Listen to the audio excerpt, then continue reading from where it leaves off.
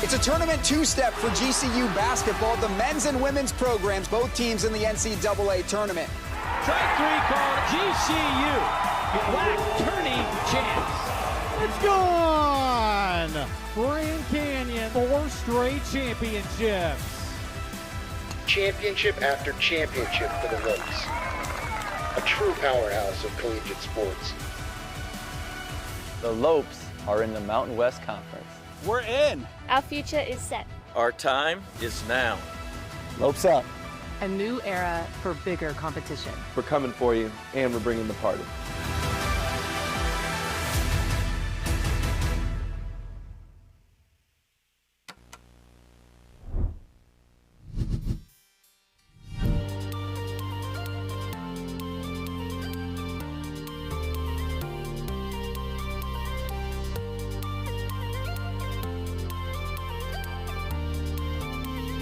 You ready to be part of the team? Yeah, I'm ready to be part of the team. Of course I am. Absolutely. All right.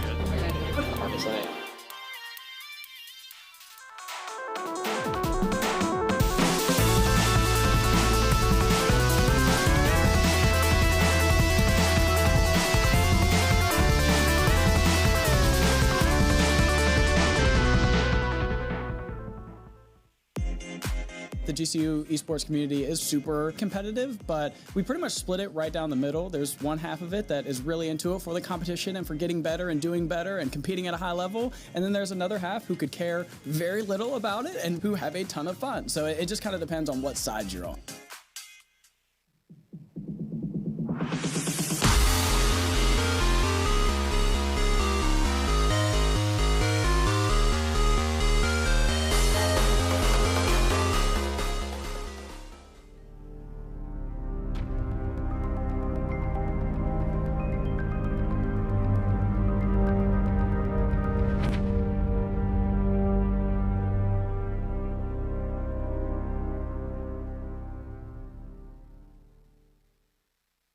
Of Phoenix here as we bring you the brand new Western Cactus League. It is a CECC sanctioned event. If the difference between you winning and losing is the computer screen that you're playing on, you suck.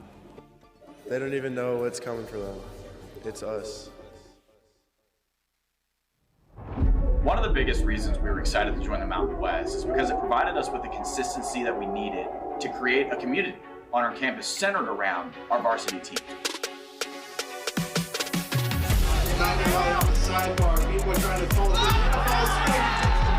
We had this place packed week after week, all season long. And we did such a good job that by the end of it, we had students coming in here making signs, creating their own chants, and effectively creating the exact physical fandom that we envisioned when we started this thing.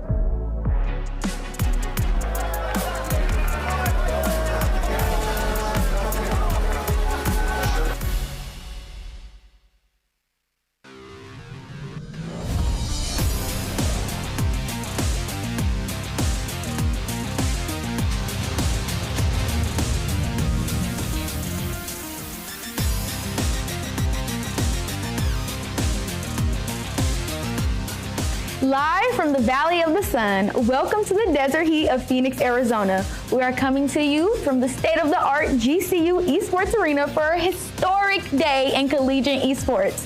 This is the 2026 Mountain West Esports Championship. That's right, Melody. For the first time ever, the Mountain West has descended upon the campus of Grand Canyon University.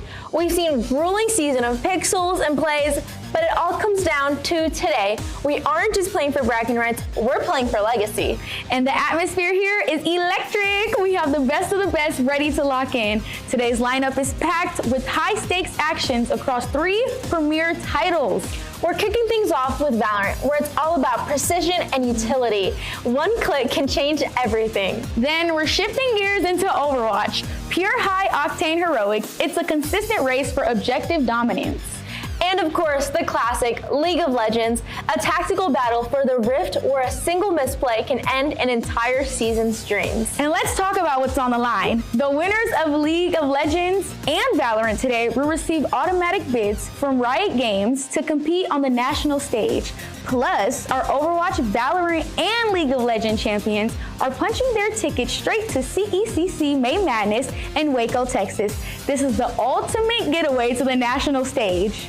The brackets are set, the machines are warm, and the fans are excited. Whether you're rooting for San Jose State Spartans or the powerhouse Boise State Broncos, or any of our incredible Mountain West contenders, you're in the right place. I'm Danny Reta. And I'm Melody Hankins, and we'll be your guides through every headshot, ult, and GG today. Don't go anywhere. The 2026 Mountain West Esports Championship starts right now. So first up is Valorant. Let's go over to our shoutcasters, Lotus and Sophia. Girls, how's it looking today? Hey! My name is Sophia, aka Serial Killer. I'm on the practice squad for the varsity team. And hello, my name is Lotus, aka Magical Girl, and I am on their varsity team for B team.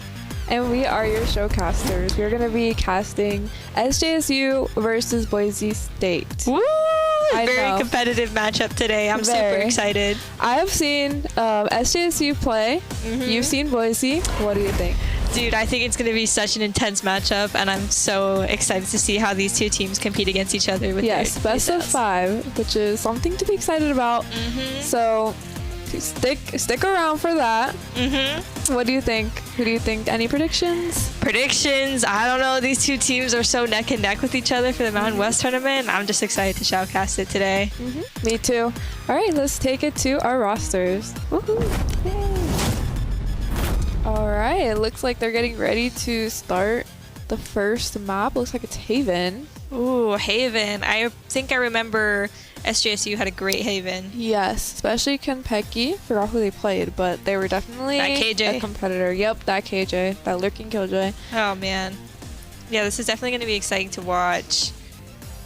On defense too for SJSU, looks like. We're back with, I think I remember Damio was quite the Yoru. Wonder how that's going to pan out with the nerfs going on. Surprised they continue to make that selection. Here we go. We'll see.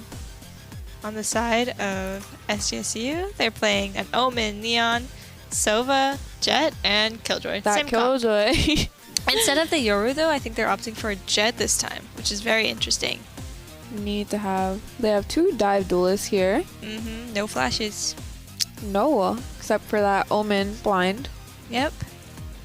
On the side of Boise, they're going to be running a similar comp, Neon, Sova, and Killjoy, except we have that Clove and the Viper. We have double smokes. Oh, very interesting comp on the side of Boise. Do you normally see a Viper on a Haven? Sometimes. I think it depends if the team wants to play slow or not. But it's really, I think it's pretty strong on Haven, depending if the other teammates can compensate for it. For sure. I think Clove by herself would be very not good. Not good. No. Especially with those only having 2 smokes. Yeah, you definitely need, if you're going to play Clove in a competitive setting, you probably need to play double smokes with it. Oh, for sure. Solo smokes is just impossible. I'm actually surprised people still continue to play Clove now that Mix is released. Guilty, but no, yeah, it's definitely, Mix is definitely like a good counteract to Clove, I feel like. It's just better util for the team, and you can still heal, so might as well just pick the Mix. But this person, Master, seems to be very comfortable on the Clove pick. Yep, can't argue with that. Yep.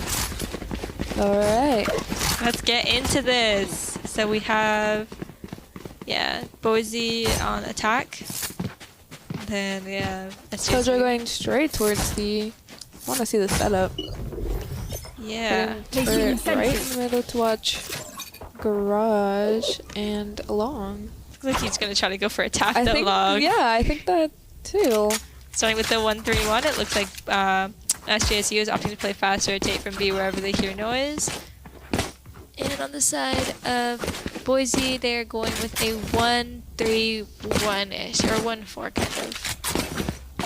They're definitely going to make some noise mid. Yeah.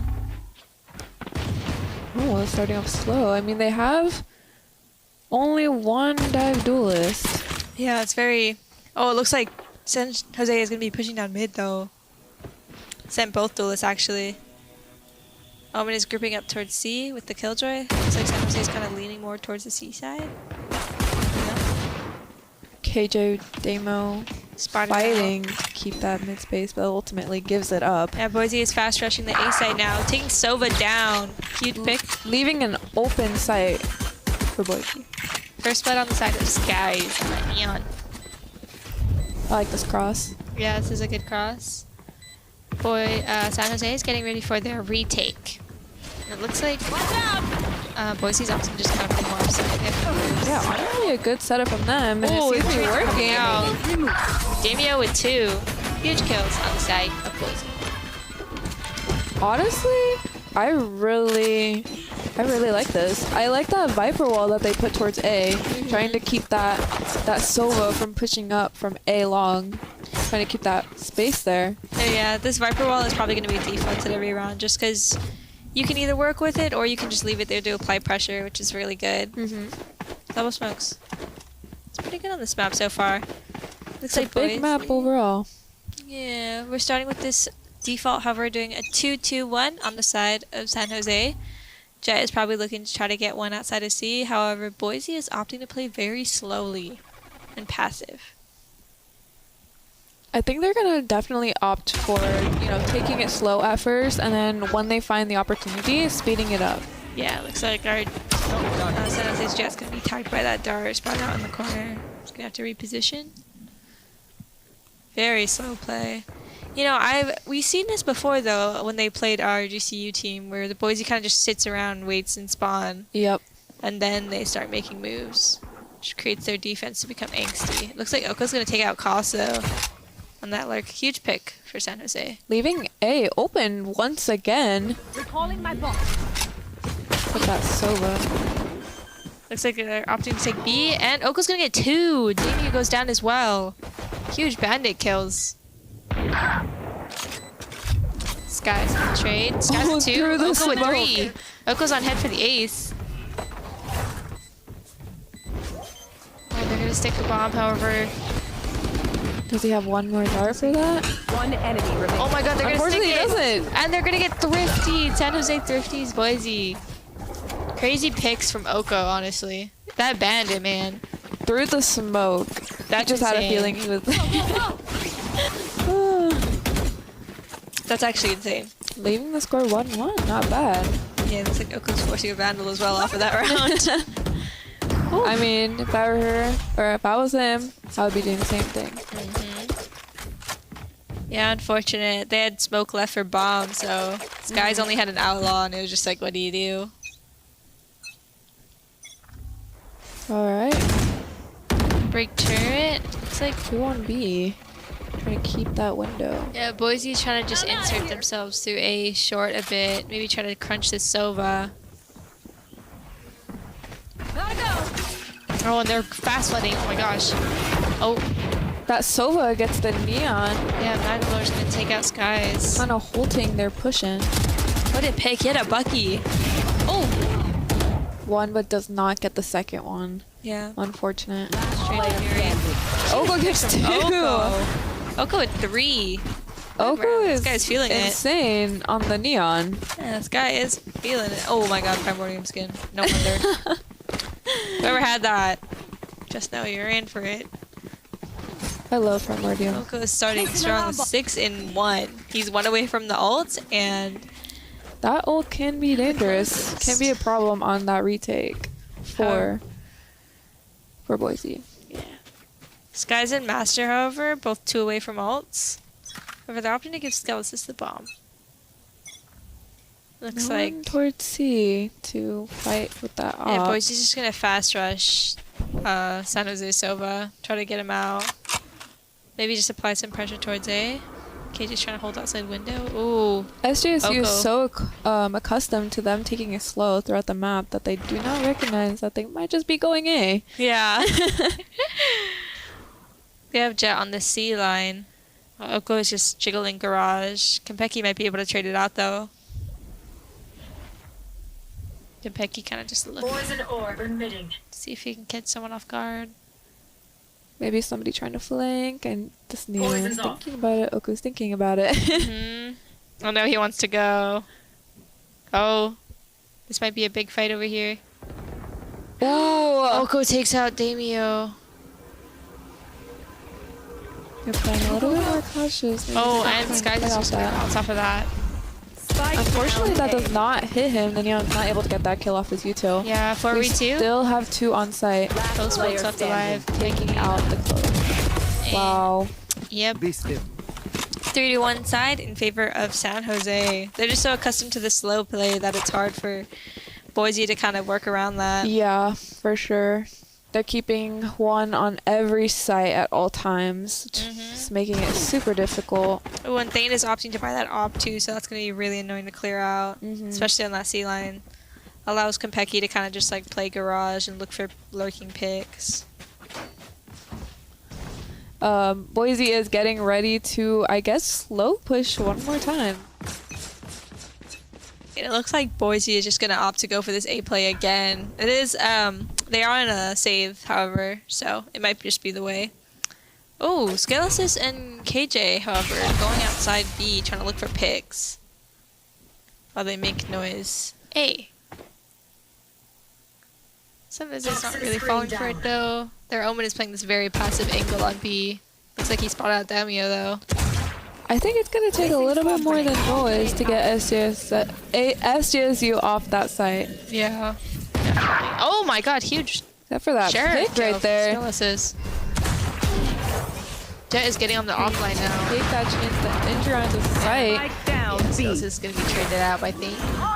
Unfortunately, we don't have that smoke blocking up that CT space, allowing Jet to get that one.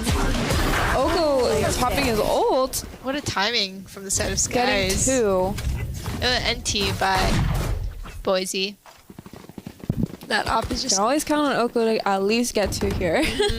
Honestly, if he's feeling it, that's all you really need.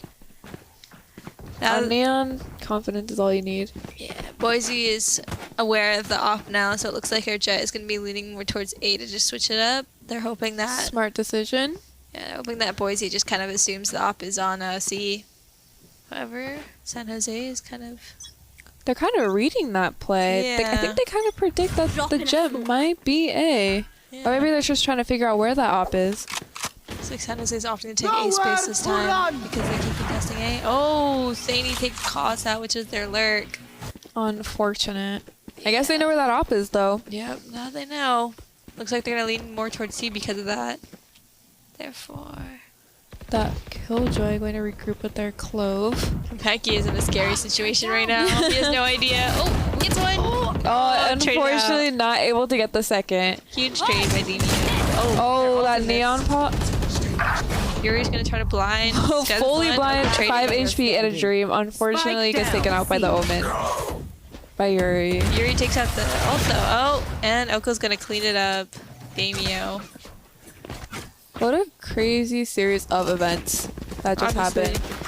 San Jose proving to just kind of be just Thanos on this map. I don't Literally, know. like, both times I've seen them play, just dominating. Yeah, absolutely.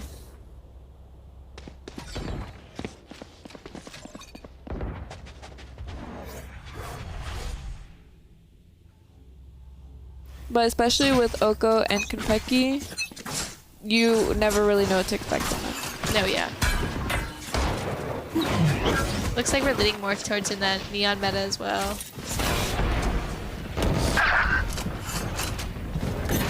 Op playing towards up. A. Yep. Oh, we're up B. Yep. Trying to take that space. They need to try to pick up this Viper. Pick up the Vandal to take that fight. Koss is actually just trying to play his life as they have Demio has dropped Kiji out as well. It is very important for this Viper and Clove not to lose this. Oh, and they lose it. They lose the gunfight against this Jet. Making SJSU maybe able to win this? Yeah, it's a 2v2. Let's see if they can clear Demio. Demio trades it out with the Guardian. And looks not like looking good for SJSU. Yuri's just trying to take the bomb. Does he know one on fight? Able to get the kill, but Damio able to trade out the Omen before. Huge save of Damio. He popped out that round and was able to get 3. Really just proving that he still wants to win this game.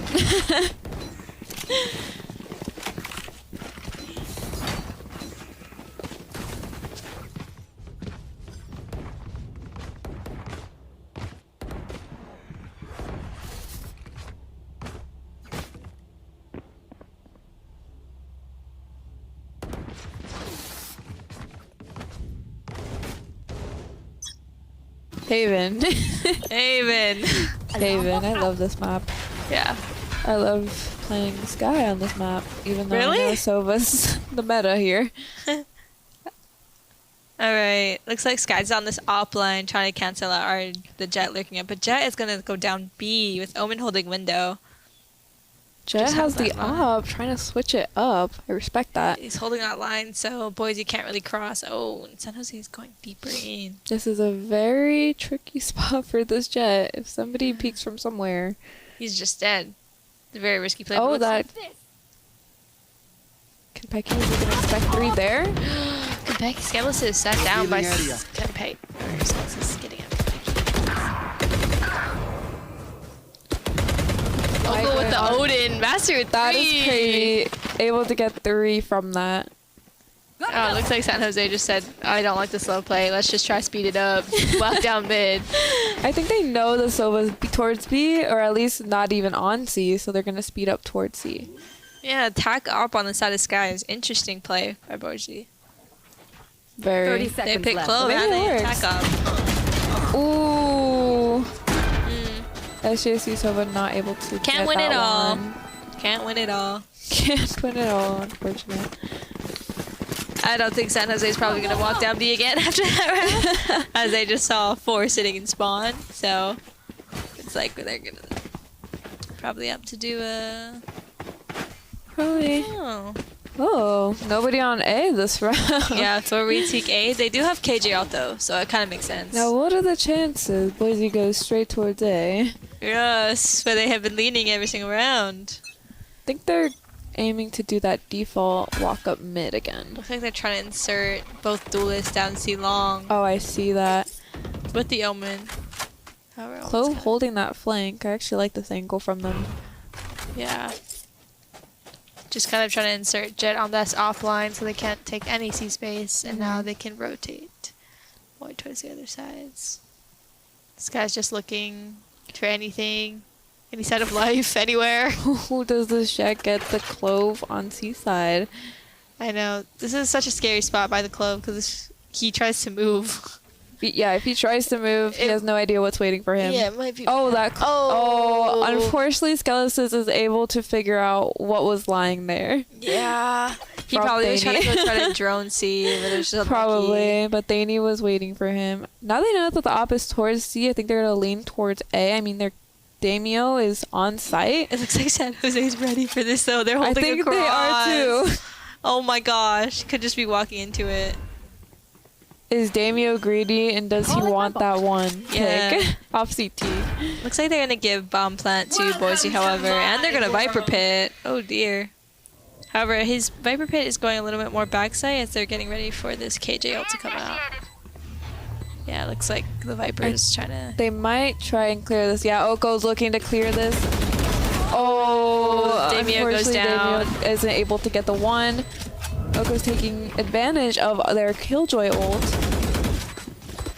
Trying to push into sight here. Yeah, this Viper Pit is actually pretty good on the side of close and pretty smart. Oh my god, but Yuri's just sticking the bomb! Oh my gosh. Whoa. Master was not going to let that happen from Boise. They almost had it, though. Securing the round for Boise. That's insane. Yeah. Honestly, Koss that was a huge Viper Pit, and he was aware that they could KJ out, so he played a little bit back. That was very smart. That was a little bit of a dangerous spot for the post plant. It wasn't directly towards long. It was a little bit to the right there. Yeah. Oh. One lost gunfight, and that would have been over. That round would have gone a lot different. Yeah, it looks like on the side of San Jose, they're just going to have to opt to save this round. They've lost, I think, maybe 3 in a row? Yeah. In theory. Let's see where that Jet's playing. I think towards B here, right? C is actually open for Boise. They have 3 towards B, 2 towards A. With the Silva drones. See if they figure that out. Yeah, Skelos is trying to figure out. He doesn't want to get opt again. Ooh, peeking window 3. Damio's going to be aware of that now. Boise kind of just opting to just sit and spawn again. I don't think they realize that C is open. I'm surprised SJSU isn't getting a little anxious leaving that site alone. Yeah, Boise is kind of guessing right though, and they're leaning towards C. Sending Clove to walk up as they have the ult. You can just come back. That's a bait. Yeah, they're just gonna bait Master here. I think they're finding out that nobody's actually on C right now. But SJC is going to figure out real quick that they are going to be taking that C space, taking advantage of that. And it looks like SJC is actually going to take mid, probably looking to flank. Yeah, I think they're going to 4-man flank possibly. Oh, it looks like they're actually going towards garage. But they have Damien on the op holding the flank line. That's so unfortunate for the side of San Jose. And they're just kind of in this setup now. To their data bomb or trying to go for kills. Oops, Zany's spotted out by drone. This is a tricky. Oh, able to get one. Zany. Does he know the one back site? He isn't able to get that kill. Just trades all over the board. Skies gets 3. And Skelis is cleaning it up. Wow. What a great hold. What a great read as well. Just knowing, just leaning towards C. KJ holding the flank with the op is just... Yep. That's incredible. That's just undefeatable. Yeah, it looks like Thane's going to pick up the up again and try to punish that. It is San Jose's full buy now, so let's see how this round will go. It is 4 losses in a row, leaving it to be 5-5. Wow. It's pretty even across the board, I mean. Yeah, it's neck and neck. It looks like it's just Neon versus Neon, kind of. Op versus op as well, like... Yeah. It's not looking... Oh, this is scary angle. Deploying drone. Pecky. The Skelis is trying to drone it out. Let's see if he spots it. Oh, he does. Pecky spotted out, and they're just trying to break his util while Skies lurks up with an op. Jesus. Well, the rest of the team kind of just works mid. They have Jet on this A op line, so they think nothing's kind of A-sided. This is interesting. They left C open again. Yeah. It looks like they're just opting to play retake. I think so. Neon is faking it. Well,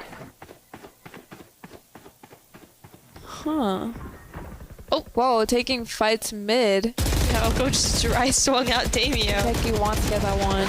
He's like 5 HP. Yuri takes out Skelis. He isn't able to finish the kill. Kompeki kills him with 5 HP left. Boise is kind of just taking ones here.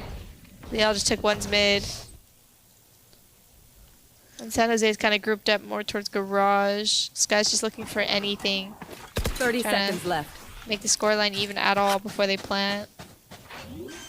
Goss is just saying, nope, we're planning. Good luck, you have an op line. Get that op money. Yeah. Oh, op versus op right here. Oh, Skies wins that.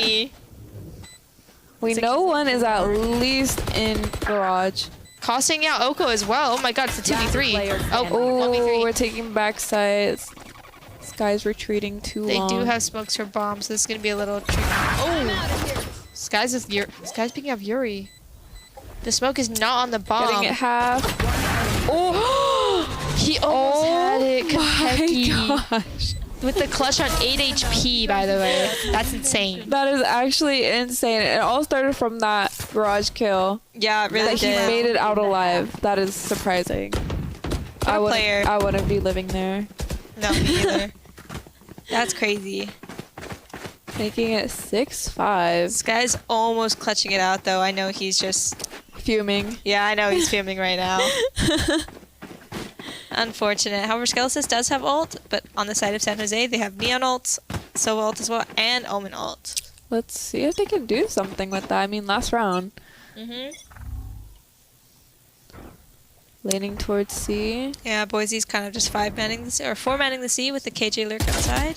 However, Jet is lurking up all the way A short, so San Jose might try to lean towards C possibly soon. Yeah, they have the Neon. I mean, I'd hope so. They have 2 on C this round instead of an empty site. Oh, and it looks like Boise's fast taking the site with Skies running in there. Oh, he did get dark, yes. though. The Sova ult gets Konpeki backside, leaving an open site for Boise. So the Sova ult back and try to stop the plant. However, Damien catching Yuri off guard. that both teams' Killjoys are just always in the most perfect positions. Literally. Getting caught out by these lurks. It's Yep. unlucky. San Jose now in a 2v3. However, Jet does have an op. Thingy with the op. Pecky is going to play B. Oh. So it seems to be kind of somewhat aware of her. This Killjoy has the perfect timing for Boise. Yep, there we go. Damio playing in that B spot is just so annoying. It's so good though. It's so good. Yeah, especially for post plays. Yep. It's always reliable. And it's a 6-6 half on the side of both teams. Very competitive and very close. It's like what you predicted. It's gonna be neck and neck. Definitely is. On this, it's just so interesting to watch two teams such at a high level compete against each other. It's very fun to watch. For sure. All right. I think we can see the KJ difference as well. I mean, Kentucky was playing C. Now Boise Killjoy is going to be playing towards A. Yeah, it's interesting to see how both different teams play the Killjoy Sentinel kind of role. Looks like Boise is expecting just a C hit, but San Jose's option just go 5-man A. They want to run it down. I mean, loss isn't delivered yet. I mean, they have a Killjoy on A. Seems like they're kind of predicting either or. Looks like the rotates are going to be going out now. Boise's just kind of fast rotating, expecting everything to be there. The mollies are kind of stalling well. Oh, Damio is playing on the site in the smoke. He's going to be stunned up though. Let's see if Oko can clear out the smoke. Backlore throwing out KJ. Master trading Yuri. Thaney. That smoke is doing wonders for them. No, yeah. However, it is a 3v2 in favor of San Jose. Flank turret is down though, so 3v1. Skies goes down. Cost with 1. 1v2. Haven't bombed. That was planning. Unfortunate, not able to get that kill. Thaney finishes out the round, leaving it to be 7-6. Much faster paced from San Jose, honestly. We're used to seeing the slow push, walking up B, but instead we went full 5-man A. That coach did such a good job, like stalling them, letting his teammates rotate. But I wonder if they'll slow it down based off that. I know, or they're just gonna 5-man it again. I think they are a little bit tired of the slow play as well on the side of San Jose. I wonder who's calling for them actually. Me too. Oh, KJ is kind of just looking for one. Oh, spotted out by Dart though. He has to back up.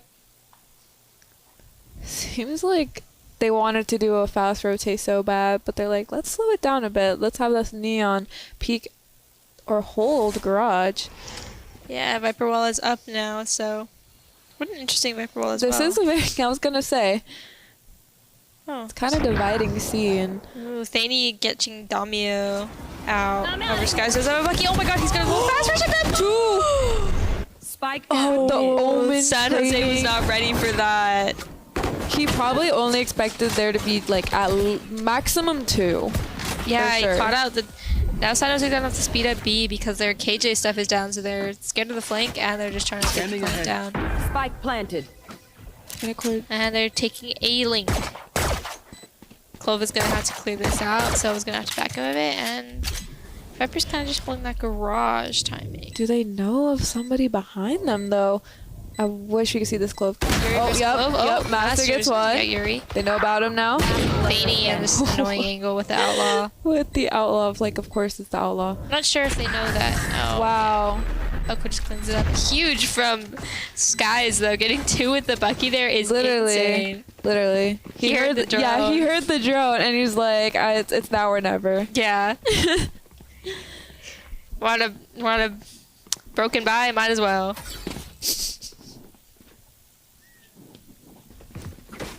They need keeping that Outlaw. Yeah. Playing towards. Looks like A. Yeah, it looks like Boise's kind of switching it up. They might be trying to do a. Looks like a repeat of first round this half. Oh, smoking mid off. A. Try to apply pressure mid. San Jose is just running it though, however. KJ is opting to stay on site. We got caught up by the dart.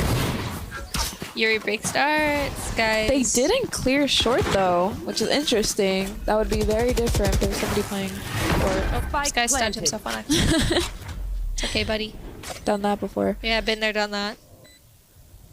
KJ kind of just holding their flank for them. Looks like Boise's going to play fast retake potentially soon. Playing off that Sova Dart, getting that Neon in there. Yep, they know exactly one is default, one is long, and one is graffiti. Master with 2, looking to see if he can clean up 2v2.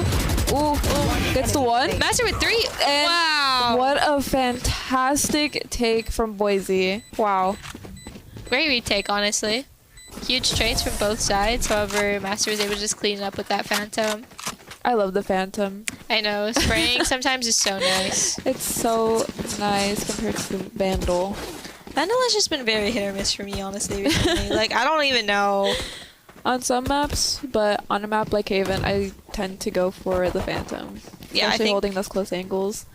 I think what the maps are out now, it's very, like, Phantom geared. Like, Split is definitely, like, Phantom map, honestly. Oh, yeah. Let's see. That Viper Wall is so interesting. I don't understand. It looks like it's just meant to split up C. Yeah, that's actually kind of smart. And it blocks off garage as well. Blocking off garage as well. Oh, God, guys is close to the judge. That judge skin is so cute, though. Very cute picks, guys. Oh, wait. KJ's down. How did that happen? Wait. Oh, KJ got called out for a cost, I think, on the side of C. Oko trying to look to trade it.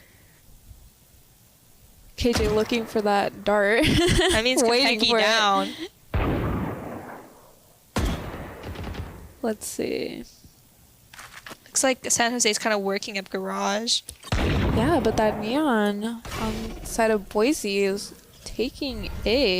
Yeah, so it's causing Boise to kind of lean more towards C. For sure. Expecting this presence garage. She split. That is great take of space. Oh.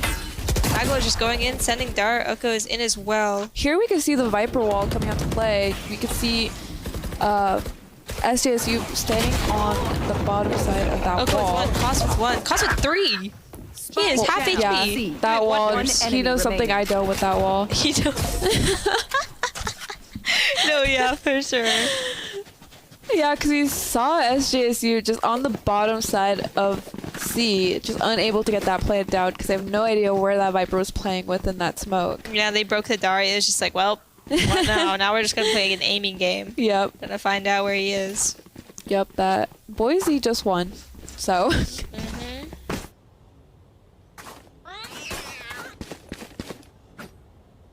Alright, and it looks like for the side of San Jose, they're doing the 5-man A again. It is their save round, so they're just going to push it fast. Oh my god. SJSU looking to fight that, though. Yeah, taking that long space. Neon is on A. Neon is on A. Oh my god. And Whoa. it's just cleaned up by Master and Skelesis. Damien not even able to lift a finger. Everyone's just dead. Everyone fully just died. Just dead. I wonder if they're gonna go back towards A after that one. That was crazy. It looks like they are. They're like, no way. They're like, no way they're gonna fight that again. Yeah, like, no way. And it looks like they're really into it. Boys is opting to walk down mid this round. I think they're gonna start playing a little bit faster. I actually am looking forward to that. I know. Fast play is always so fun to just watch. However, it is a little difficult to commentate considering that people get traded left and right. Alright. Yep, taking that A space. KJ able to sets get Oko that. down. Yep. And they're opting to play retake. That is a 5v4 in favor of Boise. Nani just dry swings this so high. Getting that plant down. They do have 2 on the flank. Let's see if San Jose is ready for this. Maybe ready for 1. Skelesis with his ult 2 puts 2 of his team, San Jose's teammates, down to 80. Looks like a pinch coming from long and CT. And Skies is ulting. Oh my goodness. Oh, yep. There goes 1. 1 is low backside. Sova gets that. Skies is on 30 HP and nobody is able to kill him. Everyone is dead. Everyone is dead on the side of San Jose. That is insane. Yeah, Oko getting picked off early like that is just really hard, especially if both of them just kind of got off to play retake afterwards. They're just like, yeah, oh, no one is able to get that trade. Yeah. Wow. Okay. Skelis is rich. Yeah. He has 7,900. I'm surprised that Boise is actually not opting to op. Yeah. I mean, we had 2 ops in rotation. On first attack. half. Yeah. Now, not so much anymore.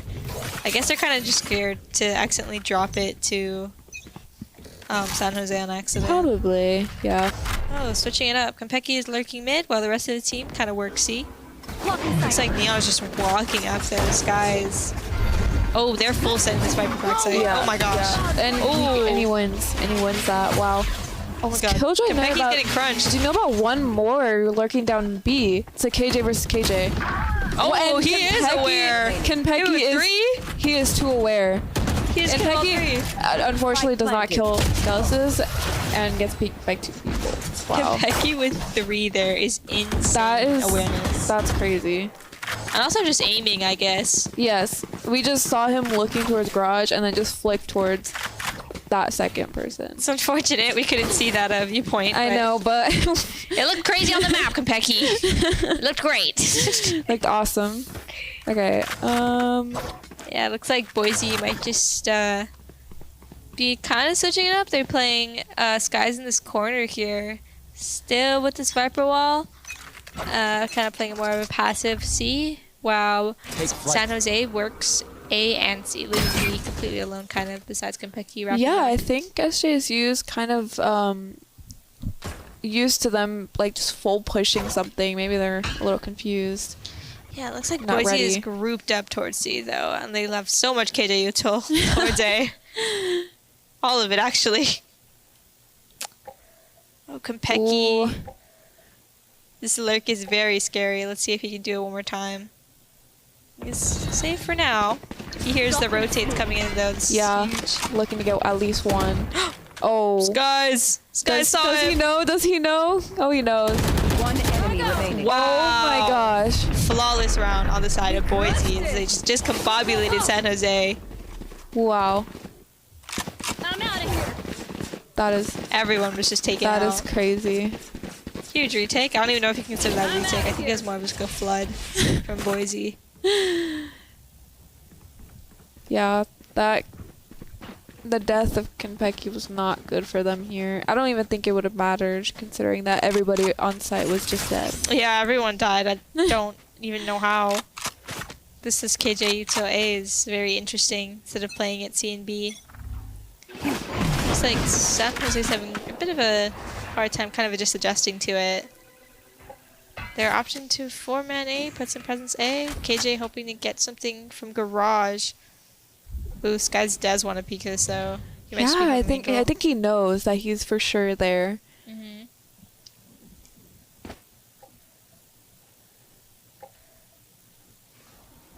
Ooh, going towards B. That Sova drone is gonna get somebody. You should run.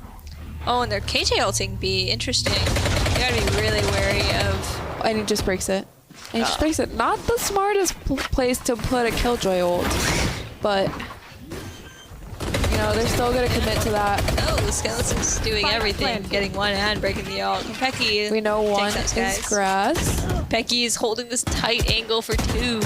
Oh, does he get one more? Does he get one more? Does he know there's one more? Oh my gosh. Oh, there's 2. They all want to kill Konpeki. Honestly, this is good for stalling. Yeah, huge stall. Yuri's kind of just... Oh, Yuri spotted out Damio. Koss is going back to group up with Damio. And Sova's... Wow. Yeah, oh, Damio kills Yuri. Oh, Damio's just cleaning it all up? Yeah, and their Viper ulting to kind of just secure this 9-12 match point. Wow. Oh, wait. It is halved. Let's see if Skeletons can kill him. Oh my gosh. Damio. And he has time to make it a 9-12. I don't think this is going how SJSU had hoped. No, not at all. They were winning 5-1. They were. And they kind of just flip. Very, very close matchup. However, these games, I mean, some of these rounds are getting very close and tied super close. Well, I mean, I could argue there's some rounds here that where they just have a flood and everyone just dies within like 5 seconds. I know. That's so tough. On the side of San Jose, Konpeki and Oko, everyone's kind of doing their jobs on the side of San Jose. It's really just coming down to kind of just shooting, I feel like. Let's see. They're opting to do 3 outside of C. Me? Oh, 3. I see. Yeah, for Boise. Amy is getting tagged up a bit by Skelesis there. taking that garage space. Yeah, potentially a C Do split. they know that there are 3 or 4 Oh my rather? god, Oko is just setting it. Oh, that wall. That wall is actually insane. Oh, and it's gonna be GG. a flawless round for Boise. What a great read. What a great series. And it's going to end 9-13. That was a crazy first game. Super insane. I thought San Jose was actually going to run away with it in the first half, it being I know, 5-1. me too. I'm kind of shocked. But to be fair, I haven't watched Boise play too many games. I've only seen SJSU dominate, especially in Haven. Especially in Haven. Yeah, that was definitely super intense, super fun to watch. Just all the shooting that was happening. I'm so excited for the next game. For sure. Next map is going to be Bind.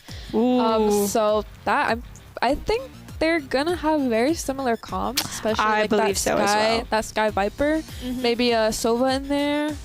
Smokes, it could vary. Not too Yeah, sure. Smokes definitely could vary. Possibly Viper. Hopefully to see Viper. Pretty matter. Yeah, it's definitely going to be super exciting though. I'm so excited to watch after that last Haven game. Well, yeah, let's look to see what each team picks for their comp. Next up is Bind. I want to know whose pick this was. I'm sure it's probably Boise. Yeah, I'm thinking this is Boise's pick. I think San Jose picked Haven first map. I think so too. So let's just see. It looks like the comps, they're both opting for a Viper on both sides. And Master with this glove pick again. It's just his main. Both sides opting for a double smoke. Which one do you prefer, Brim or Clove here? Honestly, just personally, Clove. But the Brim is very good for getting those ults. And the Stim Beacon is pretty good as well with the Molly. That Molly does so much damage in such a short period of time. Especially if they know a lineup. Yeah, definitely. It's super annoying. However, Skeleton is picking for this Tejo. It looks like they're going to be trying to do maybe a post-map play with this. I mean, they have the Viper too. Yeah, they have lineups. I mean, it works out. Sky's just hovering that waylay, though. It's very interesting. Both teams looking to go for a dive duelist. Yeah. I'm more of a Neon fan, but... Oko, yeah, if you have a good Neon, it's just... It's so nice. It's awesome to have a Neon that just knows how to run around and get kills. Yeah. And we saw Oko do that last game, but hopefully we're able to get a win from SJSU. Side. Yeah, I think if I remember last time we saw SGSU play Bind, Konpeki was a huge problem in Hookah. Oh yeah. On Viper, I believe. The walk, as well. he would just like walk down. Yep. B. That Sky is also going to be very important for that B hold. Just throwing that flash out B long just to get that information, see if anybody's there around fountain area. Playing off that is going to be huge as well. Just letting them walk up and take that space if nobody's there. But it looks like, what is that, SJSU going towards showers. Yeah, it looks like San Jose is opting to do a 4-1 as their Viper kind of lurks up Hookah side. Master, oh, it looks like Boise's going for a play though short. All 3 down short. Wow. Do they hear the shower push though? No, they have to hear just like the Neon running around. I don't know if they expect 4 though. Oh my god. There's like at least 3 coming back. You're able to get both. Wow. They expect that push down, I guess. Oh, and Oko takes out Skies. Caught off guard. Yep, Oko was already on site when he decided to double back. So we have 2 coming from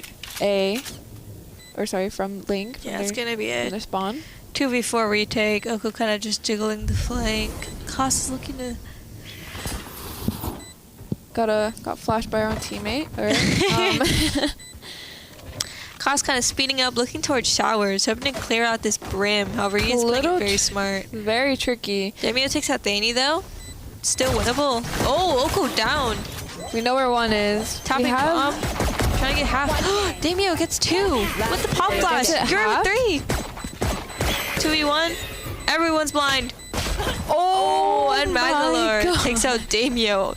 Oh my god, Boise almost cleaned that up. Low key. If it weren't for him peeking that, he might have got that other half to a defuse. Yeah, that's another thing with that clove smoke now. It's down to like 6 seconds. So you can only get half. Once that clove is dead, that time is, what is it, 9 seconds now? I know, I still can't believe they did that to my girl. My poor smokes.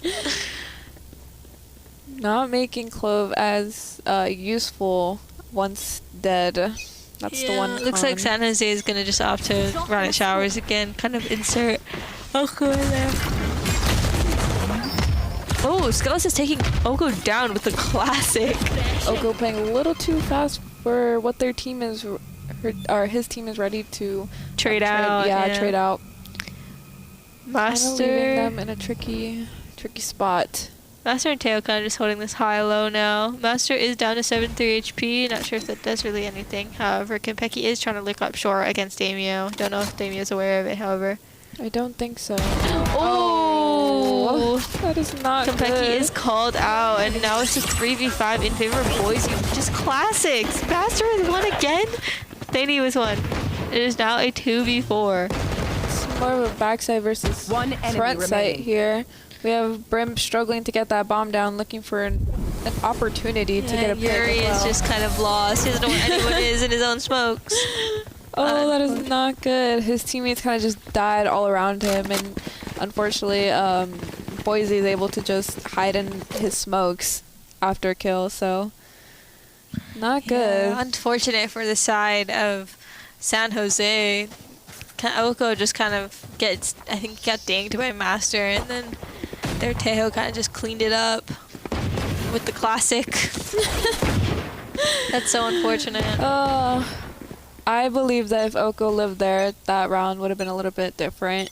I think we would have been able to probably get a little bit more backside space. So that's just very unfortunate. It's like Boise's opting to just do a 2-3, kind of standard what you'd see on Vine, and they're trying to fast take hookah space, or they're faking it actually. Skies with a Bucky in here, however he is down to a limited HP. Skies is probably looking to come kill him and dog the space out. Well, Konpeki kind of works up B along with the rest of his team.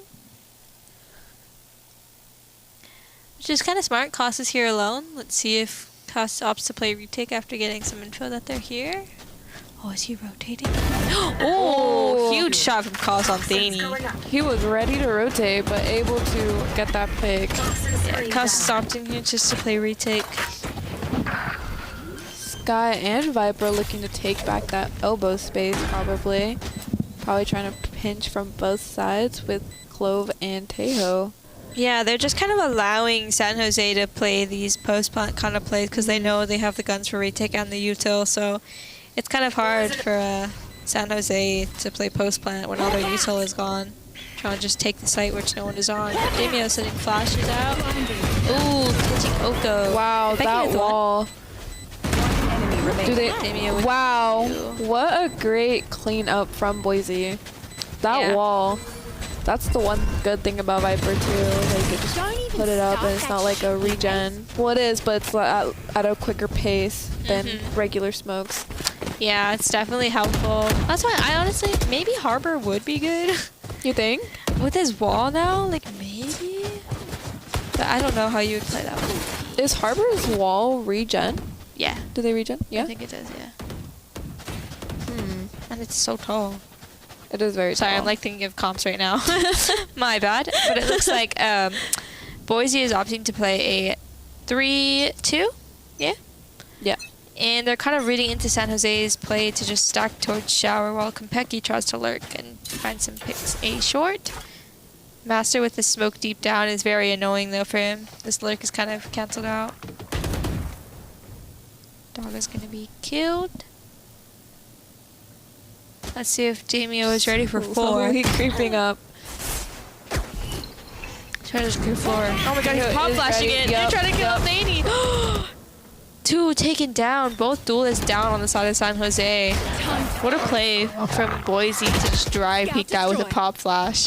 Crazy. Oh, Konpeki takes out Skies though. Wow. I don't know if Konpeki's aware that there is a clove here though. Konpeki making their way up. Oh, Konpeki just cleared all the way. Yeah, with that 1 kill. He is super low though. I think he's looking to try to get 1 more. Maybe Skies can heal him? Yeah, Skies is looking to heal him. And Yuri's gonna play post plant with his molly, or try to at least. While the rest of his team kind of just holds his crossfire. He might have heard a drop or him jumping around there. It is a 3v3. Yeah. Oh, David with a Pecky. Yuri, not. Wow. One enemy remaining. 1v1 situation? Yeah, 1v1. Skelos thinks he's boxes. Skelos is versus Magalore. Gotta play off that flash. Initiator versus Initiator. Oh, he turned it. Oh, it popped. He has got it down to half. Time is running low though. Let's see. Oh, well played by Magalore. What a flash straight up into the sky. It was like a firework. Yeah, very delayed too. Yeah. He was expecting a little quicker flash, but you know, you gotta make your opponents expect the unexpected. So. It's funny. Skelos was gonna dodge it too, and then he was like, "Why did it just go straight up?" He's like, I would also be confused if I saw that. Yeah, and honestly, San Jose's switching it up. They like this like 4-man leaving Konpeki to lurk type of thing. Honestly, it's not a bad strat. Konpeki tends to just like usually get their 1, if we're lucky 2. What an interesting crosshair as well. Oh, Oko takes out Koss immediately on that long line. Spraying through the smoke potentially. Kind of birding it to try to see if there's info. Get that fight between Waylay and the Viper. Dana catching Damio out as well. And they are just going to fast take B off of these 2 picks. Master stunned up. Regroup with his team. Oko taking that space.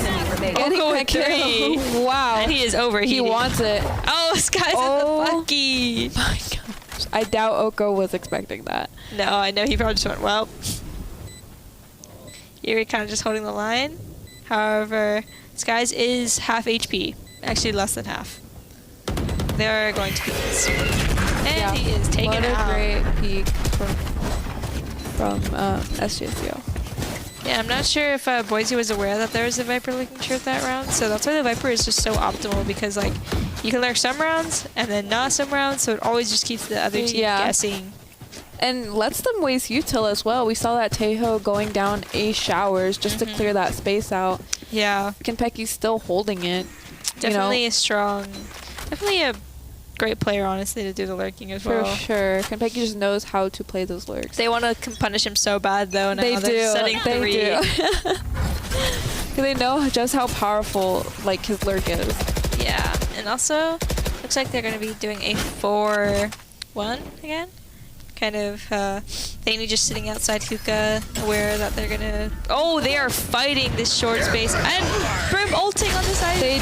They do know that they do have a fight from flank. They're gonna retreat back into A. Tejo is hearing all of this, and he's just retreating. He's running for his life, hoping to just get 1. Yep, Oko gets that kill on Skelos, leaving A site empty. Oko trying to just pop up, clear out the site.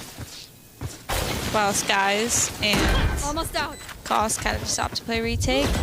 Ooh, Master going first. What a crazy re-peek from Oko. Yuri missed a smoke. Yeah. All good, man. I do that too. Okay, Konpeki kind Don't of ask your teammates about that. Molly bomb off early. They do have 2 mollies to play off of, so that Waylay ult's missing Konpeki. Get 2. Konpeki 2. He should not be allowed to get 2 there. Getting the 3rd. Master able to get 2 Master there. on the deagle, and he has ult. Oh my god. Wait, huge deagle shots from Master. Wow. Good shots from honestly both teams there. Yeah, everyone was able to get 2. Master was able to get 2. Just came down to that last fight. And that's the thing about SJSU versus Boise. It's just so neck and neck. Like the skill between both teams is pretty spread. I know. I feel like this is like a very evened out playing field. It just depends on how both teams opt to play the map, honestly, that they're on. Yeah, and being able to read off of the other team's plays, their patterns, all that stuff. Yeah, they're switching it up for San Jose as they want to kind of work this short. They're kind of getting annoyed with how much space Boise has with it. Pecky is opting to go lurk up shower now as the rest of his team kind of work short after making some noise on B to just keep Sky and Viper there. Is Master aware that they're this high up? No, and he's called out for it. Here we have that Tahoe ult and those missiles limiting the space that SGSU has. Master is just in the smoke looking for his timing. And Oko is ready for it. Getting healed up by Magalore after that, and it's going to be a 4v2 in favor of San Jose. Enemy remaining. Oh, Yuri calls out Damio. And what a great round. This is more what SJSU was kind of hoping to get out of Haven. Which I wonder if it was actually what we predicted, if SJSU picked Haven and Boise picked Bind. It looks like it's going opposite. A little bit more spread. I think we're going to leave Kentucky to lurk once more, going back to what they originally were doing. Yeah, it looks like the timeout made Boise kind of opt to say, let's just take showers instead. Yeah, they definitely need to fight for a little bit more space here. Yeah. Whether it's on B or A. Looks like they're going for that A shower. But San Jose kind of just running it long now, clearing out all the space, leaving Viper and Sky for Boise to play retake, kind of. Looks like they're opting to do that. Or they're just going to hold an off angle on this line. Kentucky is hearing them, trying to take all that space A. Little do they know, Kentucky's going to ruin all that progress by lurking up. Damio is kind of dogging just to clear out the space. We have the TP going.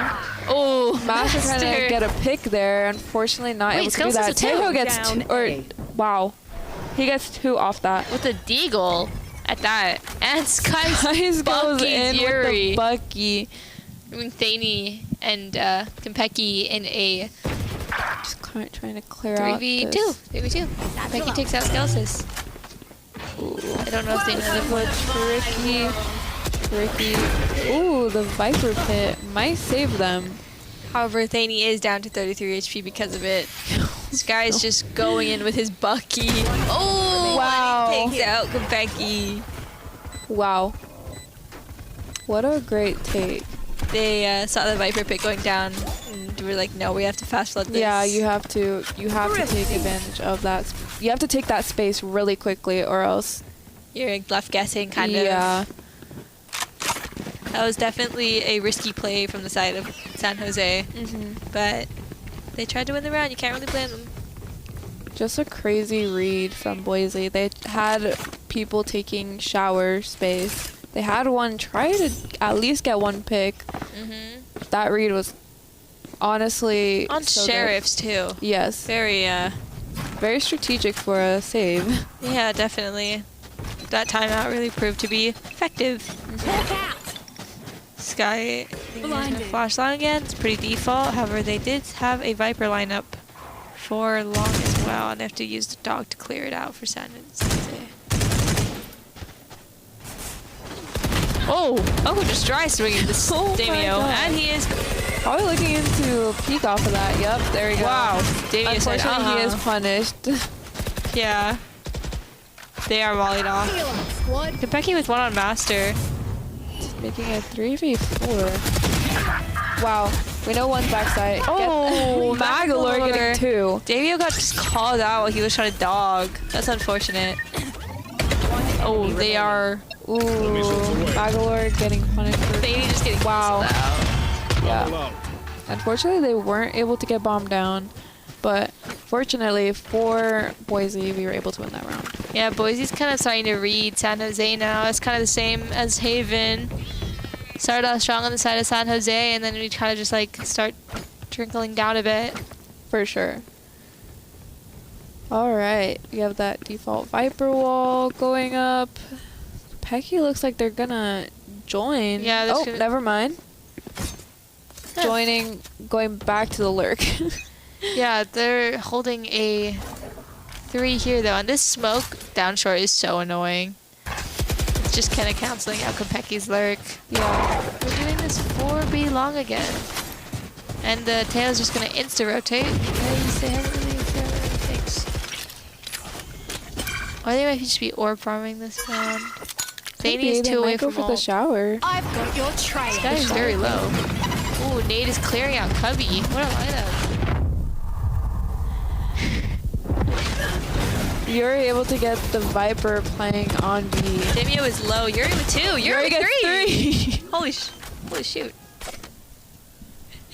Leaving Yuri with his ult, able to play with that core post plant. Player standing. Sky's just tried full sending it and with a Jordan. Not even waiting for Clove.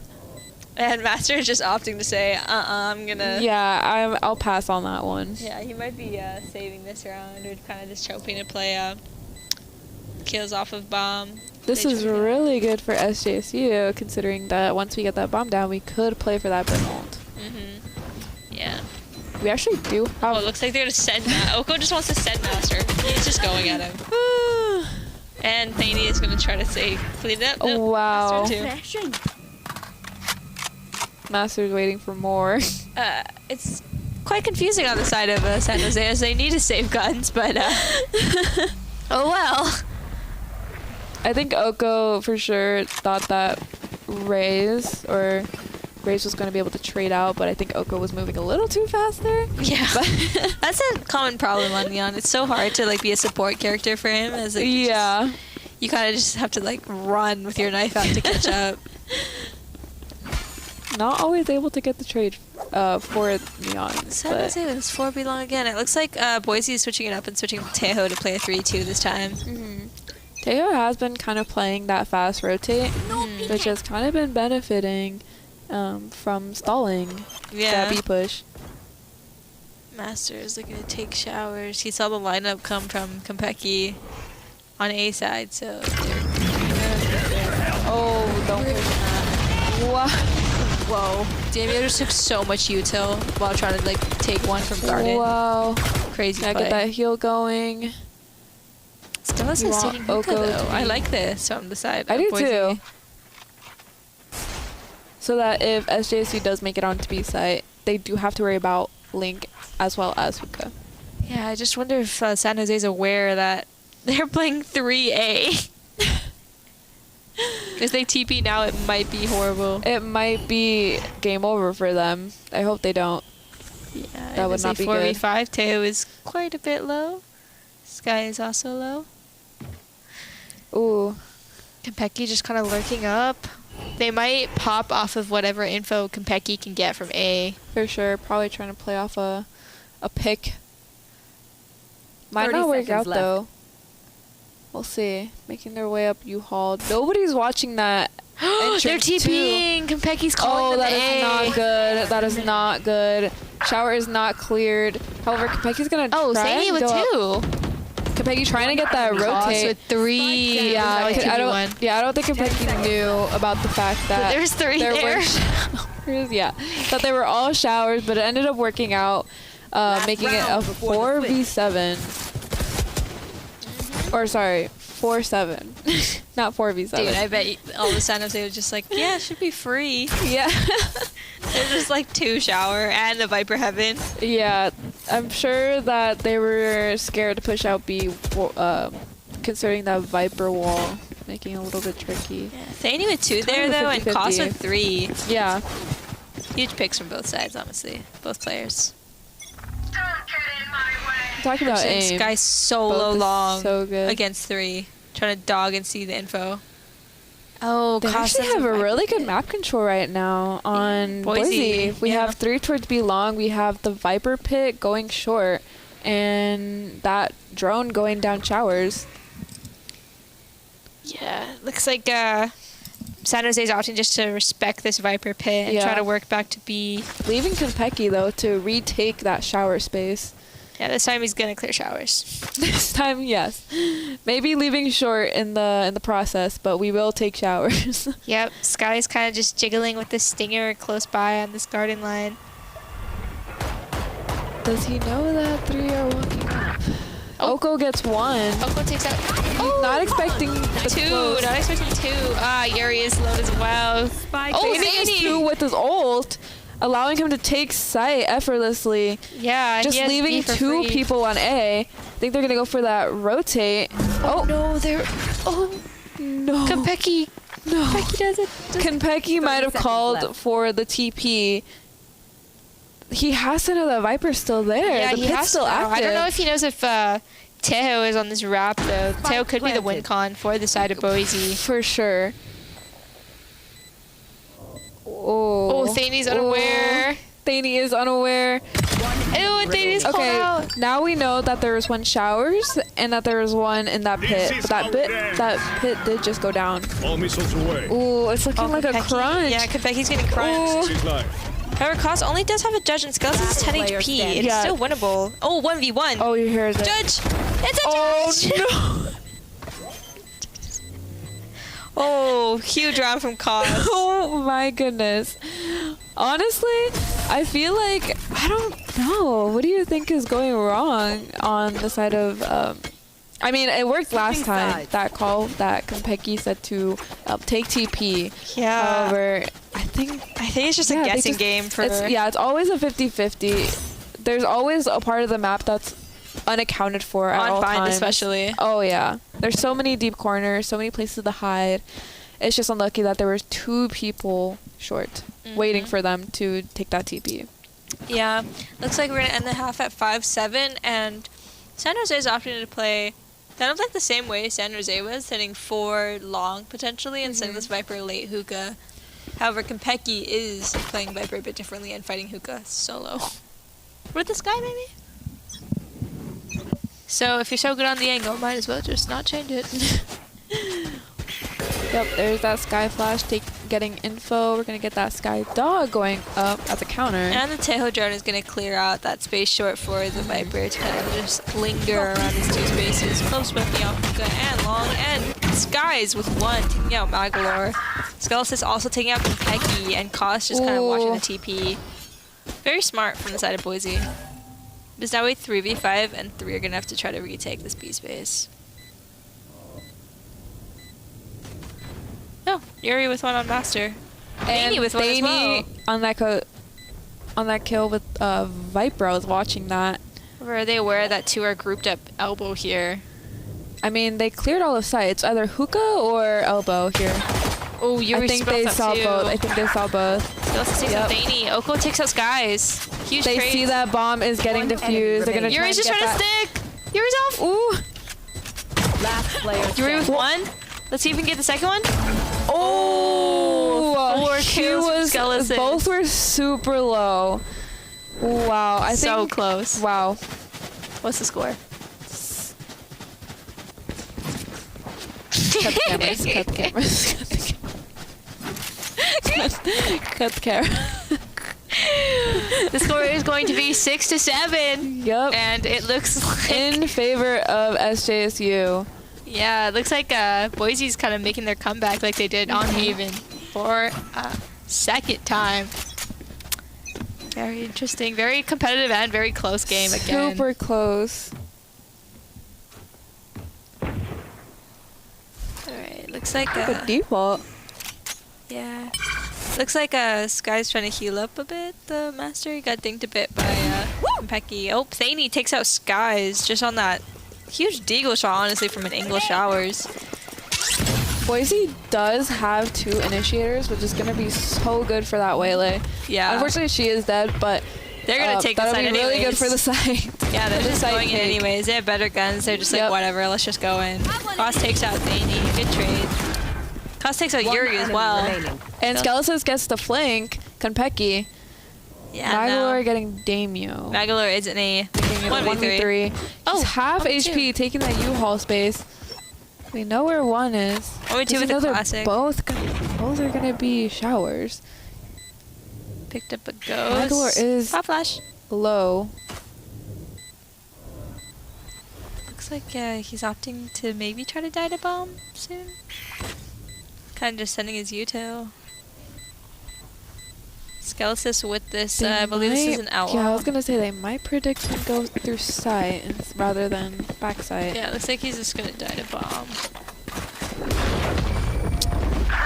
Yeah, honestly, not bad. Yeah, I'd rather that. I would rather get killed by the bomb than to give them ult orbs. Yeah. However, this outlaw is quite annoying for San Jose. They have to full buy full shield if they want to peek anything now. Yep. Especially for that buy round. Yeah. Not ideal. Not ideal. Alright, looks like Boise is doing this 3 long instead this time, setting Teo short and Clove to lurk.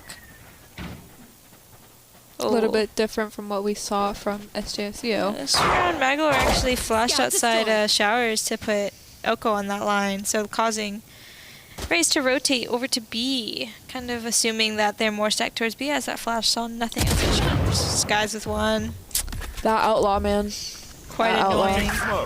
You're 2. Use a smoke towards A as Thaney evening out the score zone again. Thaney really just getting these cleanup yeah, kills. I mean, they have the guns. He is going to be, his HP is going to be taken. He's going to be playing in that smoke. Let's see. Yeah, looks like they're going to regroup. But this is a bonus round, however, for Boise. And it's honestly not going that bad. Oko is taking that flank space, though. Yeah, this could be their win con. Going towards Hookah. And he gets and it's the one with the bomb as well, unfortunately. However, yeah. these 2 players He's going to be holding that for sure. Yep, there's one. Skeleton gets that trade, making it a 1v1. We know Raze is on B site. However, Thaney is half HP, and he's opting to just play Garden and wait for him to kind of just plant that bomb. Try to see if... that reposition could be really good for them. Yeah, Skeleton does have a Bulldog. Wonder if he heard the drop. 14 seconds left. He's opting to plant in tube. Very smart. He does have... that we don't know where Raze is. Have a missile. If he wins this round... Oh, huge round from Thaney. For sure. Getting those 2 picks long is actually very huge and evening out. For sure. Making it a 3v3. 7-8 with Raze having, or Thaney having his ult for next. However, because... the Teo was able to get that plant down. Teo does have ult now as well, so they're going to have to play a bit more careful. Let's see if he saves it for a post plant or if he actually uses it a bit early. Probably for backside somewhere. Yeah, both teams can buy this round, so this round is very important. Whoever wins this round makes the other team broke next round. Yep. See how this will opt to go. Thaney with ult. However, no it looks like bot. he's in position to either play that angle or try to use the satchels to... Oh, never mind. He has no satchels. He didn't even buy them. Never mind. He's actually maybe just opting to trade Oko out, potentially. Probably since this is the buy round, he's like, okay, let me just buy with the rest of my team. Yeah. Yuri holding close with a judge in the smoke. That's my worst nightmare. Thaney kind of just rotating. Looks like it might actually be an A hit, though, with the way that Boise has placed the bomb outside of A. Yeah. They're going back for it. And Skies is just walking up Showers. Yuri looks to be aware of it, though, and keeps kind of just smoking it off just to be careful. Yeah. Oko is closed up. Both Yuri and Oko have judges. That is terrifying. Super terrifying. Tilting potential coming soon. Oh they my god. do have that. Clove is walking up. Though. Oh, let's see if Yuri is fast enough to smoke out. No. One. He can for sure play in the smoke here. Now they know that Yuri has a judge as well. They're just gonna miss him out. Stalling that shower push. Wow. Yuri. Yeah, that is not good for SJSU. One enemy remaining. Damio takes out Kompeki as well. Magalor. It's always Magalor. 4v1. Magalor alone again. He is full HP. Let's see what he does. Oh he does look like he's retreating from that. I don't think he's going to try and... again, like, this was the buy round for both teams, so probably opting to save that gun. Oko and Yuri did opt to buy the judges instead, which is interesting. Yeah. So I mean, on bind defense, you can't go wrong with the judge, honestly. Oh, yeah. Especially on A. I think it just came down to if Yuri could smoke fast enough for Oko, but it's called out by Skelthus, who just trafficked it. Yeah, unfortunate round for San Jose there. Gonna bring it back to 8-8. Very close game. I feel like a broken record, but this is super close. Yeah, it's definitely each team neck and matching. neck. Boise catching up to San Jose's lead. Now they're neck and neck. And they do have that waylay ult, which is super annoying, so they could clear a lot of space with that. Looks like they're trying to just take it B this round.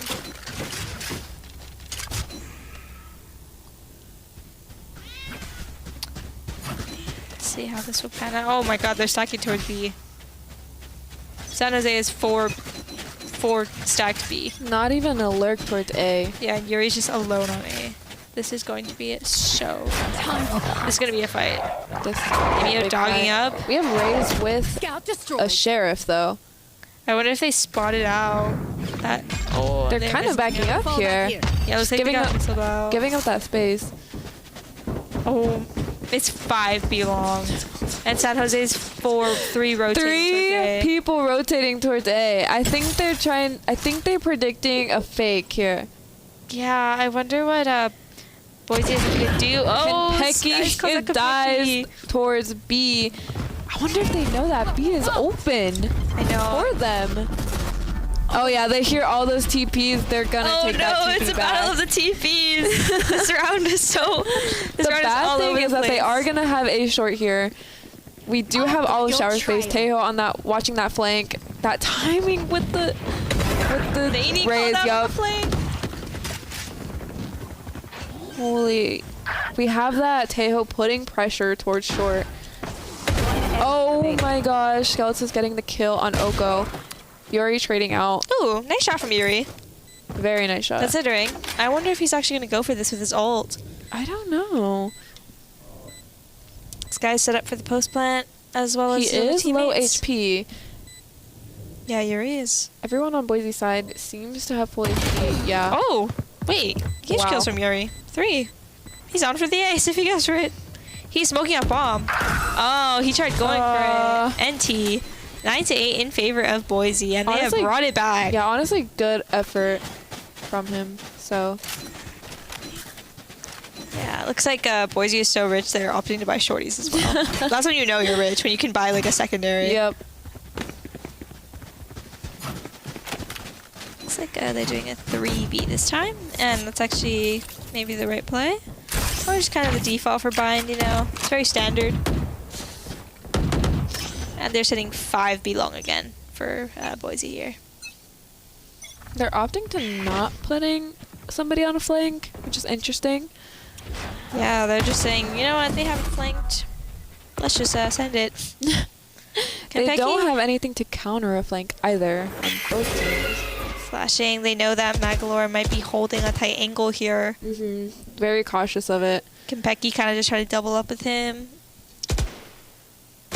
Try to just hold the angle. Looking to peek it. Oh, Magalore is slowed. However, Kentucky is able to trade out. And he's looking to kind of just take back this hookah space as well. Launching smoke. Tejo is slowly walking up on Konpeki though. Let's see if they end up encountering each other. Oh, raise TPs. Now we have crunching. A cross. They able to get that kill on Skelesis, punishing him for even thinking of taking that space. Yeah, solo, I mean, it's kind of scary. It's risky. Very risky, especially with that TP there. With this, Boise's looking to regroup A. However, Yuri is rotating to heaven with Oko here. Oh, does he know 30 seconds left. Damio able to get that kill on Oko. That is... Oh, you're able to trade him out. Down A. That means bomb's down. They know bomb is A short now, so it's causing some rotates to go. 18 seconds left. Oh my god, and it's TPing. Guys walked up on B, allowing him to take that TP and ensure that space. 10 seconds left. Konpeki called out. Sky's down. Guys gets 2, down. 3, maybe 3. Bomb somewhere? Hello? Oh, there we Yuri go. tried ulting. This is so unfortunate for San Jose. And that Viper pit. That is not good. Yeah, just trying to secure the round. That is not good for him. Oh, did you not see him? Okay. Guys, what a lurk. What a lurk on B. What a great, like, taking of the space of B. Getting that information. Yeah, he probably heard all of the team rotating and was like, come back. 18 seconds? Nah. Nah, just they come don't back. have time. They don't have time. Yeah, that is so smart from the side of Boise. Looks like Skies is actually having some Wi-Fi problems, so unfortunate. Let's see. We have Sky ult and Neon ult. We have an Oko ult. Let's see if Both Skies flashed early just to get some info. we have 5 towards B again, leaving 2 on A. Sano's buy is broken. Yeah. This is not looking too good. Oh, and he's getting spammed. Taking some HP off of him. Everyone's kind of stagnant. 5 Just waiting for a pick, waiting for somebody to peek somebody. Oh, yep, he's aware. From backside. Becky opting for this close angle though instead with the stinger. Yep, that stinger is dangerous.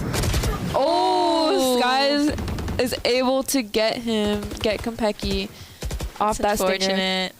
Thaney does have this hookah space though, however they do only have deagles. Oh, Sky's TPing. All of them are TPing. And they're dogging the space showers. They're very good at utilizing map space. Yep, for sure. The thing is, we don't know where is from. Oh, we know Oko is. Oh my goodness. We have 2 towards U-Haul. Yuri with one as well. Spike down. Damio kind of just taking the short space again. Everyone on the side of San Jose is grouped up. U-Haul trying to heal. They still have not planted bomb. Nope. Oh, Oko's ulting. Combined with the Sky ult as well. That is too good. Wait. That is so dangerous. Oh, getting. Oh my god. One enemy remaining. Now it's a 3v1. I don't know if he meant to do that on purpose or not, but I don't think so. He left his team. Either that or he didn't expect his whole team to just die while he was gone. Yeah, that's so unfortunate. I think that might have been an accident. That's very unfortunate. San Jose invested Sky ult and Neon ult there. However, not looking good. 11-8. It is San Jose's bye round. After last round, they were with Sheriff. So let's see. I mean, it's not impossible to bring it back. Nope. It's never impossible if Fnatic It's only a 3-round. True. It's only a 3-round difference. Yeah. I don't think it's impossible. Boise is switching it up. Oh, with getting 2. He collided them. That is so fortunate. Yeah, he's retreating back into A. Doesn't want to get too greedy. Yeah, and this Oko's trying to pre-fire that rotate. Yuri spotted out Master and Cause as well. Both just kind of taking ones there. Oko getting that heal. And now they're grouped up here. It is a 5v1. Let's see what's damage Damio can do. I think he's looking. Oh, playing in the TP. Damn. They're just crunching him. You know, San Jose, they know? Oh yeah, they know. They keep trying to do this on their bye rounds. It's really important not to die, but oh well. That's just so unfortunate for SJSU. Yeah, they're all just holding the Or TP not now. SJSU, Boise. If he opens this. Alright, look, look at the chat. Damio is down to like 1 HP. He's I know. 1 HP in the TP. They are spamming him, and Magalore just peeking just to give him that kill. Sky v Sky. In favor for San Jose. That would have been really funny if he just wasn't in the TP. I know. It looks like it's 11-9. Kind of trying to stop that bleeding. Huge picks from Yuri and Oko there.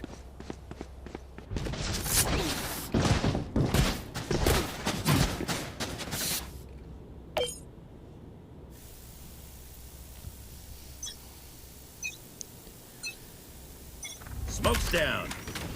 Kind of leaning towards shower here. Gotcha. You're able to get a Yuri pick right off the bat. Out Master again. Just through that smoke. That is so unlucky for Master. Oko getting 1 as well. These picks are just rolling in. Yeah, Boise's getting a bit impatient here, actually. Yeah, for sure. Becky with 2. Whatever that call was during the timeout, that just didn't work. Yeah. Not that momentum that SJSU was getting. I don't really know what the call there was, but Boise's kind of playing a bit impatient now. It's looking a little bit like my ranked games, honestly. You're just losing so bad. You just run in. Yeah, it is now just 11-10. It is a bit close. I wonder if Boise is getting a little worried now. They're like, oh shoot, do we have to go back to the defaulting a bit? I think their B, like their take towards B long was low-key working for them, and then just having like maybe look in. Oh, they're trying to punish Yuri now for calling out Master so many times. Yuri with a shotgun though. It's a Bucky versus a shotgun. Getting one. Getting at does he live that? Does he live that though? He does. Get out. Master going in with the spam, trying to get that Viper. Yeah, Master. Oh. Master dies in the boom pot. I don't know what the plan was there, but Yuri gets guys as well. Ooh, that pit going down. Skelesis takes out Konpeki with a classic. How did that happen? I don't know. They looks like they're retreating back into like towards their spawn area. Yeah. However, San Jose does have ults to stall this pose. Have ults. I think they're but both ults are towards A, except that Brim. That B is the weak side of it. However, they look like they're in positions to rotate, just depending on whatever info Bangalore kind of gets here. 30 seconds left. They're slowly working up hookah, droning. Bangalore should be hearing this now, so it's gonna cause the rotates to kind of just come in. He was cleared. He knows. He was cleared. Oh, that Brim ult. Huge. Stopping them. 15 seconds left on the clock. Are they able to get that down? I don't think so. He could honestly just...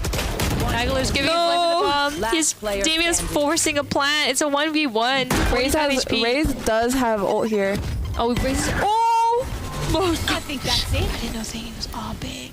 Oh, that's so unfortunate. I didn't know he was opping either. It is 12 that to is 10. So... Unlucky. I mean, Boise was able to get that one round that they were looking for, making it a 12-10. Yeah, well played on the side of Boise. Thani was just a bit too late. Yeah. As his team was already flooded and trying to stop the post, the plant. They were fighting on site. 12 to 10. Wow. With a clove. With a clove. And mind you, they played clove on both maps. Yeah, this might be clove. It might just be the meta. It might be. Oko takes out Skies though. Does Oko get one? Yes. Oko takes out Damio as well. Spike down B. With the bomb down. I know he wants to peek it again. Yeah. He wants to. There it is. Oko And he gets 3? one. Wait. Cos is able to trade out that. Oh my gosh. Cos walking up. Konpeki ready for it though. Konpeki's hold on hookah is so good. Yeah, and I think we've seen that. It makes before. me a little curious why he keeps trying to fight the B long with the Skies now. Yeah. Well, to be fair, they haven't taken hookah space too many rounds. So I think they just opt to just lean towards long where they have been pushing. Yeah, you're probably right. Thani is opping again. I don't know how he bought that again. I don't know either. Oh. Skelis is getting one. Bangalore getting greedy. Oh. SJSU has to be careful to not throw this round, not taking ones, considering it is one round off their win. Yeah. Oh, Konpeki saw Skelesis. Probably try to group up here. Brim's gonna TP if he sees him again, because Thani's on this line. Oh, running out of time. Thani getting the last kill. Now Boise's going to be aware of the operator now. I wonder how they're going to play this. I do too. Do you think they're going to go B long here? It looks like they might be just doing that. I mean, it worked before. I mean, I'm seeing that Ray is going towards B long. Actually, I think they're going to start going towards... Fake. You think? Oh yeah, towards that, for the TP, or what do you think? Yeah, maybe for the TP. I think Boise's kind of just gonna look for something hookah-sided. Probably try to punish Konpeki on this line, and then TP afterwards to him. Thani kind of playing back here. Maybe playing off that Viper. Oh, what an annoying orb. Konpeki knows that they're trying to take hookah here. Yeah, what a good stall. Kind of stall. Looks like Boise is not going to respect it though and just wait outside of it. And they are coming back. Damien knows that he was leaving, and they're going to pop flash. That is not Oh my gosh, he's able to get the ult and one. Going back for more with the shorty, playing in the smoke.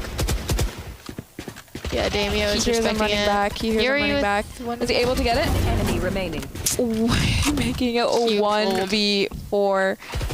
It looks like we're gonna go into OT here. Yeah. Unless Skelis somehow wins Skelis this. can force some magic. Oh, they're starting to spam him. I don't think he's getting out of this one alive. Peggy with 3. What a hold hookah.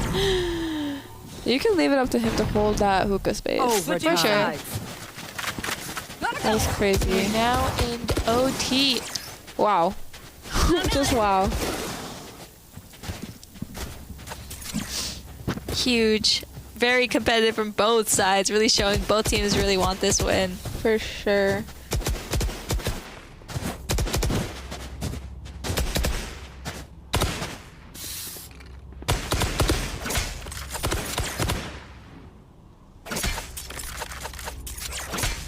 Go, go, go! Alright. Let's see. Looks like they're going to start with the Viper lurking from San Jose. Oko sending 3 long and 1 hookah. That Kenpeki lurk that we were so used to seeing first half.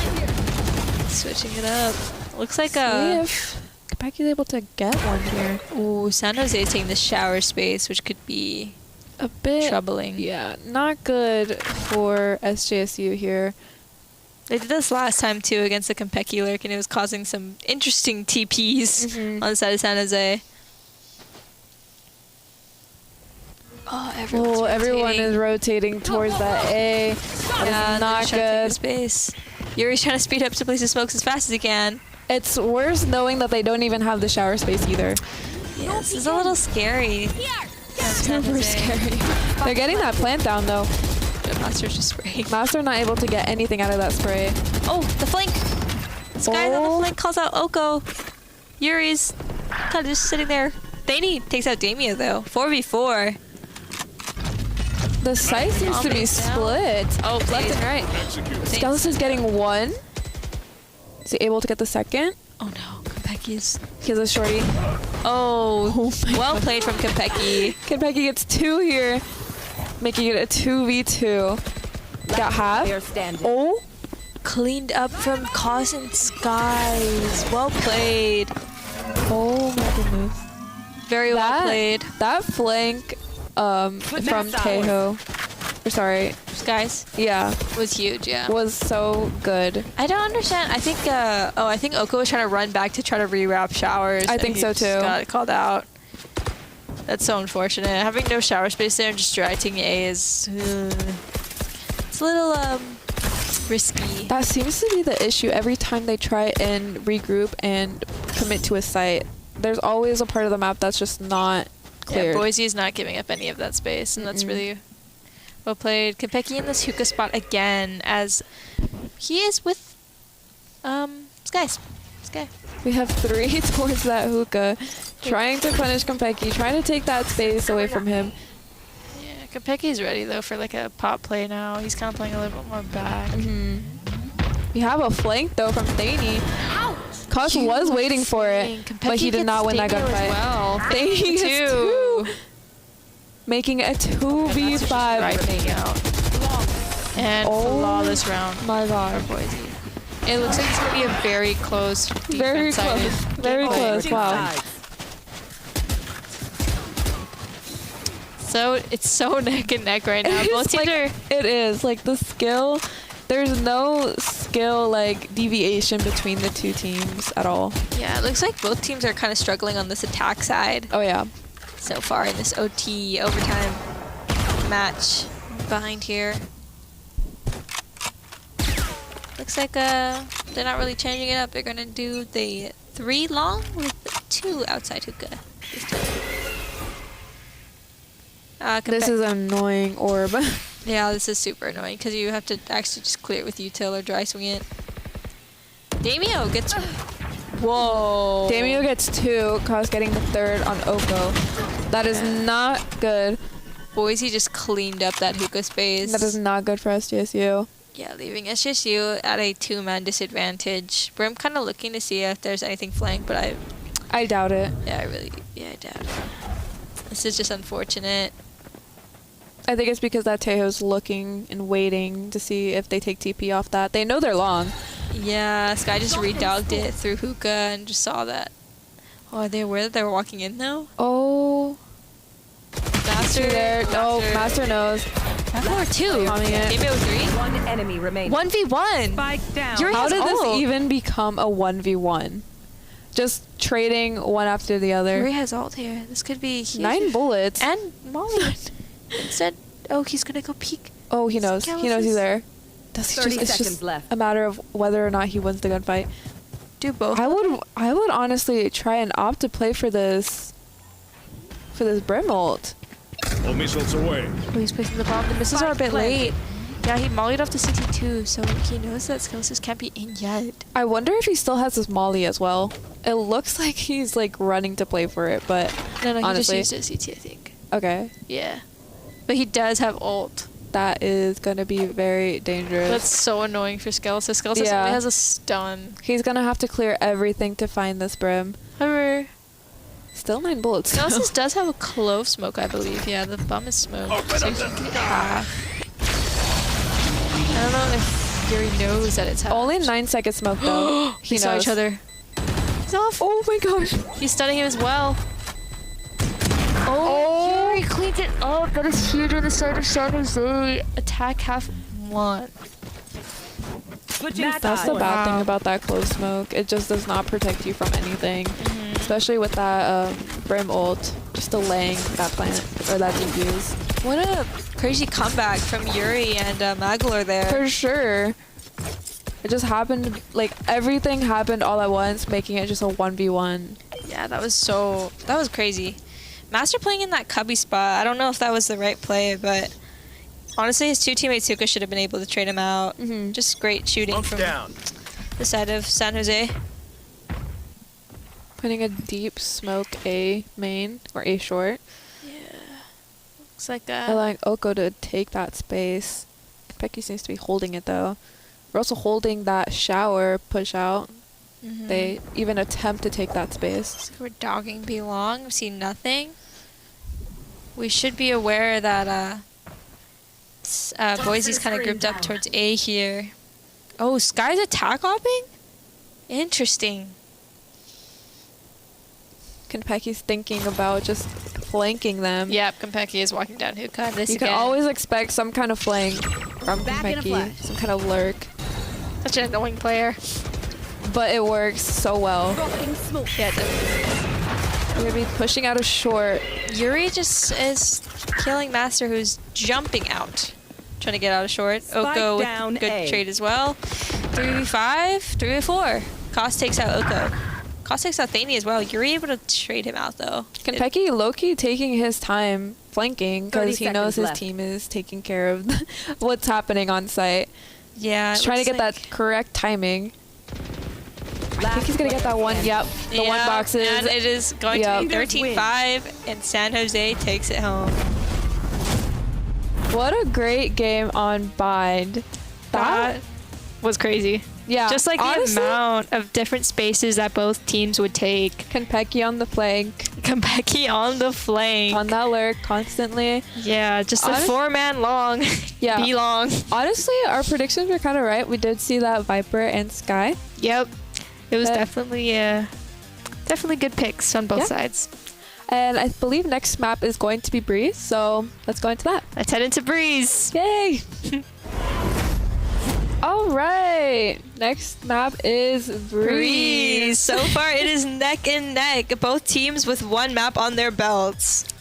We have seen both teams, I'm pretty sure, play Breeze. I think, what was it, Boise kind of lacked on this map. Yes, we did take a map from them for GCU.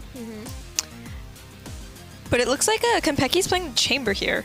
Oh, I mean, I'm not mad at that, honestly. I would like to see that Viper gameplay kind of carry into this Breeze map, but honestly, whatever works, whatever works. Yeah, it looks like their Master is sticking with this Clove pick. I believe this is what Boise ran last time as well. Except I think they might have had a Yoru instead of Jet. Looks like the Yoru meta is officially put into the ground. It's dead. Unfortunately, that one flash now is just so hard to work with. Yeah, for sure.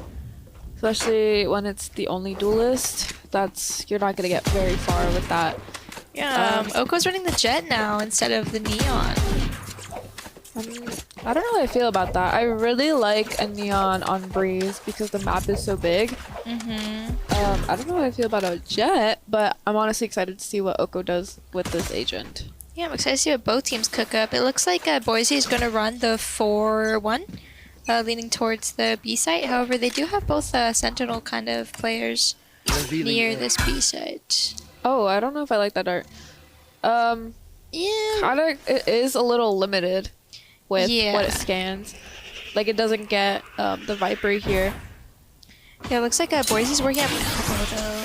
Yes, they already have all of elbow. Trying to take that... When they're fast flooding. Tunnel, trying to pinch that person in backside B. Yuri with one. Not even getting that kill, allowing Yuri to get 2. Huge trades coming in. Oko catches the lurk off guard, though, so it's now a 2v2. However, Skies here is down to half HP.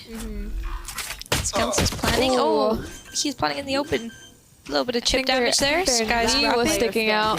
Magalore, and they're aware of this. 1 HP playing together. Magalore getting the last 2 kills, cleaning up the last round. Well played from San Jose there. I am gonna have to get used to not seeing Konpeki on the Viper. I'm not gonna lie. Yeah, I did have to say, I had to look at the name. I was like, oh, it's Yuri. Konpeki on the chamber here. Honestly, I'm not mad at it for the reason that on attack side, it allows Konpeki to kind of lurk up mid if they wish, which is a big pattern we've seen. Yes. You know, keeping that flank space, you know, all that stuff. Yeah, Boise has definitely opted to play kind of like a more fast. Yuri able to pick up Yuri already takes some Skies. Konpeki getting one with the outlaw. Wow. Skeleton calls out. Oh my god. That is 2 guns picked up on the side of Boise as they have taken the B site and planted the bomb. Trying to get that Sova dart to do some kind of damage. Not Master really with the doing outlaw. much.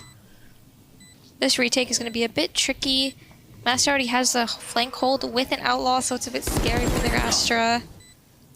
Jet, Oko making their way, creeping up backside.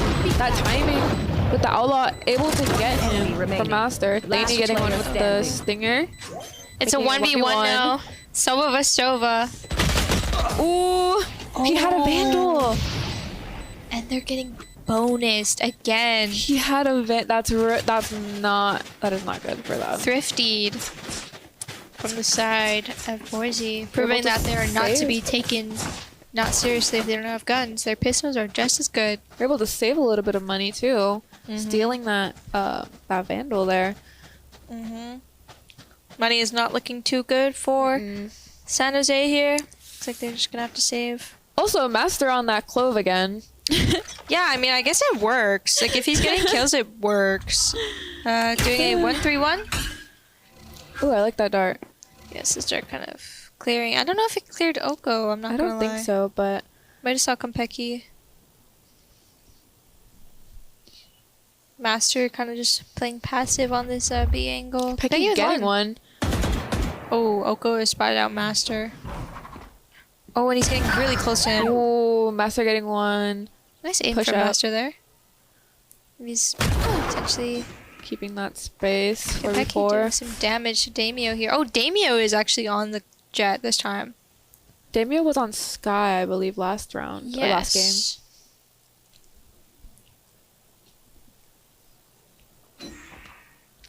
Switch up in agents from both sides.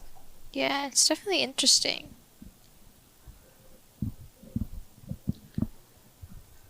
Looks like Boise is opting to just slowly take up this A space if they're afraid of any sort of shotguns or anything, not giving San Jose quite the time of day to get some free picks. Besides that angle. Ooh, forced off the angle with that dart. 20 HP from Danny is Danny. splitting his life. Ooh, able to Trace get on one. Jet. Able to get one to a person who was not even paying attention to him. Player standing. And the rest of the team. Boise kinda getting just- 3 off of that, leaving 1v3 out to the chamber. Master kind of just looking Pecky. for this kill. Oh, Kentucky doing some damage though. Before they can get ready to play their post plant. Skills is kind of just sitting on bomb. Toss going back in. Really good positions from Boise. 1v1 and Skelsis has taken the cake. However, some chip damage done to Boise.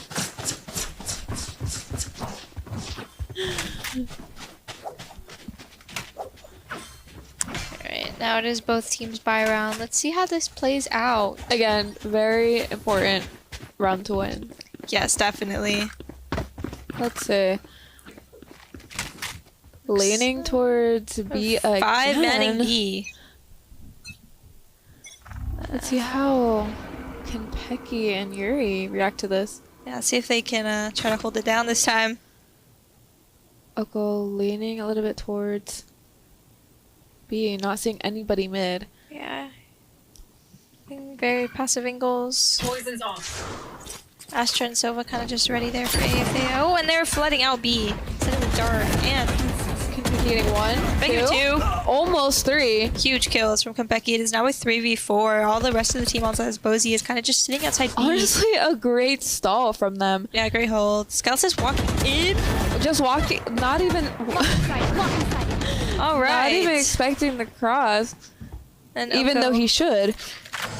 Yeah, just Oko there kind of grouping up with his Viper. Doesn't want to leave Yuri in that 1v3 situation. Oh, and Yuri and Oko's gonna peek and getting punished by Koth. yeah, they know the Viper's on the left side. Not yet, not Master. looking. However, Koth knew. Maybe it's just might have been- miscommunication. yeah, a bit of a miscommunication there. Not letting them know that he was there. I mean, interesting. Maybe he was trying to look for if somebody else was peeking, if somebody was holding a cross there. Yeah, I think they were trying to like peek out together, but it was just kind of weird with that Yeah, smoke. yeah, it was a little bit like out. Yeah. That makes sense. Both Vipers are kind of defaulting these same walls. Viper is such a vital character for this map because it's so wide, so open. You need a smoker that's gonna split up. the Yeah. fight. I think same thing with Astra though too. Like the map is too big to just play like an Omen or Brim or Clove. I mean, you need double smoke low key. Especially at Astra for able to get those long distance smokes down.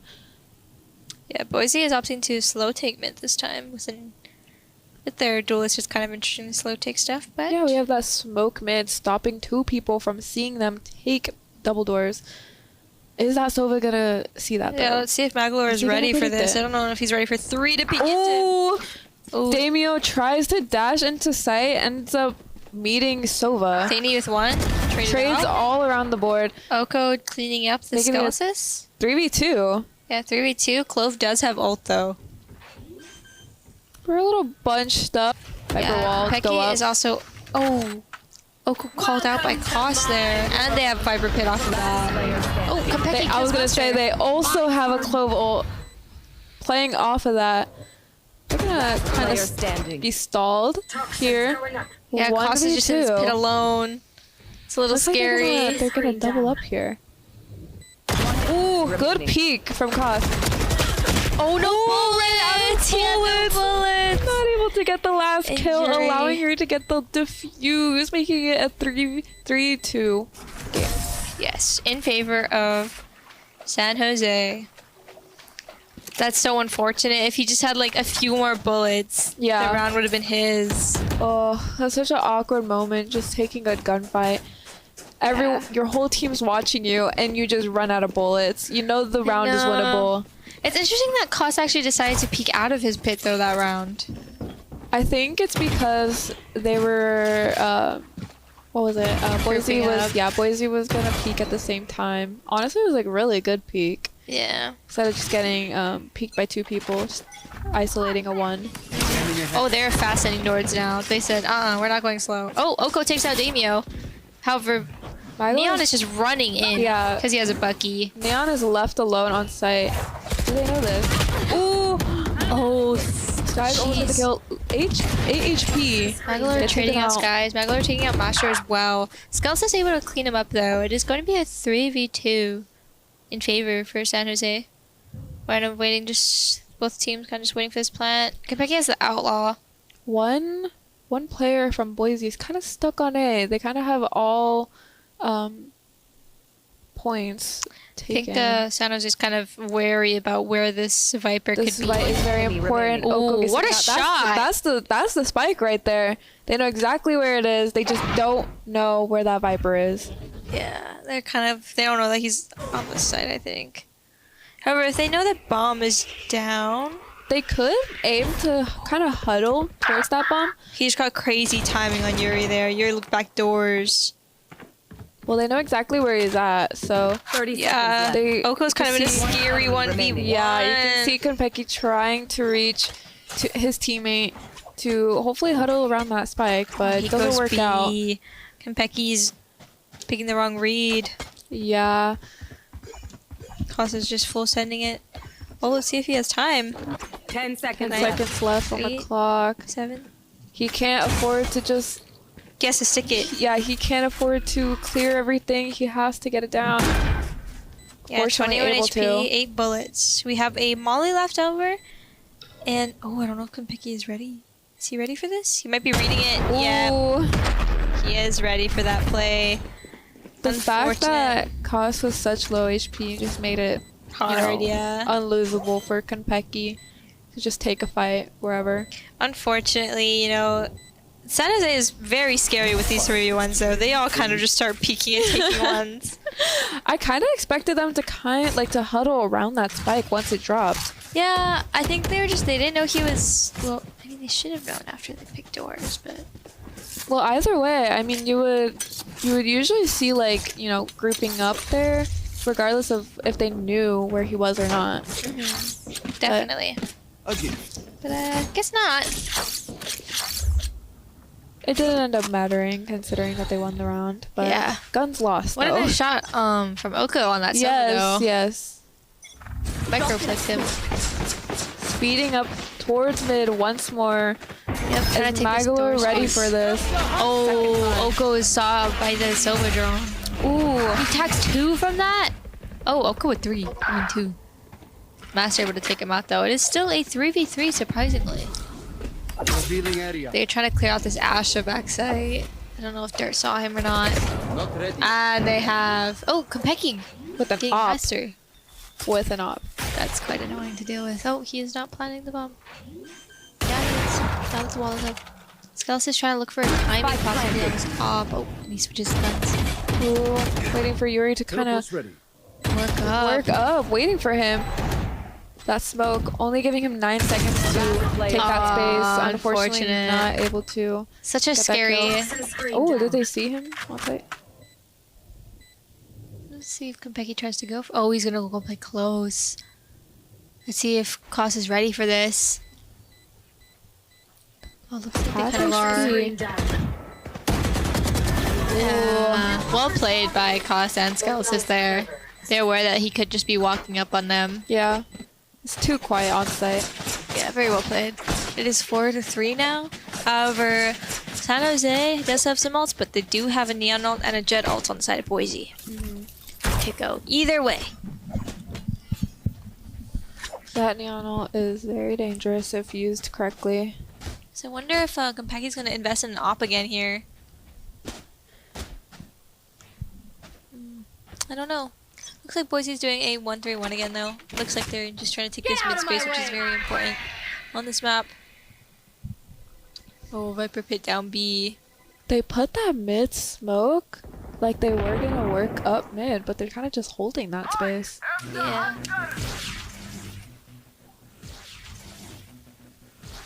Konpeki holding with his headhunter here on this angle. Kind of working around that Viper ult. Yeah, looks like they still kind of want to... They're going to lean a bit towards A. Seems like it. Looks like honestly, I was gonna say, anything. Damio can low-key take this space up here. Yeah, they for free. know 2 is towards B. Oh, Zany is caught out, guys. Ooh, good shot from Master. Look who does get cuffs. Oh, and Becky is taken out by Damio, who just took all the space mid. Boise is very good. Leaving Sova alone on site. Ooh, nice shot from Damio. What a round from the side of Boise. Kind of just taking all the space everywhere. Damio is kind of showing to be an all-rounder player. I mean, they played Sky last round, showing that they can kind of be like a team player. And Damien now showing that he could take that space, he could take initiative. Yep. You know, getting those 2 kills. Really good. Yeah.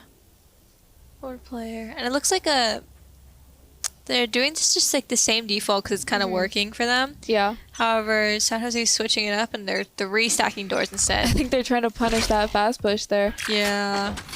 It's so hard to counter a Neon just running through doors sometimes, Yeah. though. Becky kind of just holding this passive. Oh, he does have his ult, though. If he did decide to go into mid doors, just run it down. We're going to see. Is that enough to take out 3?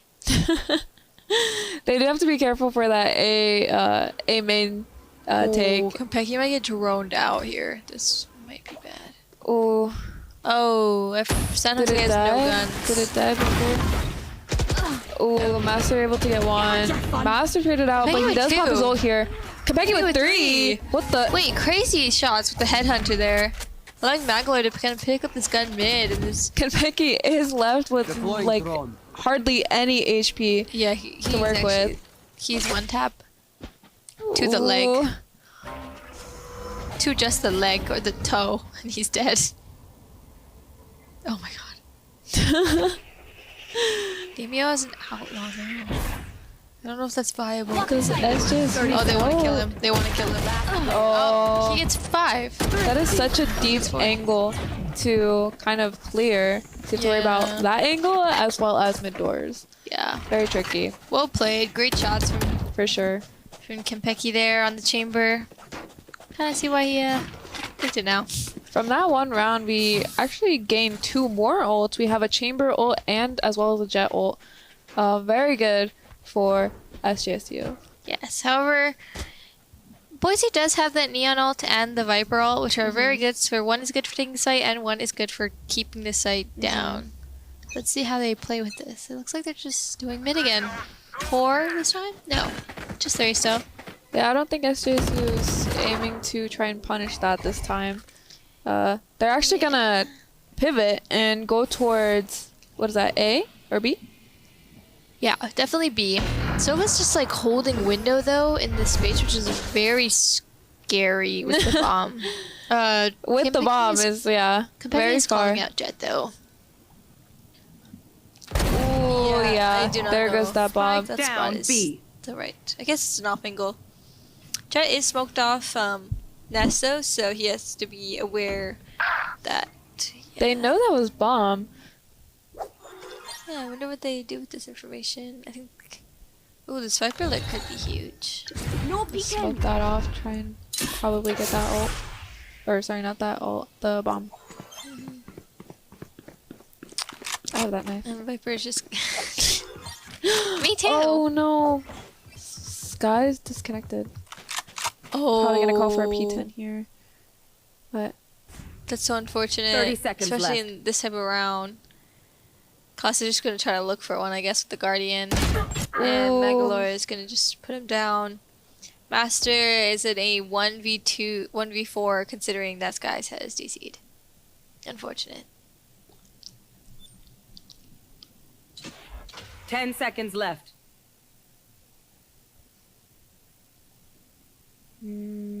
Just letting that time run out. Probably gonna try and save that gun. Yeah, it's so unfortunate. He's having some major Wi-Fi problems. Someone go check his PC. Probably gonna call for. Oh, he has reconnected. Probably don't need to call for a P10 here. Nope. Just gonna have to mourn the loss of that round. Yeah, that's so unfortunate. But it looks like they can still buy, I think. Skies has a Bucky. Probably gonna stick with that. He bought his Jet instead. Yeah, probably gonna play with his Neon ult. Yeah. To get on site. That's smart. And you have the Viper pit to kind of just lock it down. Very scary for our 2A players on the side of San Jose. They really cannot let this plant go down and the pit go down, or else retake might be a little hard. They do know where both players play. They know Magalore kind of aims towards that mid doors. Kind of easy to drive out that Sky or that Astra, just allowing them to take that space. That Viper wall doing them so much justice. Oh, Magalore just looking for one. Damien called it out though. However, Oko is able to trade and gets the Master instead. My pit does go down though, and this is a little bit of a tricky situation for San Jose. You have Damio playing outside of the Viper pit. Damio is low though, and Oko does kill him. It's leaving in a 2v1 with the Viper alone in his pit. Full HP though, not losable. Especially in the pit, everyone becomes one tap. Ooh, that is an interesting. That and the Molly is gonna put Oko down. Was that from his own teammate? No, that was. Oh, Yuri! Whoa. That's crazy with the judge. I know Klaus is so mad about the judge. No, and they won with only 1.9 seconds left. That's crazy. That is an unlucky placement for a Molly. Very unlucky. Right when you walk into that pit, it just punishes you. I think they ran in, and that's what caused Klaus to just throw that, but it really shouldn't be that quick of damage. I think he was already somewhat a little low, so. If he only stalled a little bit longer. Yeah. So unfortunate. It always comes down to the timing of things and when to peak and all that stuff. Yeah, I'm kind of realizing that now in my range games. Sometimes I'm like, you know what? I'm just going to play post. You guys got that. Yeah. I'm always a passive player when it comes to post plant. Yeah. Oh, Slaney is playing this really scary angle. Oh, but Guess he gets one. You can see if he gets the jet. He doesn't know where the jet's at, yeah. Oh, he got two. His team kind of taking a little too long to help him out on site. I mean, he got two. Yeah.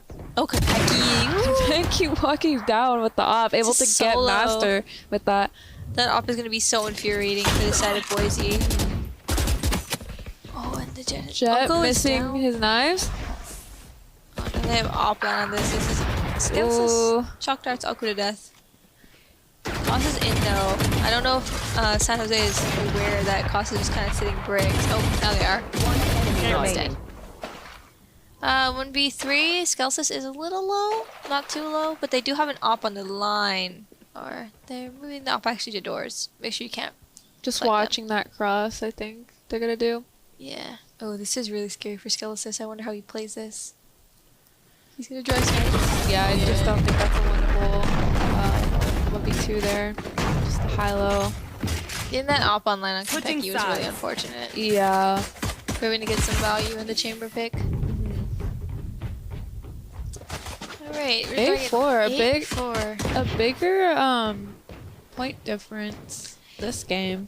Yeah, it looks like however, we do know San Jose and specifically Boise are good at making comebacks and don't give up. I think Boise is very good with their mental.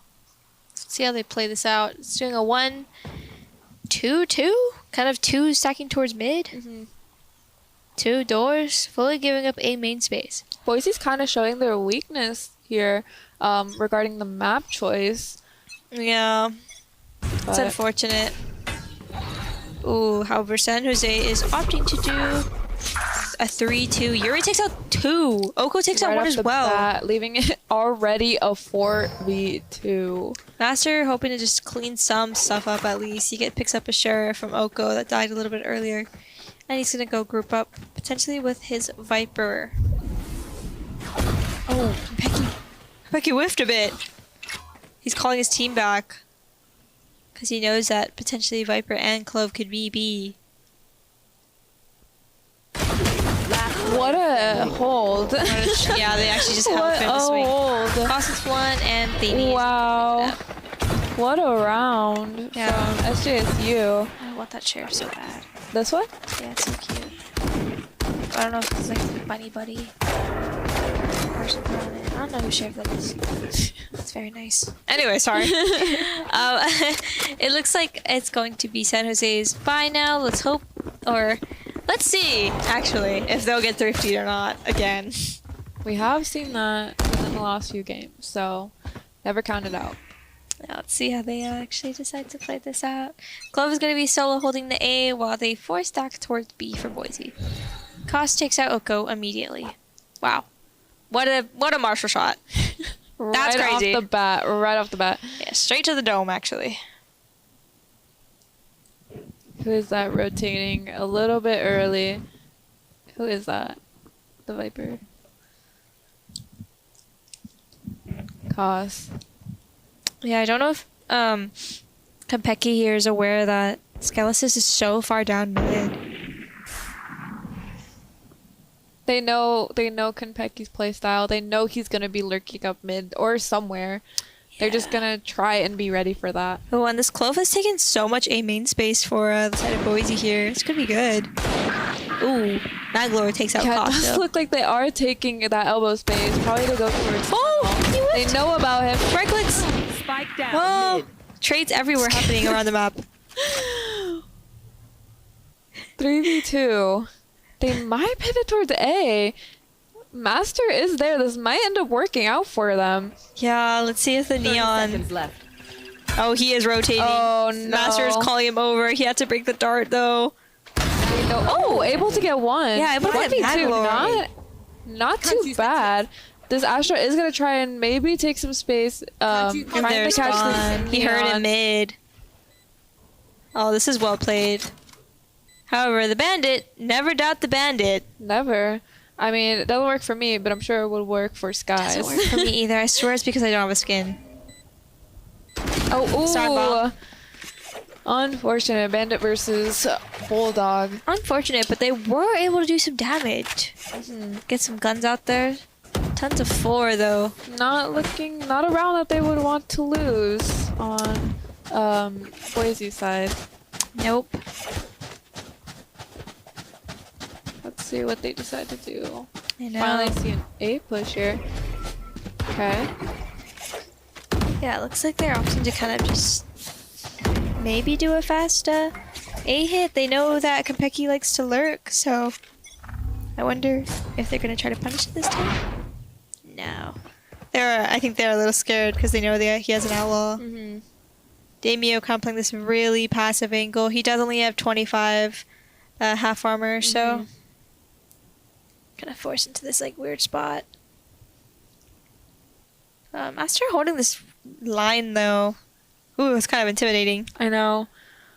It is a Guardian though. Oh, Konpeki able to get one. The one thing that they were scared of. Yeah, that's so unfortunate. Skells is kind of just playing in that smoke, trying to dart and try to trade him out, but landing open here. There is broken. Oh! Skells is able to just wall bang him to death. However, it is planted for Boise to play post plant. Astro is putting the star on bomb, and now they're set up. And let's see how Boise decide to retake this. We do have one on site, which could be good. Yeah. Or walking up on site. Oh, however, Astra is lurking behind Viper. If Viper dies. I would like to see this. Yes, I was gonna say I would like to see Oko's POV. Firstly gets picked off by the Viper. Damio gets Konpeki, leading it to be a 1v3. And he's just traded out. That's so unfortunate. I think the Astra was just a bit too late, and he didn't expect his team to just die so quickly. Yeah. However, it was good retake. Yeah. From nice shots from Damio. Yes. Good retake from Boise. It's Damio, right? Damio? Yeah, I'm sure. Yeah, I'm sure it's Damio. I've been saying like Damio. Daimyo. Who knows? Anyways, nice shots, man. They are going. San Jose is going 5B. Switching it up. Yeah, this Neon is actually opting to play on this B site, which is quite interesting. You know, I usually expect to see Viper play. I mean, Neon playing mid to play fast rotate, but oh well. Looks like San Jose really likes taking this elbow space as well, which is scary for Damio.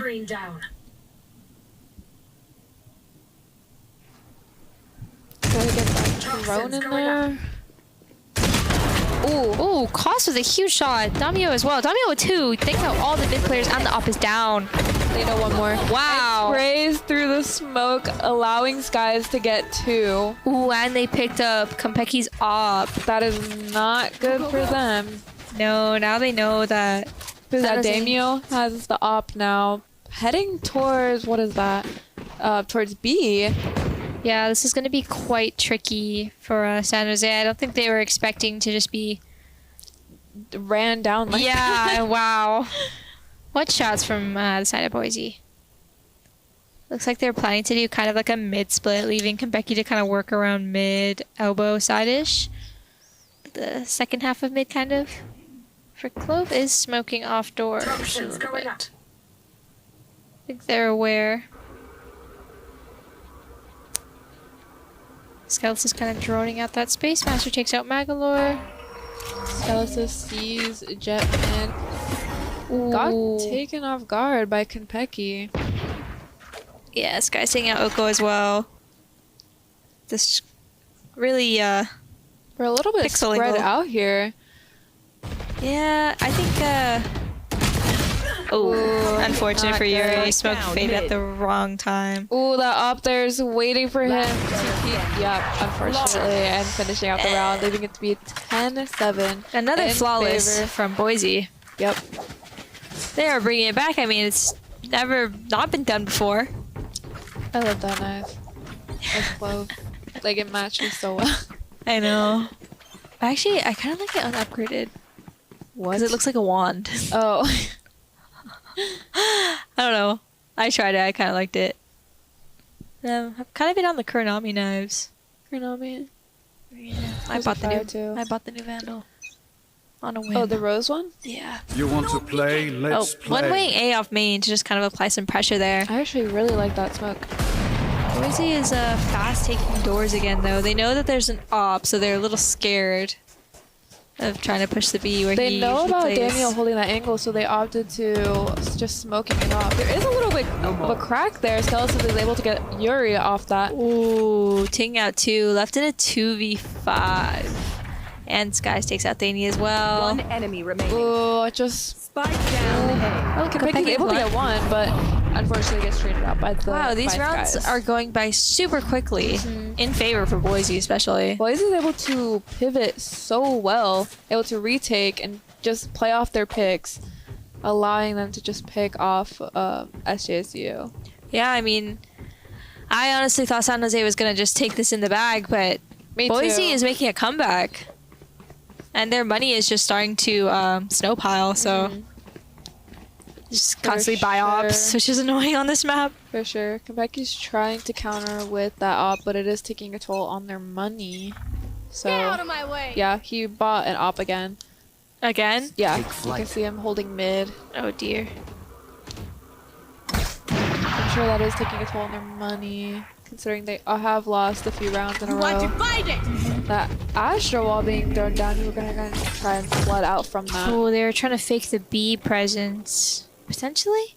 2 Astro. Oh no, it's a Viper wall. Oopsies. And this Viper wall just completely splits up the entire map. Yeah, for sure. Allowing them to get that plant down, and they just don't know about it.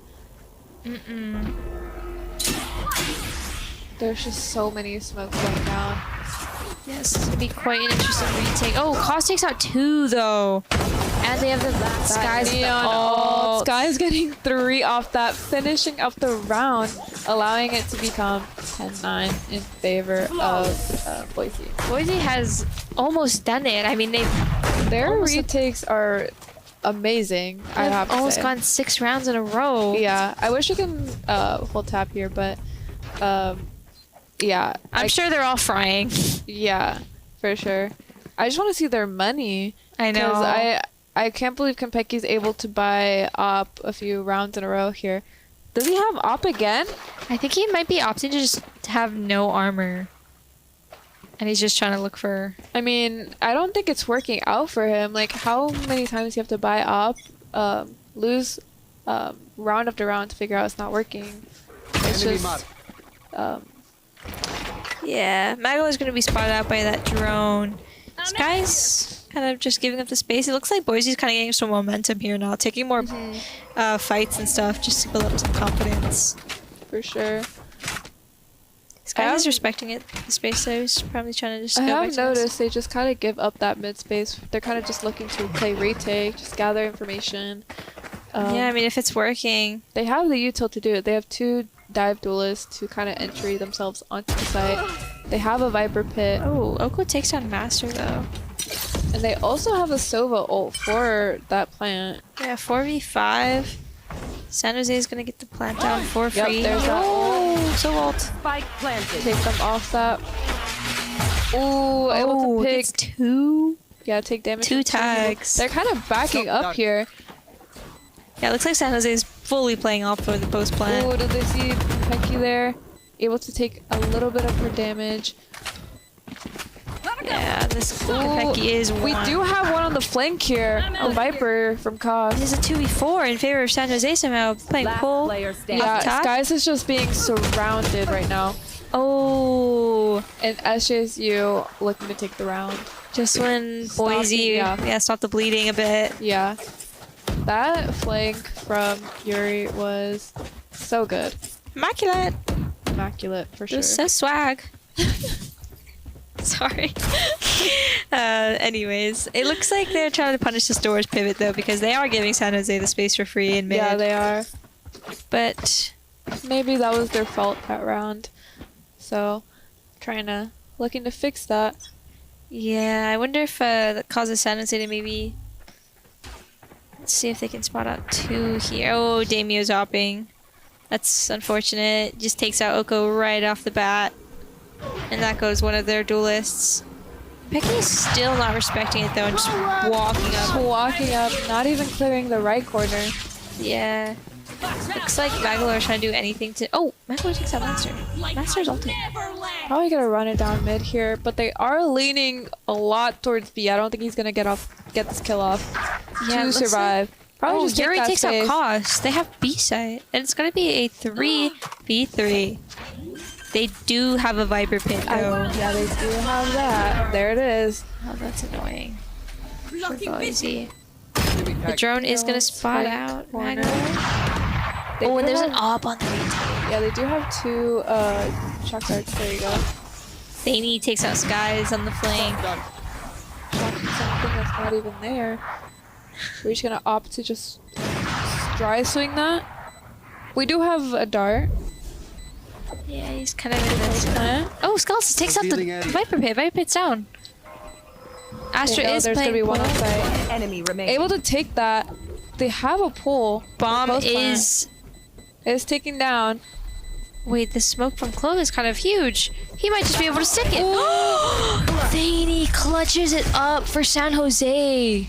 Well played. Honestly, well played from Thaney. Yeah. He knew that clove smoke wasn't gonna be there for long. He decided to play the patient game. Yeah, well played. Ended up working out for him. Which Really is smart. huge. Really, really smart. Very smart. Leaving it to be 12-9. They definitely needed that to just keep that momentum going. Definitely. Let's see. Aim looking towards B. They do have the Viper pit towards B to counter. I just don't think they're looking to use that yet.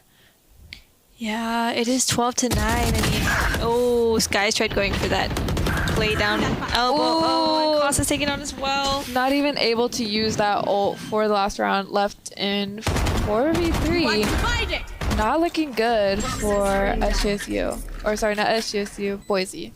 Yeah, it's going to be a 3v5 retake. And they have the Astra already playing for that pool. Time is ticking, and Oko takes out 2. Danny is left with an op. Dear. That is not a situation you want to be in. No. Yeah. And Thaney's on the elbow flank. It is going to be in favor of San Jose on the map of Breeze. What a map. What a map. Honestly. Honestly, it was kind of like what we predicted initially, where Boise kind of looked a little weak on the map, considering past games that we had with GCU. Yeah. Definitely the Clove pick is very interesting. However, he gets his kills. Yeah, for sure. From what we saw like initially, but either way, both teams did super Decent. well. It was very Super close. well. Boise almost came back. They were so close. Just such an intense game. And then into the last map, we're gonna be watching Split. Here we go. This map is super important for both teams. Let's see who closes it out. All right, Split. I don't think I've seen either team play Split, so I'm actually really excited to see what comes. They might have, but I might just not remember. But covering Waylay so far. Stealth is picking Oko with the Waylay, Thaney with the Jet. Master's actually on the Raze. I know, I saw that. I was looking for that Clove, and turns out we're not getting it. Yeah, looks like they're switching it up last map, you know? Kenpecky on the Viper. Now I don't need to get a little bit confused. Magalore on Sky. Oko hovering that duelist role. Same with Thaney. Let's see how this map plans out. This is very important for Boise to try and close this series out and win.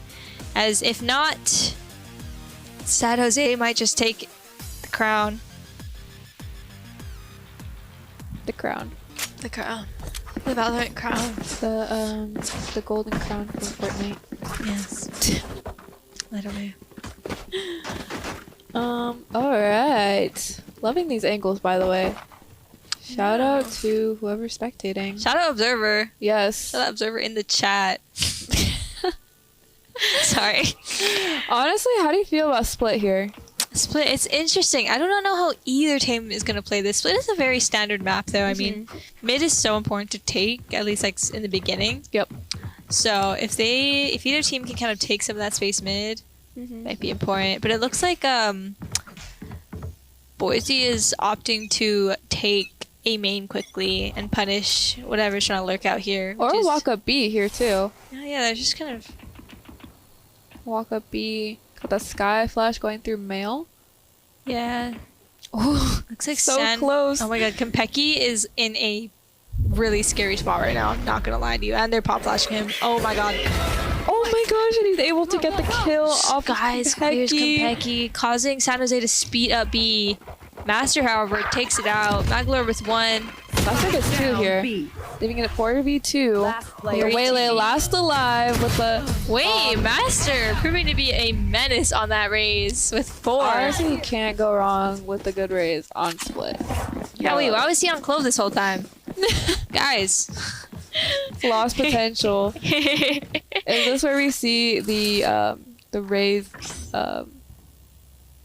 The Raze arc? Yes, the Raze arc. This guy has such interesting skins. He's got oh look, he's you don't like the knife? No, it is Judge. They're all like so anime. Looks like they're gonna go for a mid fight this round, and San Jose is as well. They kind of leave B open here. They kind of go for the B heaven, making sure that San Jose does not take that mid space. Oh, Damien with a Bucky. And he's dogging it. However, there is a nade there from his teammate, so he knows one cross towards the vents. Does he know that two are there towards that side? Yeah, Okio is half HP now. I don't know if the Sky by here, but it looks like they're just going to leave both duelists kind of inserted in these spots mid to play some pressure. Skies is ready for it with the Judge, though. 3 towards B. Might not be good for Boise here. Looks like Omen is just going to try to solo hold this A space, kind of jiggle both sides. And gets 2 with the Judge. I mean, I didn't really expect anything else. Yeah, that's so unfortunate. Oh, Master with 1. And Sky's finishing out with 4 kills. Judges the 4K with the Judge. I'd be so mad. I would be so mad if I was going against that. Yeah, I mean, it was... However, Boise's bye round, so... That is... Guess you gotta keep the good mental, but you have to be aware that there is a Judge somewhere. Yeah. With a kitty buddy and an anime girl. So careful, guys. That might not be good for San Jose because you kind of have to think about. It's like one more thing to think about when pushing things.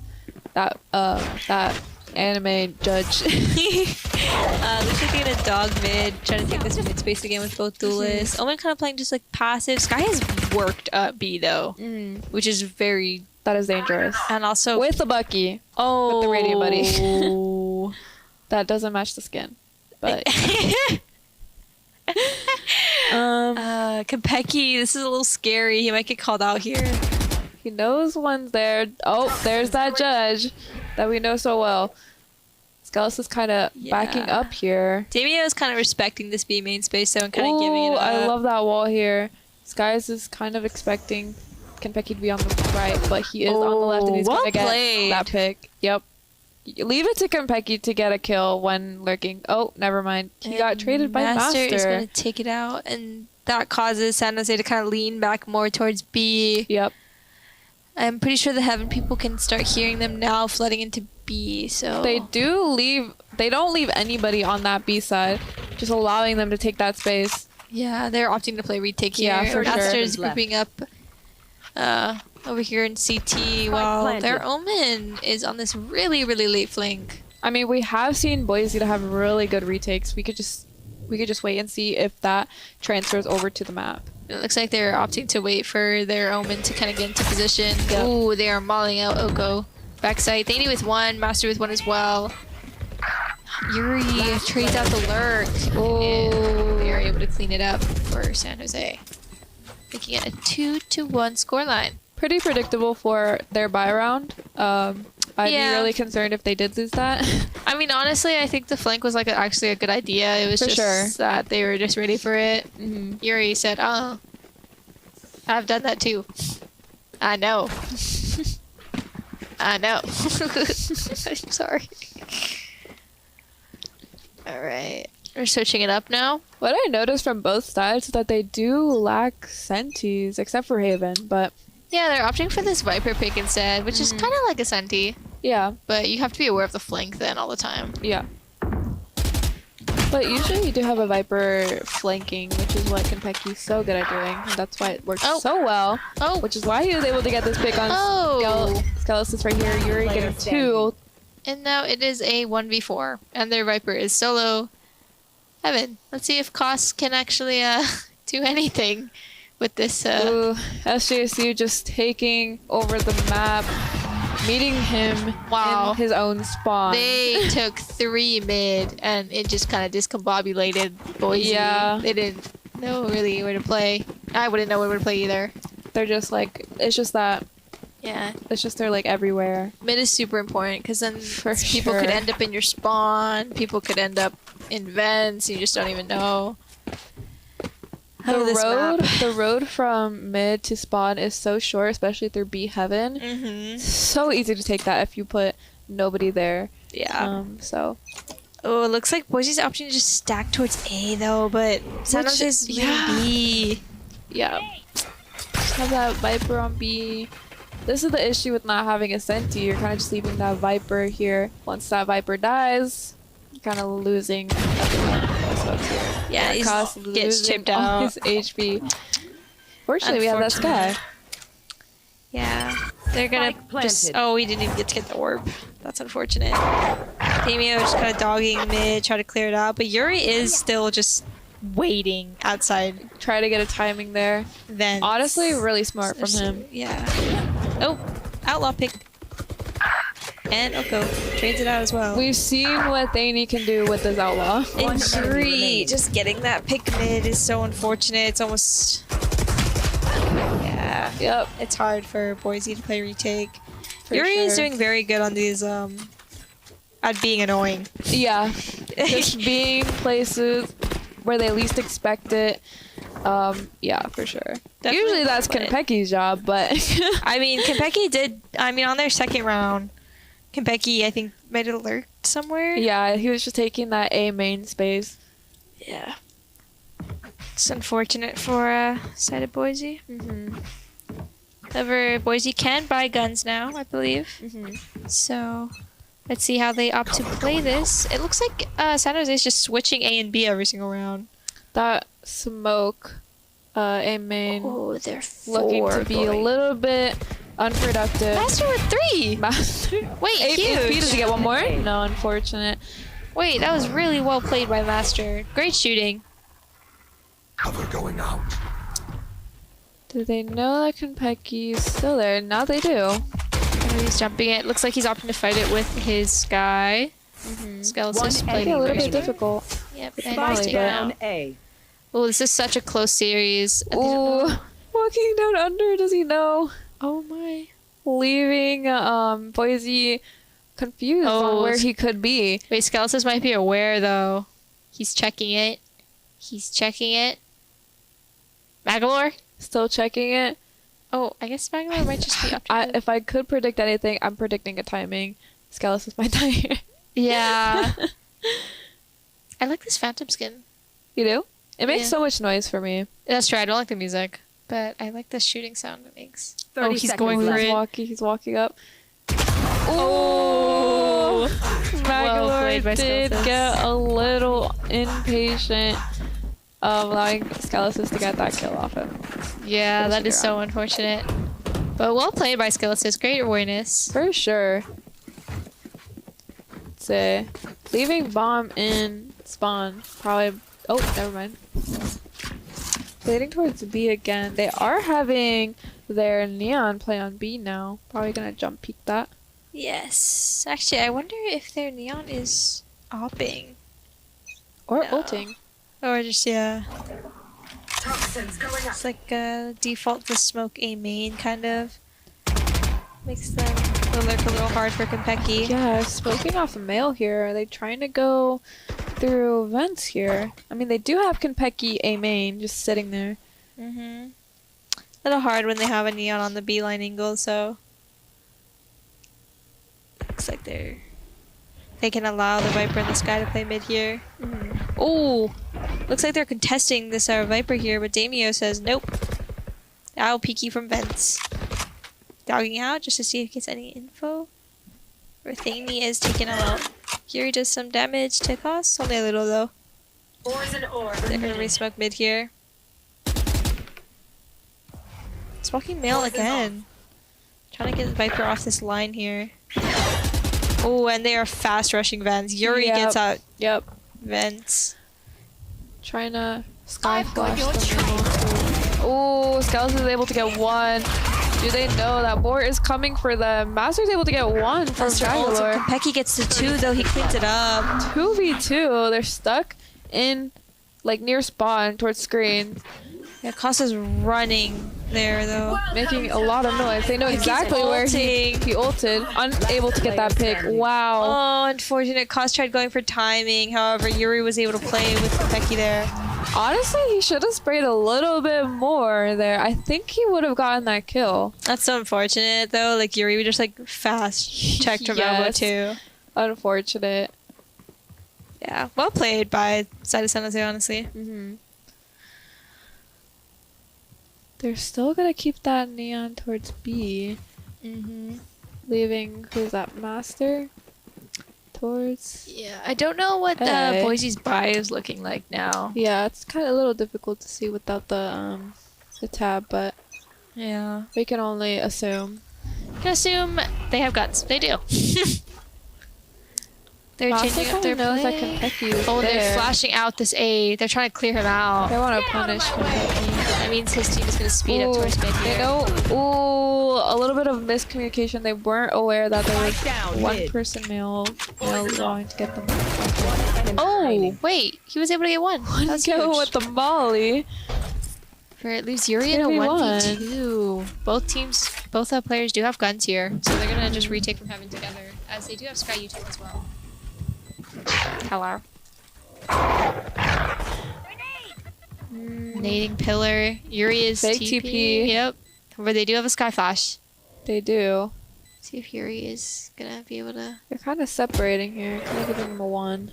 Last play. Yep, there you go. Yuri takes out Damio. It's a 1v1. Oh, Master's able to clean it up. I think he thought that he was heaven for a second. Yeah, I don't think they knew that.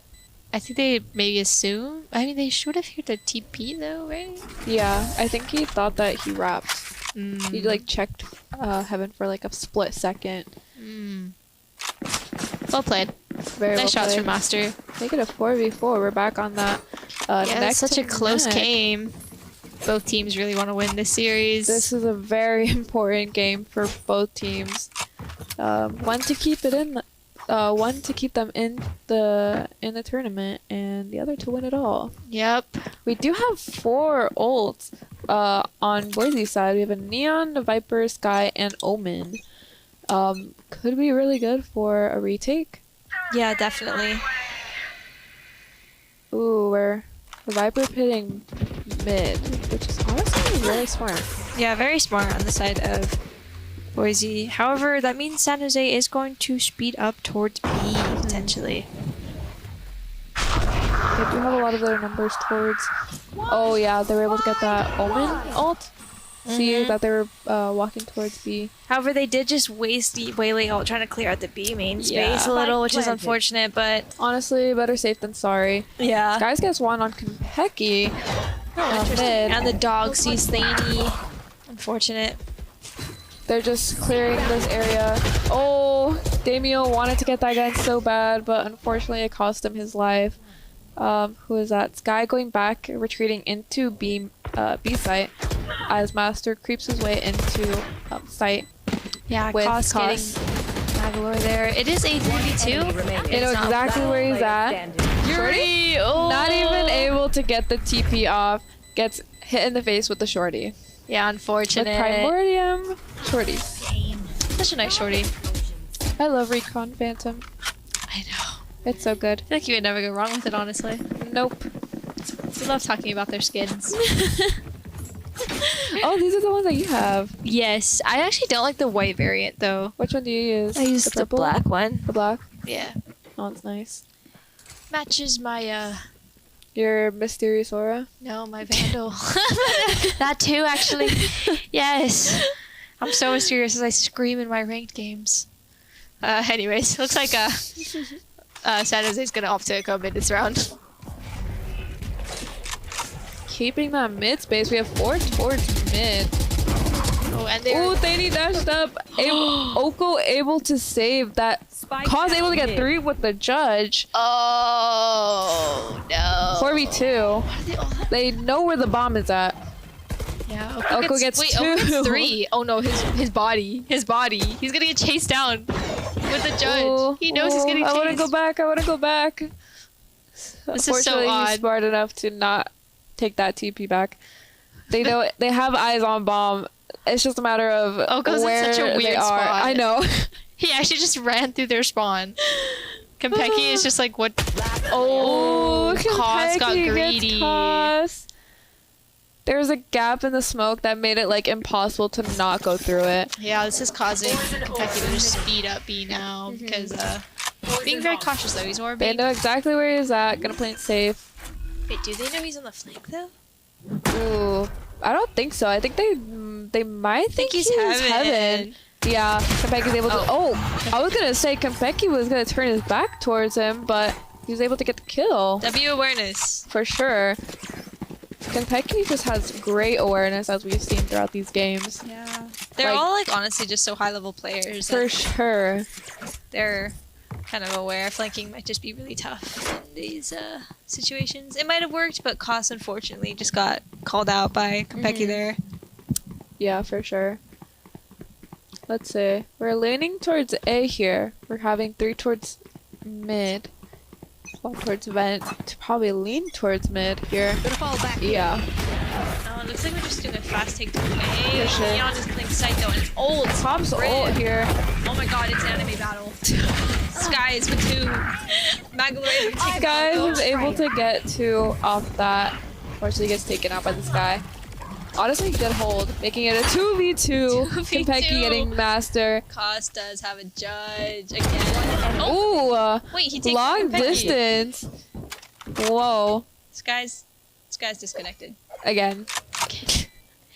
Magolor playing the CT spot. However, the dog. Oh, the dog does see him. He's gonna have to change his position. They know exactly where he's at. Yeah, they're looking for that that rotate. Yeah. Oh wait, Magolor able to get 1, making it a 1v1. flash causing him to kind of back up a little bit. Cos is running it. Oh, Cos able to get that final kill, making it 6-5. Yeah. That who was that? Magler? Magler was in such a weird position.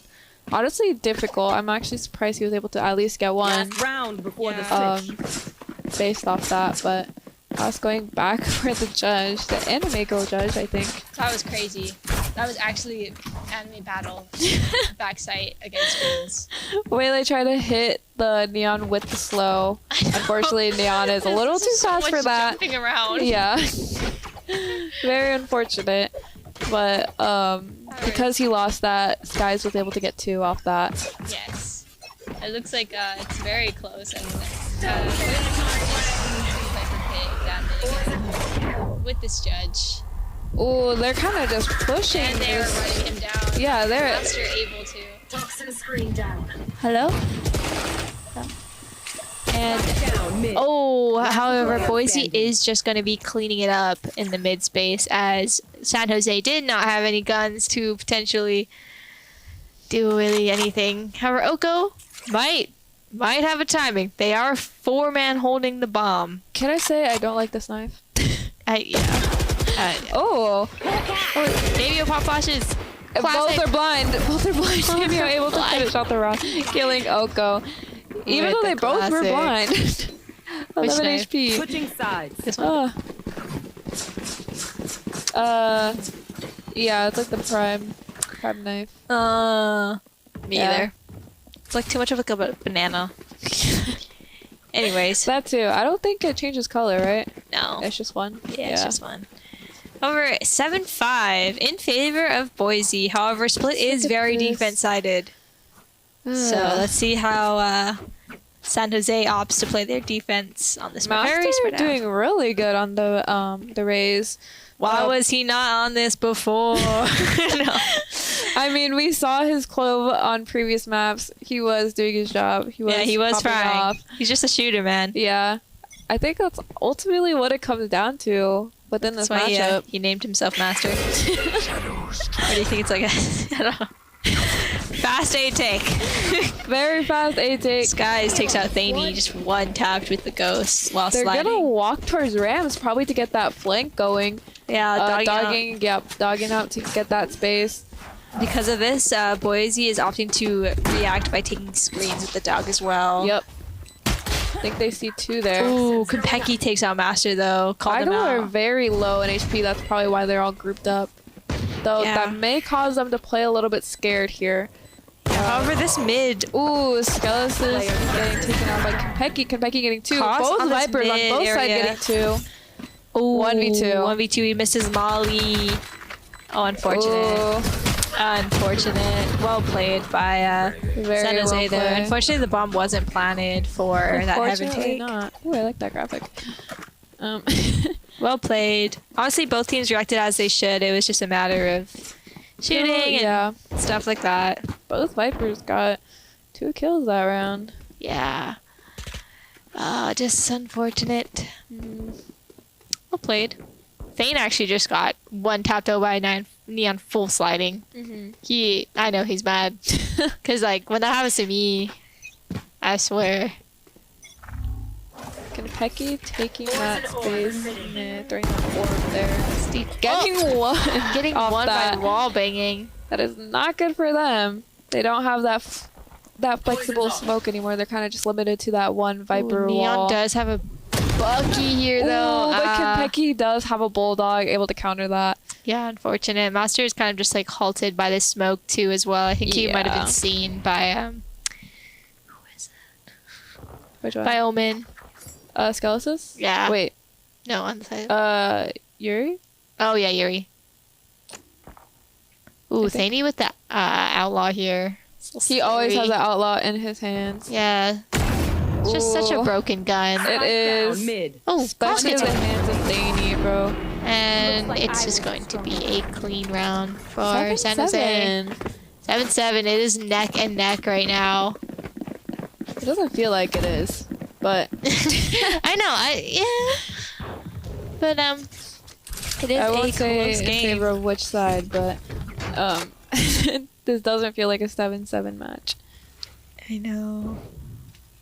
Let's see. They go with the Outlaw once more. I think they're going to kind of halt on that orb.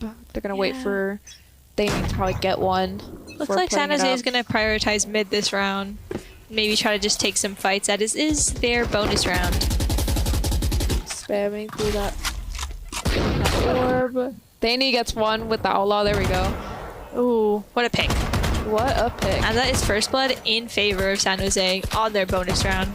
We do have that Viper just holding the space A. They're kind of pivoting towards that A. They're going to kind of wait out that Sky Dog. I don't know if they saw. Yeah, Oko's just going to sit here with a Bucky. Oh, and he's callbacking. Oh, I think he might be going in the orb. Oh, this is scary from Oko. Ooh, like inches away from a kill. Master's lucky to leave that. Yeah, Master didn't take too much damage from that. Alive. Thankfully. And they do have Sky. 4v4. Konpeki with this Bulldog on the line. Oh no. That could be really dangerous. Ooh, he was able to wiggle his way into sight.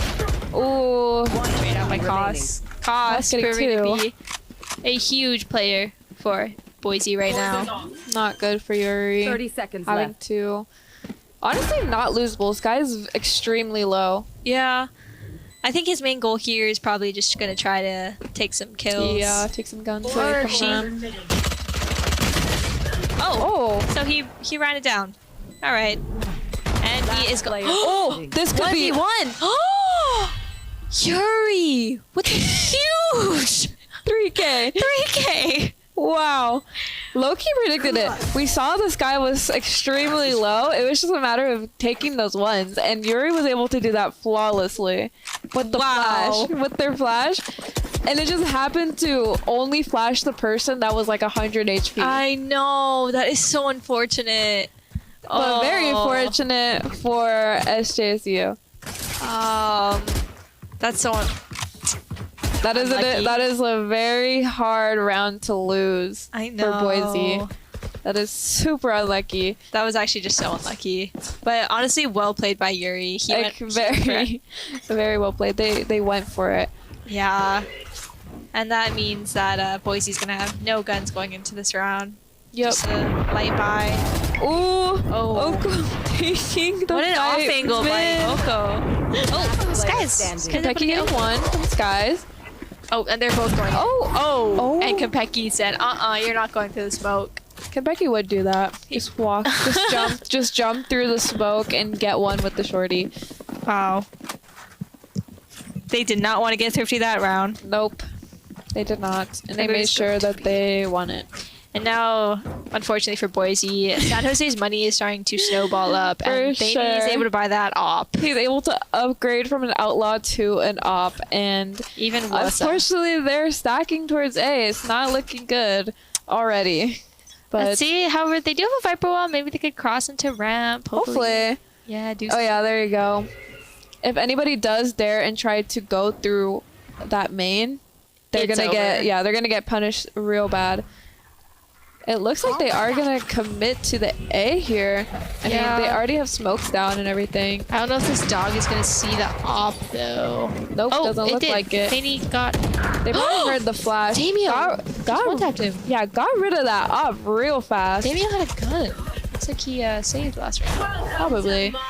Skeleton has a gun as well. Maybe it wasn't.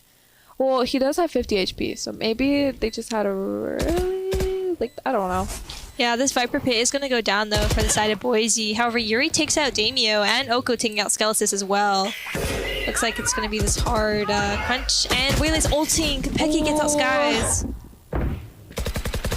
Oh, wow. This is going to be very hard for Koss to try to stay alive in his pit. Oh! Koss gets cleaned up, though. What? Wait, that is really huge turnaround. That is really good for Boise to keep that pit alive, and that starts with Koss getting 2 there and Master just cleaning it up. Definitely a huge cleanup from Koss. Koss just kind of proving to be like their cleanup player right now. For sure. In a retake or in a In a post plant like that, he always gets at least 1 or 2. That round was very important for Boise to try to win, so investing those ults was the smart play. If it was a force, it would have been even 10 times more important to win that. Yeah. In order for them to not go broke, especially with it being so close. Definitely. They did Skyflash for info, so Bangalore is calling that there is at least someone here on A. I do wonder if Jet has an op. I actually don't think so with the way that they're jiggling, but yeah, I think he might just be holding on. Oh. Main is smoked off. Thaney gets one through the smoke. The spray through the smoke. Skeleton does get picked off from Oko taking that space. Yeah. Very well this played. This is interesting. Oko. They know that somebody's flanking, so they kind of go back towards mid with the bomb. However, Kompeki does call that out and kill Sky on the vents. One enemy remaining. Ooh, Sky is not in a good spot. Yeah, no. They have one from each side coming towards them. They have one coming from mid, one coming from flank, one coming from A site. That is not good. Oh, what a flick from Oko. Not even expecting him to be there, but does adapt. Flawless round from San Jose. It's not looking good for Boise here. It's kind of difficult. It's going to be a very difficult round considering that Viper does have their ult. Probably to take that mid space. They have 2 on each side. So it looks like Boise's might be opting to save here. However, they do have some ults. Hopefully, maybe can do something with that. If not, it's looking like an 8-11. Fortunate. Oh, Becky is saying they are fast rushing me. Wow, that Molly kind of saved him there. Yeah, well played. Oko does take this B main space though, which makes it very hard for them as Boise to get anything in the mains. They're kind of looking for SGSU to walk up so they can try to get a pick and play off that, considering that they're saving. Yeah, Oko calls out Master though. And I think Oko's going for more. Oh, no, he's getting out. I think he recognizes that there's a little bit more than one person there. Yeah. Trying not to give them the guns. Whoa, Thane is in this very aggressive angle here. And Skyflash not able to get him. Yeah, not able to get him. I don't know if they're gonna be ready for this. Koss. Koss able to trade. However, 22 HP now. Could get a gun. Yeah, it looks like... Oh, yeah, there we go. Picking a bomb. Skelos just calls out Oko as well. It's not looking good. Oh, Yuri calls out Skelesis and Koss as well, just cleaning it up. Well played. And T from the side of Boise, they were able to get 2, which is not good bad. prediction. We kind of called that there's really no chance that with that Boise bye was gonna yeah. win that. This round is really important for sure for Boise to try to make some magic. Looks like they're opting to just go B with it, or no? They have a Viper lurk outside A. Guess they're trying to work mid again. I feel like the value of this Viper here is kind of lacking. They kind of just sit there and not even try to make space up A. I feel like they're a little bit scared to do anything further than just take this, general lobby area. Yeah. Looks like Oko's getting greedy again. Oh my gosh. Able to get one, regardless of the fact that there are 2 more people there. Unfortunate. And Skies, however, does trade it out. Because I think Oko got a bit greedy again. Or he might have just tried to hold the line. But yeah, same thing. This Viper is kind of just sitting out here. Yeah, you see what I mean? But he is getting dogged, so... maybe he goes after the dog? Oh, that looks like a fight is gonna be. I wish you could see that. Okay, there we go. Yeah, see, Kaz kind of just gives up that space. He knows that if he dies here, it would be detrimental for, looks like Boise's getting ready to pop outside of B. They're laying down smokes, and however, they are getting Omen blinded back. Skies is just going in anyways, though. Ooh, you're able to get the Sky halting. Ooh, it's traded out by Skelesis, though. Yeah, Skelos is opting to throw this kind of close smoke instead. Just because they're afraid of, Kompeki with one, though. Kompeki with 2. Wow. And they know Skelos is in the smoke. They have to know. Yep. Oh, unfortunate. Wow. Huge round from Konpeki there. Getting 2 there is just not optimal for Boise. No. I don't know. I think this Viper has to like take space somewhere. I feel like that's what worked so well for SJSU when they were on attack.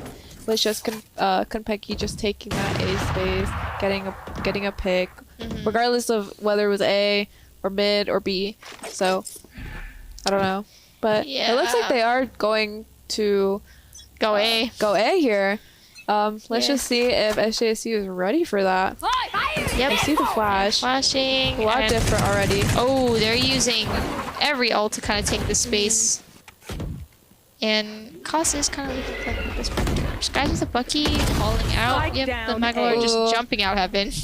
Konpeki did get one though. Scalus is with another on Konpeki as well. Viper's gonna look to kind of Yuri blinding keep that lobby space. Oh, yes, Scalus gets the one on Oko. Ooh, wow. Wait, well played side take from Boise Very here. well. They needed that round. For sure. You think they do that again?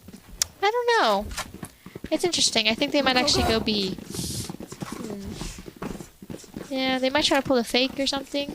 This is not an optimal round for Boise, I'm not gonna lie. They do have attack op. Okay. It might No, it might call out Yuri. So Maybe. let's see what Skies can do with this. It looks like he is kind of playing back though. Yeah. No Viper Pit mid from Konpeki yet, which is really interesting. He's just kind of a little scared that he's gonna get Bucky to death. Just a little. Oh, I don't know if Dog saw. I think they're playing Koss high over low there. here. Koss versus. He knows at least Sadie. one's there. He knows at least one there. Oh, it's just scary for Yuri over here. Just jiggling this angle. Looks like Skies is Ooh. respecting it though.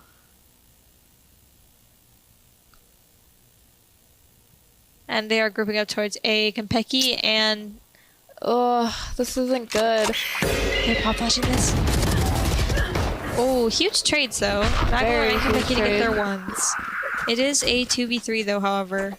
We have the TP on A. Are they gonna go back B? Yes, they're respecting it. They saw the TP go A, and now They they're just also going have the towards B. neon up Lurking with B an op. heaven. Lurking with an op. That's so scary, but honestly paid off very well. I think they'll get one here off that Omen rotate. Yeah, I'm not too sure if Skies called that there is a waylay on site. In order for them to win this, Oko's gonna have to get a few here. Oko's ulting. I don't know if he knows that Skies is behind him. Oh. And they're getting a free plant here. Planting safe though, just in case. Yuri did clutch a 3v1 before. Let's see if he can do it again. Or she. I don't know. This time the Sky is not gonna be low health. All three of them are gonna be a pretty good health. Definitely able to win this easily. Yeah, let's just hope As long as they don't give ones. ones. Yeah, don't give ones. Well There you played. go. Cost of Yuri is- 3. Yeah, Yuri is taken off guard. I don't know if I liked that push A main. I'm gonna be honest. With the op? Yeah, no, it was just Thaney just. Oh, with Thaney. Yeah, he just went there. Yeah. It was an attempt. Leaving it to be 10-12. Alright, let's see what... We're getting very close to OT, by the way. Yeah, Boise is bringing it back. I mean, they haven't given up yet. Konpeki's still not using the pit. I don't know when. Maybe we'll use it next game. Maybe maybe next game. Yeah, Koss is just being annoying, I guess, with the same main space. He was throwing wall. He hasn't really acted on it, though. Yeah. No. So I don't know if it is going to be annoying if they know he's never acting on it. I think that's why they're able to, like, stall the A push for so long. It's because he kind of gives up that space, like, behind the wall right there. Mm-hmm. Not really having the same kind of value that we saw Konpeki have on their attack. Yeah. Still not putting that Viper pit down. Master loves this angle, even though he was called out for it. 4 mid. Looks like Oko here is going to try to take some space B main. Just off of the presence shown. Koss is walking up a bit more. Seems like we're going to do an A hit. Regroup A hit here. Yeah, looks like they're kind of reading it though because Oko did clear B main, so they're 5 stacking A. Yeah. Kempeki is only worried about a little bit of a lurk mid, but I don't think this has worked once. I wonder if this is gonna work again. Let's see if this is the play. They do have Skyle and Viper. They do have one person on site though this time. Stopping that TP.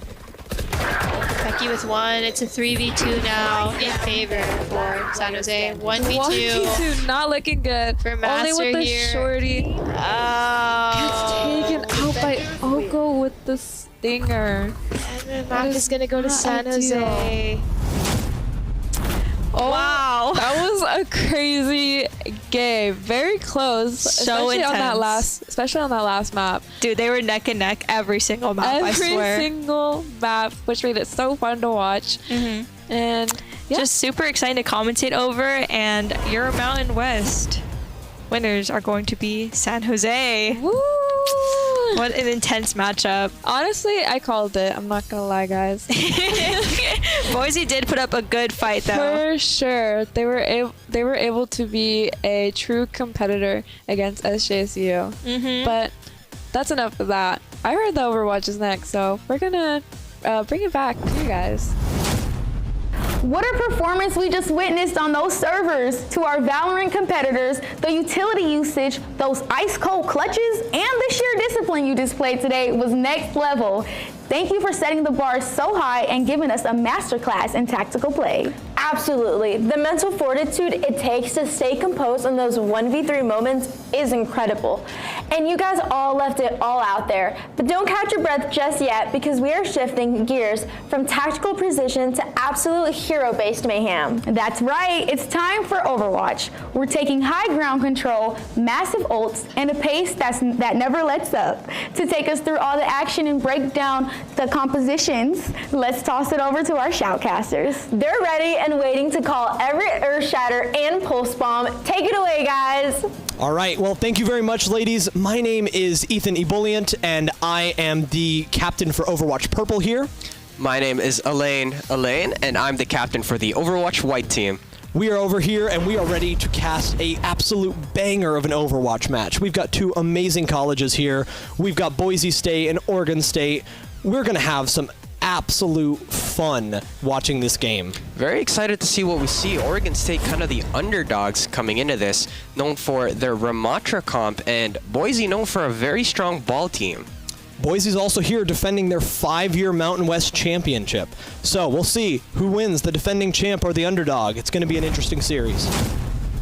All right, we are going to be getting started here in round 1 in just a second here. Coming up, we've got an absolute banger of a match here at the Mountain West Championships. We've got 2 absolutely incredible teams. We've got Boise State and Oregon State. Boise, they're coming back for round 6. They have 5 Mountain West Championships under their belt. Very strong, very dominating team. Yeah. I can't wait to see if this team will be able to defend their title and be able to hold on as the Iron Gauntlet of champions. And Oregon State, a little bit of an underdog here. Fun fact, GCU actually played Oregon State in another league, and we had a pretty good showing with them. So can't wait to see what happens here. Looks like we'll be going into Lijiang Tower. Yeah. It's going to be an absolute banger of a match to start. We're going to see a lot with Boise State. They love to run that ball comp, that fast pace, that disruption kind of stuff. And it'll be interesting to see them play into a team I know that loves Ramatra comp, which predominantly loves to go second, knowing that ball wants to go first. So kind of going into each other's strongest matchups, we'll see who's the stronger team. Well, we'll see what the picks are here in just a second as we open up the floor. And it is pretty much exactly as we assume. You know, they might still switch, but it is looking to be that ball comp for Boise and that Ramatra comp for Oregon. Yeah, very standard comp here from Oregon State. Very close to the meta, except their Ramatra. Curious to see what their sim's going to swap into for Boise. Playing on-run, possibly double flex, probably a tracer on-run here, which is not quite common anymore. But can definitely get a lot of disruption and a lot of pick value. Absolutely. We know Clear and Mascal are both amazing on those flex heroes, along with Strider being on his signature ball. All right, we're getting into the action here to start. An absolute lovely roll through and a boop onto Angelo to start off the game. Beautiful performance from Strider, showing off this amazing ball that we are all well known for. And that's just the first fight right there. So as we can see, the ball wants to go very quickly, very fast, and just disrupt the enemy team. And they can do that with slams, boops, making sure that their DPS gets to set up before the fight. But if they can get an environmental, it doesn't even matter. And as we're coming into the next fight here, Ball has such a firm power position that he's just going to be able to stop and deny any touch as Boise gets the first cap. You can see Oregon State rotating to the white room here, preferring to take a much safer angle to avoid getting booped possibly. But I'm afraid they're going to get choked down. Moscow's over here on the flank trying to duel with Famas, and conflict has broken out on the point as Oregon has gotten out. Strider's stuck rolling around, looking for a pick. And Angelo goes down again to start. Lyric with a nice kunai shot. And then it just seems to be doing so much for Boise here. Absolute cleanup on Boise's stage. Just stalling out with that ball and able to take that poke just very efficiently. Absolutely. So it looks like they're struggling a little bit to find their 3-2-1 engages. A little bit sloppy and all over the place, but it's just the first couple fights. We'll see an ultimate here shortly. And we're back into it with another boop. Angelo's in, and Clear is the first to go down this time, with overextending outside of the ball's range. And Hex also gets falls off the map. Gotta watch that one back. Strider gets a pick to even out the field though, and we have Minefield along with a few other alts coming up here to cinch out this fight. They should be able to stall out here for a while as their teammates are starting to come back. And Clear's down again. What a stall, and they still have not capped the point. Angelo is just absolutely running over Clear here. But with the res, he's back into the action, and he's in. It's a massive burn, but he just cannot find a pick here. But Clear and Hex are able to pick up a pick onto Squishy Squid, but it's just not enough. Angelo and Famas clean up the rest with a nice timed pulse bomb. We're seeing a lot of the 3-2-1 engages being a little miscommunicated there. We saw the on-run find a big pick there. But look at the stall, Elaine. They're already at 92%. This is an amazing thing for Boise. All they need is one more fight to cinch this out. Ult economy only being the supports. Simwall coming up. But that's only into their supports and maybe a Ramatra. So it's going to be looking good for them if they can get their ults out here early. This is true. And Strider's back into the action quickly on Shigatsu. Looking for another boop as the Simwall and the Rush come out here. Those are two ults out of the way. Nothing much happening. More rolling around and kind of waiting out these ults. Oh, and then Famas gets a beautiful pick onto Masco. The speed and just agility we're seeing from Famas here. Absolute beautiful tracking. Fight breaks out with another Rush coming out here along with the beats. Yep. And we're just not seeing any picks as the Ramatra ult comes. And Clear is down again. Very hectic fights here. I see everyone shooting almost everyone and not a lot of target focus, but that's kind of the name of the game on that comp. All right, and with that one, Oregon will take another lead. We'll take that fight to the point. But as we're coming into the next one, it's an early stick on the Strider, but will they be able to finish off the pick? Not quite. No, kind of a wasted pulse bomb a little bit there. But as they regroup, we're starting to come into last fight territory. We're not there just yet, but we're getting close. And a massive ult from Clear, able to pick off Squishy Squid as they're able to go into hopefully cleanup phase for them. But Hex is off the map again. What is going on with Hex? That's both supports from Boise gone, but they still have the point cap.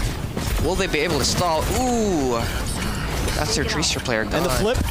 They're able to get a touch, but the final fight's coming out. These last couple picks, and it is just down to 2. It's just down to NATO. Will he be able to clutch this out? No, and the first map goes to Boise. Wow, what an absolute banger. What a good stall from the first couple fights there from Boise.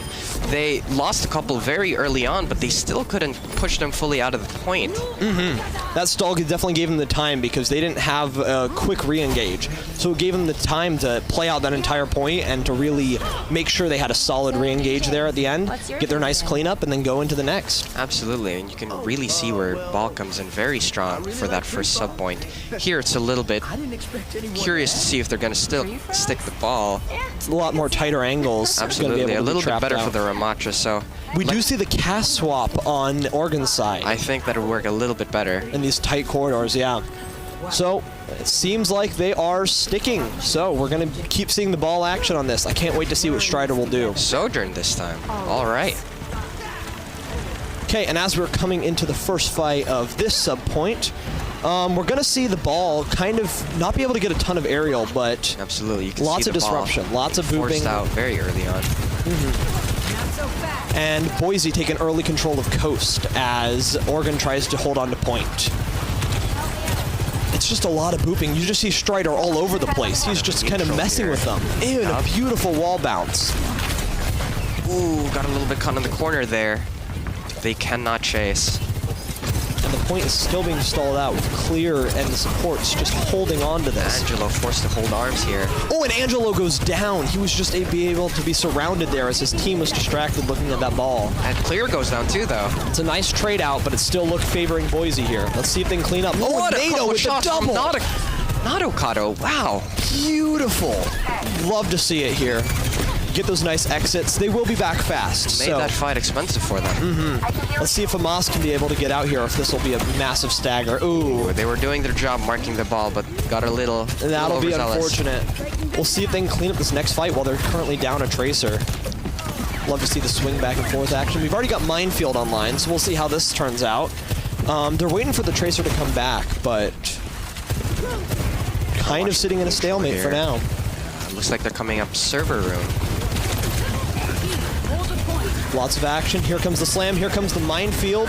And Angelo is forced to hold arms as the team collapses and surrounds around him.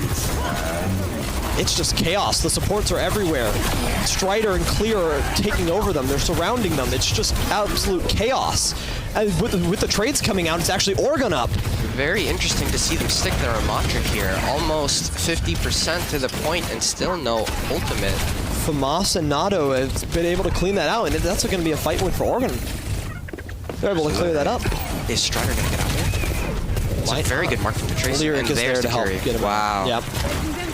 Looking good. All right, we have a lot of powerful ults coming up here.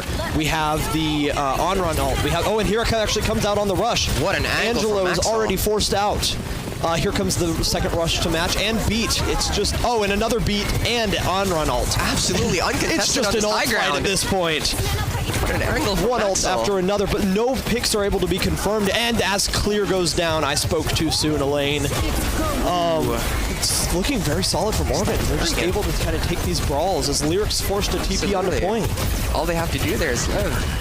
But Strider and Moscow get the trade out. Still up for Oregon.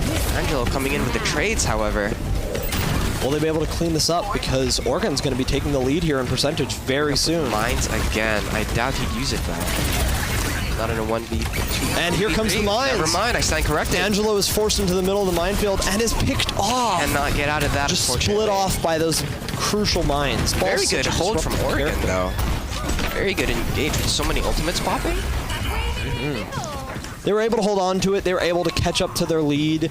And as though they did get traded over, they are coming in with a 56. That's not bad at all. That's easily recoverable here. But by the time they get on point, this is going to be starting looking to last fight for Boise.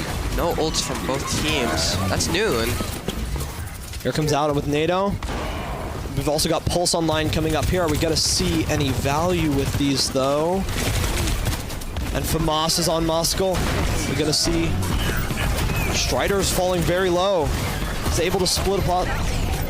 Catch the Mega last second and is out into their spawn. Looks like Boise's down one. But Moscow is down, but the trade onto Squishy Squid. Wow. Great boot by Hex. Making up for falling off the map. Gets the Pulse, though, and now the Oregon is up. We'll have to see if Clear and Strider. Oh, no, this Clear falls down to a beautiful headshot by NATO. And that's it, back to Oregon. There you go. Ult economy here looking just to be the support. Way ahead of Boise. Looking very good for Oregon, actually. Be able to hopefully clutch out this point for them. Take us to a third map. Strider's behind, trying to force the point. He has these mines, which can be extremely annoying. Does he flip? And he flips! Wow! That is incredible. That is really bad for Oregon.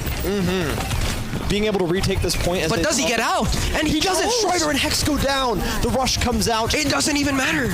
And it's cleanup. Will they be able to touch? We have 3%. 2 clears their only hope, and Clear gets on the board. But will they have more? Clear gets a nice pick on the Famas, but they can't touch without their ball. Wow. Wow, what a play by Oregon. Such a close series. Very good comeback.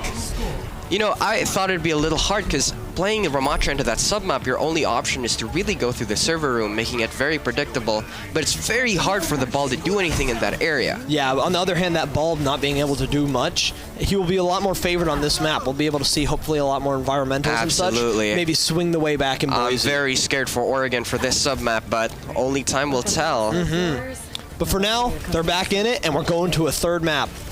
This will be absolutely beautiful. We're sticking the cast, though. I did like that a lot. It was a lot of disruption on the Strider. Juno Lucia from Boise. Probably just a speed ring out of spawn here, but we might see the Juno stick. Speed ring and SimTP? It's the swap. All right. All right, and we're coming back out here. Same comps. Looking to see, and Strider's already back in it. You can see the environmental we were talking about. Getting his disruption. He's coming in for another one here. Let's see. Wait for his team, though. For backup, does Angelo get booped? Oh. No, luckily. Strider almost gets booped off by a nice disruption. But very good attempt. But from Moscow's down to Moscow's rail. Absolute beautiful shot. Oh, trades all around. Clear gets stunned off the map. 3v3, however. Good trades from Angelo. Strider gets another environmental. It's just environmental after another environmental. And it looks like it's going to be a cleanup from Boise here. The ball just gets to live so much, and it's so hard to deal with without angles. And with these boops coming out from Hex and Strider, it's just non-stop. Interesting swap to Onron. Oh, okay. We do have the Onron swap coming out here. Which we did see this in the first 2 maps, and I believe it was working really well. True. A lot of burn here, a lot of bleed. Yeah, absolutely. Not as much pressure and markability as the Tracer, but they're still able to go in so early as Clear's able to They just can't rotate fast enough. The burst and the slam just come on out, and there's nothing you can do. A very unforgiving chokehold. I do believe Onron E and Ball Slam is an amazing combo, Elaine, and as we see this initiated here, we could see some really fast teamwork. And we might just see it right now. Ooh, as a minefield is looking to come out here early. Big slam by Strider. Disrupts, forces out the Suzu here as Boise starts to make their way onto point. Out comes the minefield to back them off, but I don't really see that doing much unless he gets a beautiful boop here. That's a very easy kite from nothing, them. But they have to back out, and Famas gets a pick on Moskal. This will be a really interesting way. Will they be able to stall out by the time he gets back, or is Oregon going to be able to clean up? Clear seems to be backing out as the rush comes out here, as Oregon storms to the point. And as Famas gets another pick, Famas has just been going off on this one, picking off support after DPS, just clearing out these fights, getting these advantages. It must be so helpful to have such a good Tracer to help Mark. Maxo got his work cut out for him. Oh, and now he's being marked by the ball. How the tables have turned. Is that a boop off the map? Nope, and the recall. That's recall gone. But Clear gets forced out. The Ramatras just has so much pressure, he's just able to walk them down and just absolutely annihilate somebody who isn't taking care. If Oregon can just bunker in the point, it'll be really hard for Boise. I don't know, we have 4 but beautiful it looks like they're initiating here. Here comes the rush, and here comes the rush on the pulse. Strider gets a nice pick on a NATO, and the on-run ult comes out. It's a beautiful cleanup. Ooh, great fight for Boise. We can kind of see what I was talking about. I don't think they should have used their ultimates to come out. I think they should have wanted them to come closer to them, because they're going to such a mobile comp. They don't really want to chase someone that's faster than you when they can let them come into you. But coming into this last fight here, Boise really has the advantage. They have lots of ults to make do with, and they're able to hold on, getting big slams and ease. It'll be very interesting. And as Cleanse comes out, it's a beat in with the OC, and Hex gets a pick on a Squishy Squid. Here comes out the Annihilation. Strider's low, he has to back off. It's their stall as they're able to get a flip. This is really good for Boise. This is like their one hope. Trade 5v4. But Famas goes down to Lyric, and as Angelo is holding block and Minefield comes out, here comes Beat, but it's just a stall game for Boise. Yeah. Not Okada though, making it even. If he can stay alive, he might just find another one. But the clear is coming through and absolutely fanning them all down. As Lyric gets another kill, Famas is back with a pick onto Lyric. This is very easily winnable. They have the rush come out. They're and 1 Angelo HP, gets there it is. Wow. Beautiful hold. They still come out on top after all of that. Beautiful hold from Oregon. Like, they were able to get the really early flip, and now it's in last fight territory for all of them. Strider's still engaging, trying to find this value. It's so hard for Boise to finish them off when they have all that time to We have no ults bunker. except for Mine, Onron, and Noon coming up here, so this will be a very interesting final fight. Okay, here we go. They're bunkering in point. This is what we want to see. This is their win condition. Can they stick to it? That's Suzu gone. There's Noon. But no pick is found on. Wow! The flash. But the revive is coming back out. We're back into a 5v5 as the Minefield comes down. Angelo picks up Hex. Both Lucios are down. Famas is able to get a beautiful pick onto Moskal, and it's just looking like cleanup. It's such a messy fight. Trades on both sides, but NATO gets the pick. It's so hard to touch the point. I believe it's a 2-on-1. It's just Strider, but he has 19 HP. Will he be able to do this as Strider goes down? And Oregon comes out. It's just Hex. Does he touch? No! He doesn't touch. Wow. And a beautiful win from Oregon there. Really taking their first step and trying to establish themselves as those underdogs coming for the title. Game. It's interesting to talk about. The one fight that kind of hurt them a bit is the one where they made the mistake. In terms of Boise, they're such strong individual players, but I don't think they can really do too much against the Ramatra comp when they play well. And we saw just that. When they're just able to bunker down on that point and not leave. Absolutely. I will say it was a bit of a fumble to be able to give up that point so early, but they were able to come back. Yeah. The hardest part of that map is rotating to the point, but as soon as you're there, all you gotta do is live. And they did just that. They did a beautiful job of that. Doing so much. They came back so quickly too. My goodness, Elaine, that was an absolute banger of a match. Big upset by Oregon there. Very crazy to see that Ramatra worked into the night market way better than the ball did, and nobody could have expected that. The stall there and not being able to flip, it really helped them out. Absolutely, the picks from Nato Kato too. Very strong team. It'll be interesting to see what Boise wants to do as they pick this next map as we go into round 2. All right, we are back with round 2 coming up here. Boise State picked out the wonderful map of Numbani, and we are going in here to round 2. It's going to be an awesome game. Numbani is very prevalent for ball players, so I can imagine they're trying to force a much more favorable comp than the tight corridors of Lijiang. Absolutely. Very good showing from Oregon State from the first map. Excited to see what they'll give us in the second. Curious to see if they're still going to run the Ramatra comp, which would look a little different for a map like this. Not so cut out and clear, where rotating is a little hard depending which route you take. Yeah. With their attacking here first, they're definitely going to have to be very careful on their laning, because they're not going to be able to do the same thing where they just kind of bunker on point and hide, because there's no walls to keep them safe. It's all high ground, so they're just going to get looks like they're going to play Hazard. Wow. We don't get to see a lot of Hazard teams, do we? We haven't seen a lot of Hazard teams. Yeah, very excited. Hazard, in theory, would be a very good hero mobility-wise and brawl-wise. Are we seeing the sim on defense? Interesting.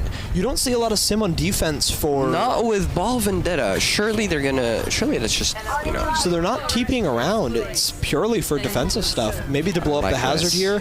And then we're running the cast. Yeah, the cast is pretty stable, shutting down this ball as they're taking their wraps.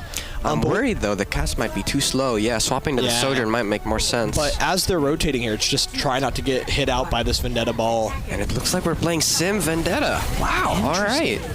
Let's see how this goes. We'll have to see how they play this, yeah. So they know what comp they're on from the good scouting of Strider. Yep, playing Coast, very smart. I didn't want them to take the room.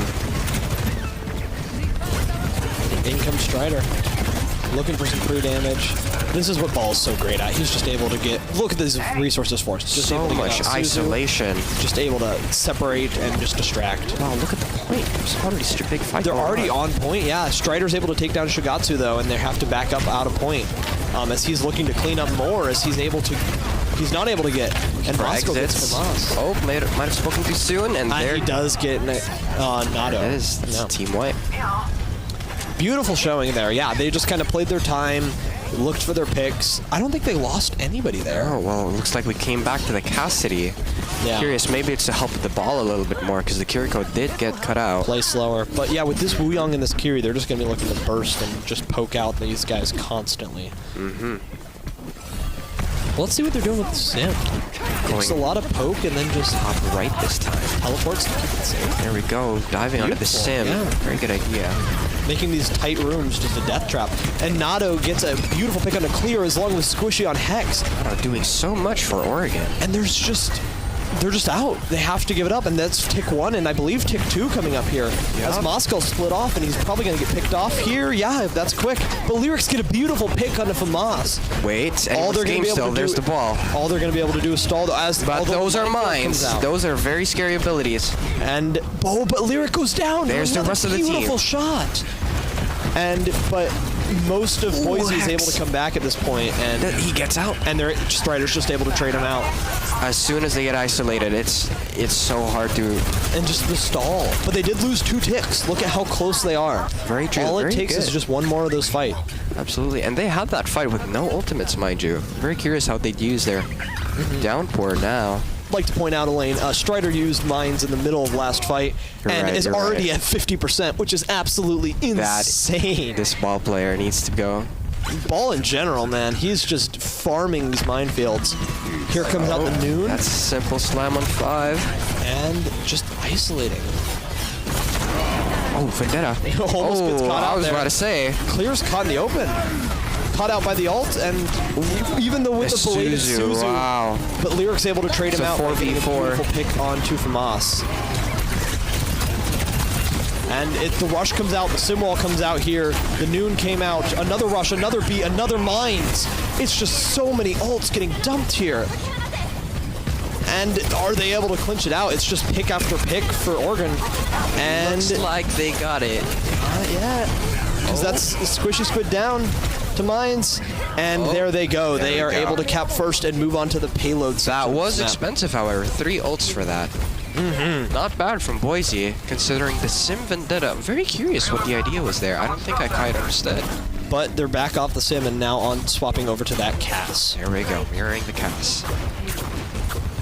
Which will definitely give them a lot of brawl potential, but can definitely get run down by this Hazard. Because he just doesn't have the speed to do this on his own. They also moved over to the Lucio, though, so that can help out the Cass. And the Vendetta ult comes out here to find nobody. That's really unfortunate. Almost and the almost double boop. And the boop off with the Noon Jacks. Wow. Beautiful boop from Strider. He built that Noon quick. His movement is going off. But FAMAS is able to trade him out. And I think that'll allow Boise to get some, not Boise, Oregon to get some amazing push here. Absolutely. Just because they're able to isolate out that ball.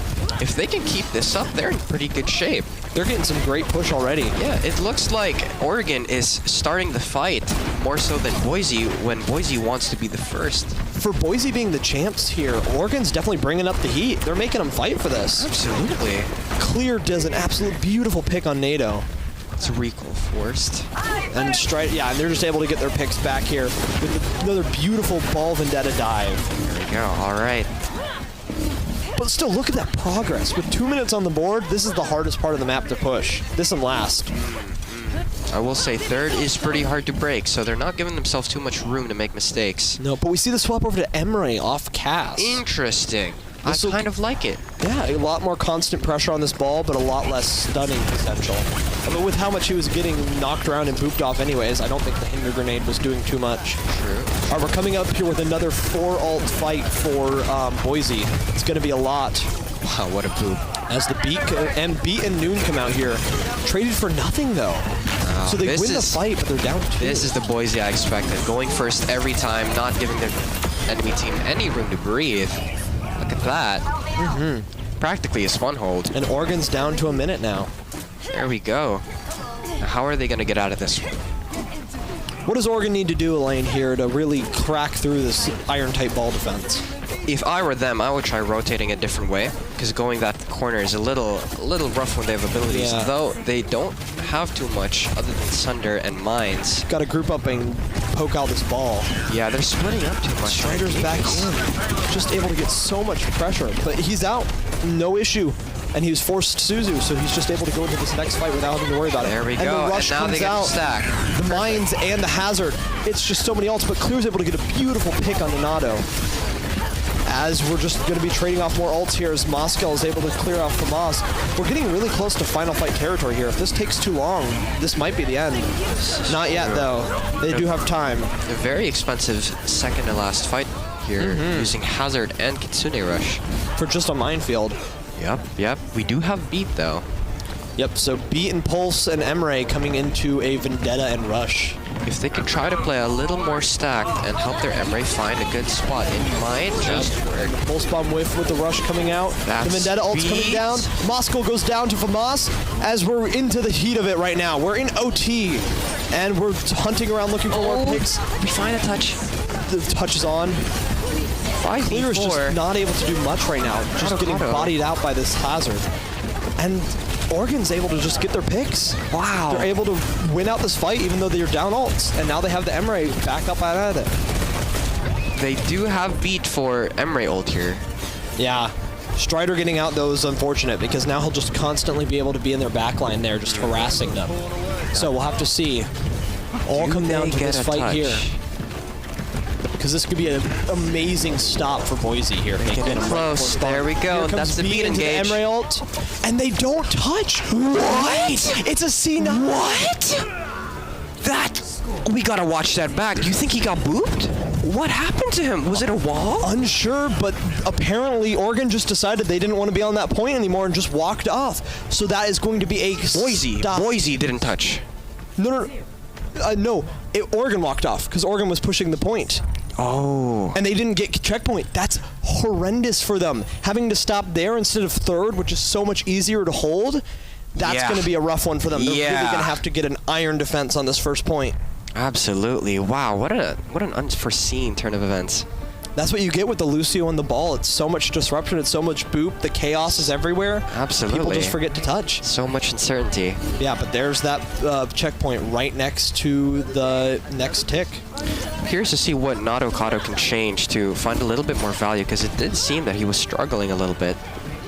Especially compared to last map where he was just able to get taxied around. This is a very hard map for the Hitscan player, especially into a ball. This map very favors tanks and flex DPS.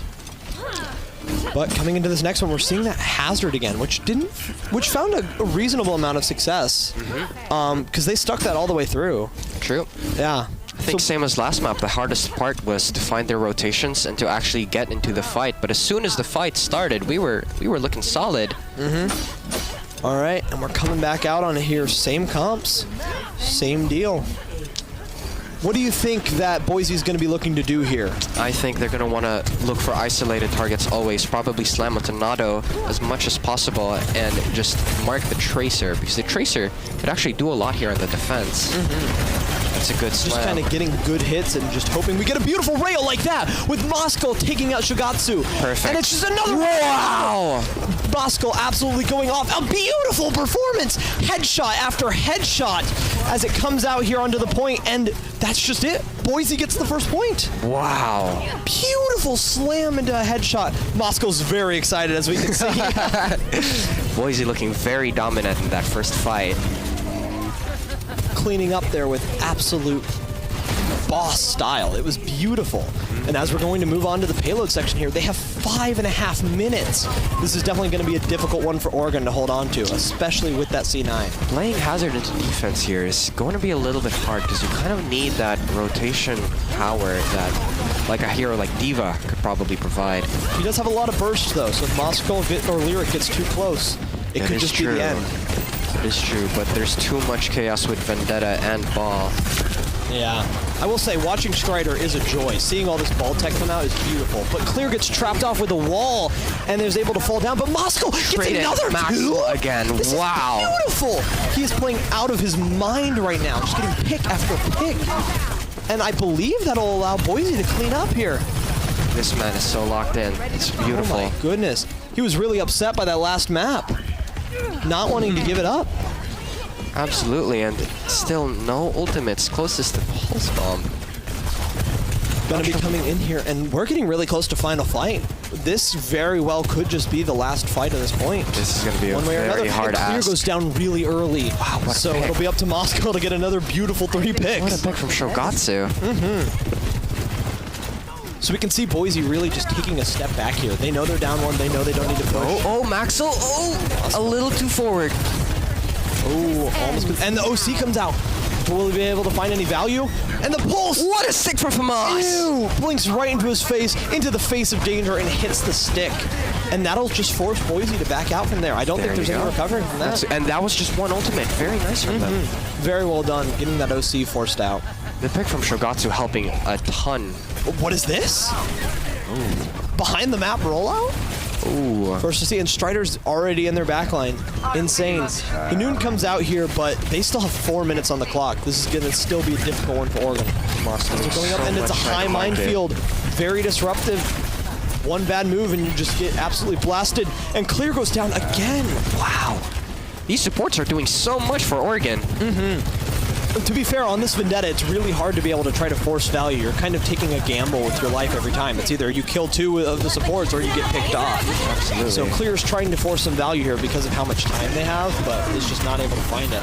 As both Rush comes out, Strider's going to be flying around. Moscow gets a beautiful pick on it from Moss, and Nato trades it out with Hex.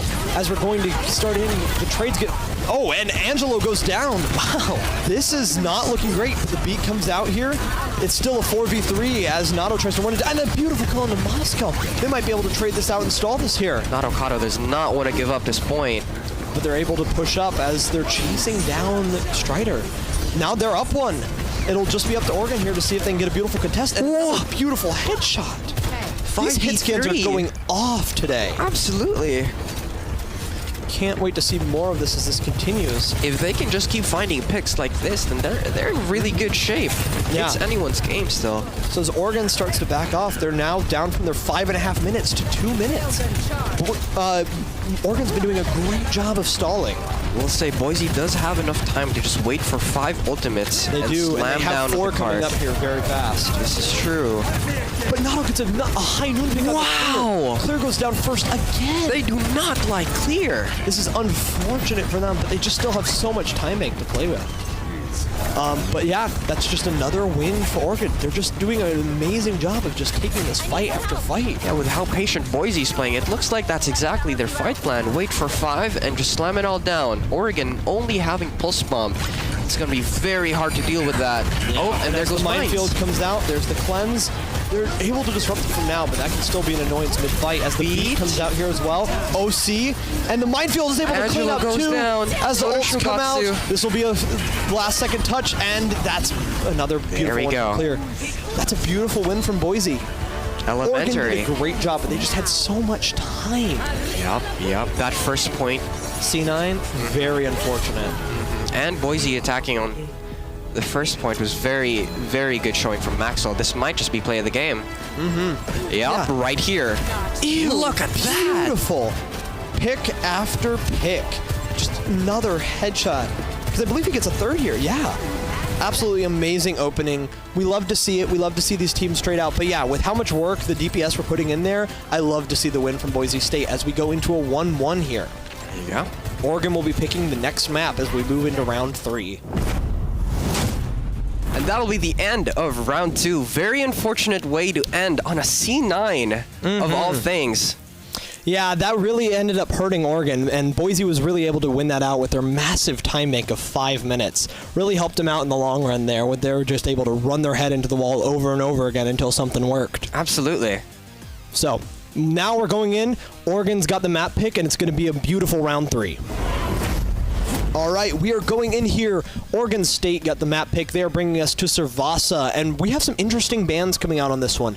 We're seeing the ball ban, and we're seeing the tracer ban, which will definitely force Boise into a comp that they're not really as familiar with that ball comp being their primary goal. Absolutely. So I'm interested to see what's coming out here. We haven't seen much else from Boise, literally just playing the ball. Yeah, I think it's a very well-placed ban. Ball can be very oppressive in such flat terrain, such as Cervasa. And I'm curious to see what FAMAS is going to show us when Tracer is banned. I believe, though, for Oregon, we're going to see a very similar Ram comp. They're going to try to use that bunker strat again.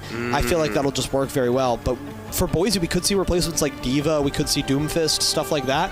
Very true. And it's the Zarya Vendetta comp coming out here. A classic. We've been seeing this a lot over the last couple days in OWCS and such. It's been played for a while. It's a staple. So I want to see how they do with it. Look at Oregon, though. Lucio Cat, surely not the final backline. But if so, this would be a crazy match. Lucio Cat. Well, we'll see if they run out on this, but that is that brawl comp we were expecting, where they just bunker down. And there's the switch over to Kiri, like we were expecting. All right. We need a more Cat gameplay. if we saw that, that would have been cinema. Oh, yeah. All right, let's see the Strider Zarya here. Very different from the ball, but he's a talented player. Similar strategy for Boise and Oregon, though. Boise wanting to go first with their Vendetta bubbles, and Oregon wanting to go second with Ramatra form. So kind of the same thing as Lijiang wanting to play into their strengths, but who is just the stronger team? Look at this bubble management from Strider. Doing an amazing job of not throwing it out early and just getting the maximum amount of value with it. Very nice. Forcing out Osu very early. Yeah, Oregon has to back out completely, so even though no kills were obtained, there was just so much pressure. Form was forced out, and they're just not able to do much. Oh, and Famas goes down on the Echo. The rail into the double swing just takes him down with clear. And so now it should just be cleanup central for here. Yep. Let's see what they're able to run down. Here we see the power of the bubble Vendetta.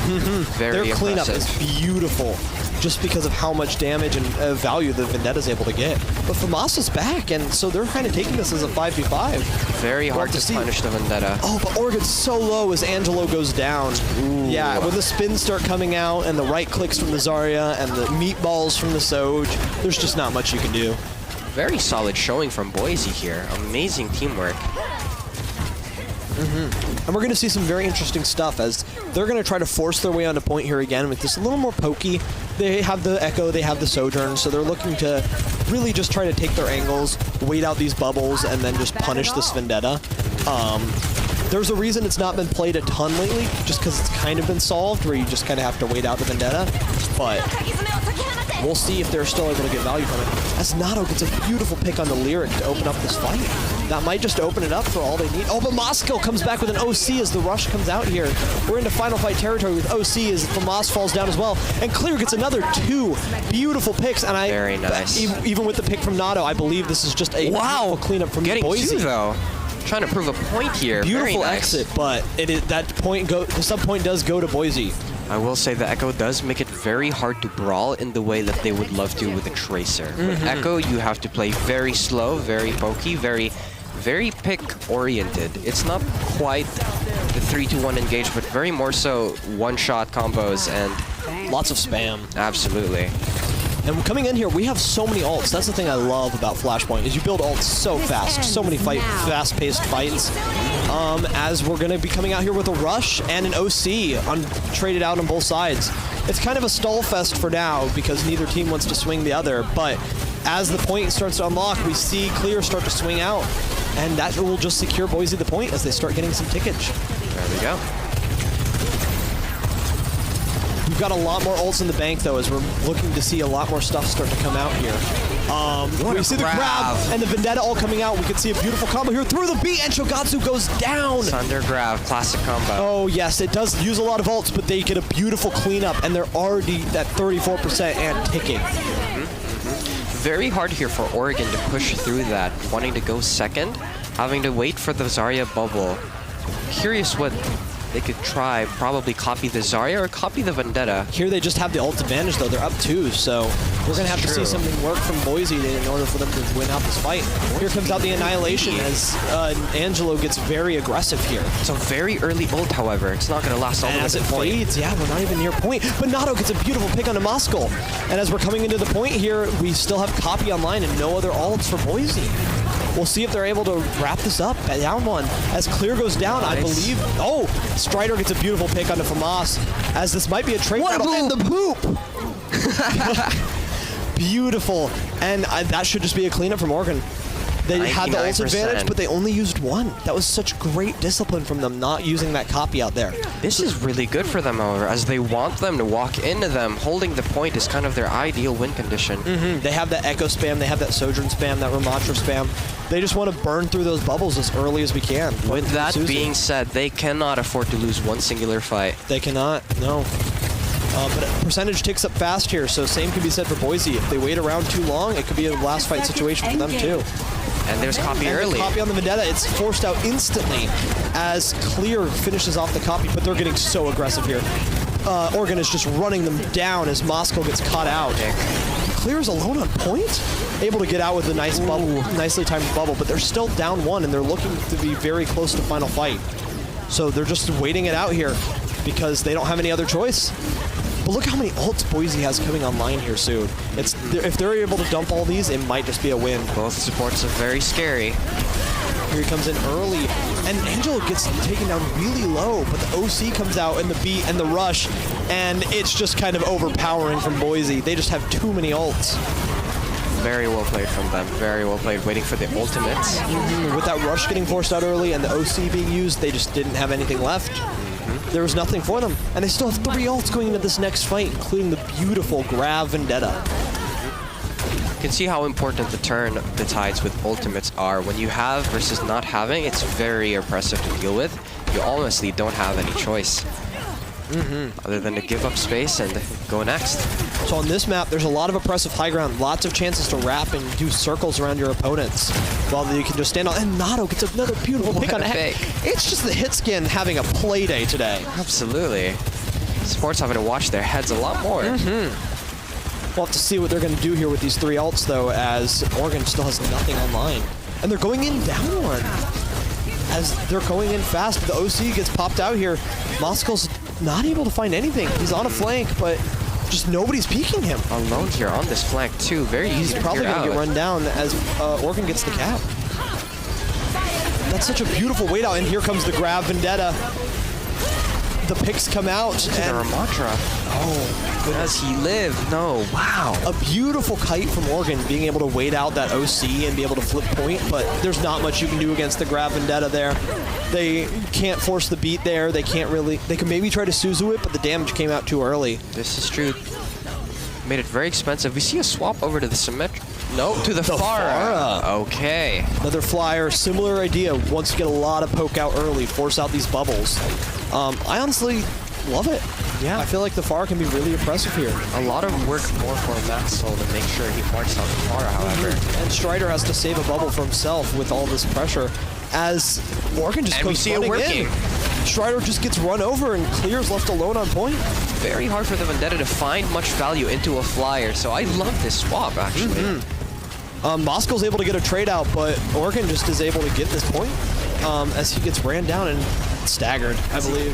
Yes. Yeah. Wow. That's an unfortunate, because that's going to be an extra couple, like 10% on the clock. We do see the same pattern, though. Both supports coming online again for Boise. And with the OC coming up here fast, it's going to be interesting because we're looking 3 ults into 3 ults here soon. If Oregon can find very effective value on their Ramatra ult, it could be a very close fight. I think they can cap this point. Here comes the run-up, but the Pharah poke is just so much. Clear's already having to back out. And with the rush... What?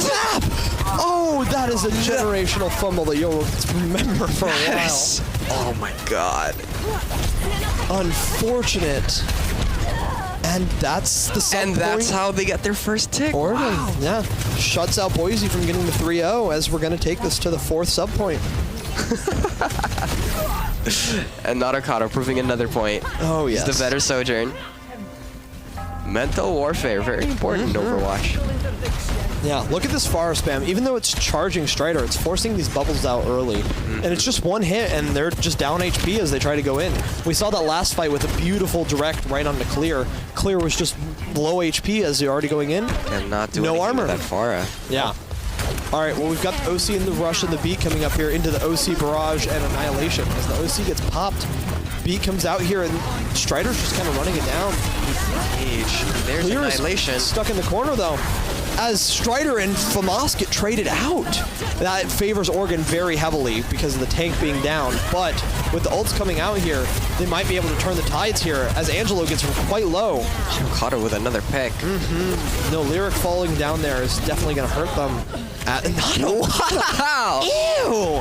We might just see a reverse sweep. We're seeing such amazing things from these guys. I think the Pharah swap was what they needed. That was the secret sauce. It's giving them this tide, this poke that they're just needing.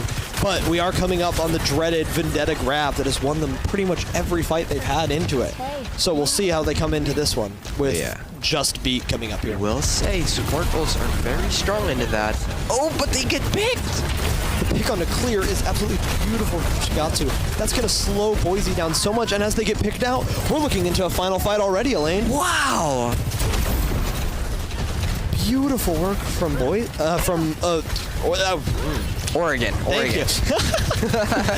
Yeah, no, they're just doing a great job of poking out and being able to hold this point. This is the weakness of the Vendetta comp. Playing to their strengths. Yeah, once this bubbles go down, there's just not much else they can do. You can see they're just not as comfortable on this comp as they are with the ball. So this is definitely going to favor Oregon, so we hope they win this with the ball. We see the grab only getting one, however, while the rest of his team dies. 3 down, that's 4, and there we go. Wow. It's 2-2 going on to the 5th sub point. We might just see a reverse sweep if Boise doesn't change anything up. I mean, I hope for Boise's sake that's true because Boise wasted their ball ban here. Well, not wasted, but they used their ball ban here, so not seeing a win here would be very unfortunate. This is true. Very close series. But as we're coming into Marketplace, we want to see just what they're pulling off here.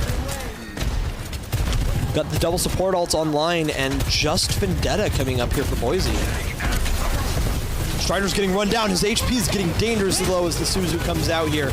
They're able to leave, but the Vendetta and the Rush come out here. As, Boise is just able to get some beautiful picks even with the Rush. Ooh, and very the cleanup nice. is swift.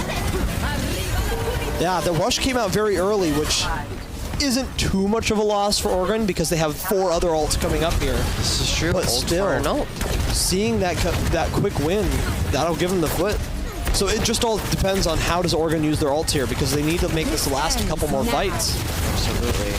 Unless they can do their fight with one ult. stall. That's overclock. Clears 1 HP. Falling down is Lyric. Not Okado. The beat's just a little late out here. Doing so much for Oregon here. And as the ults come out, there's just down Akiri. The sustain is just going to be hard as Strider and Clear fall down.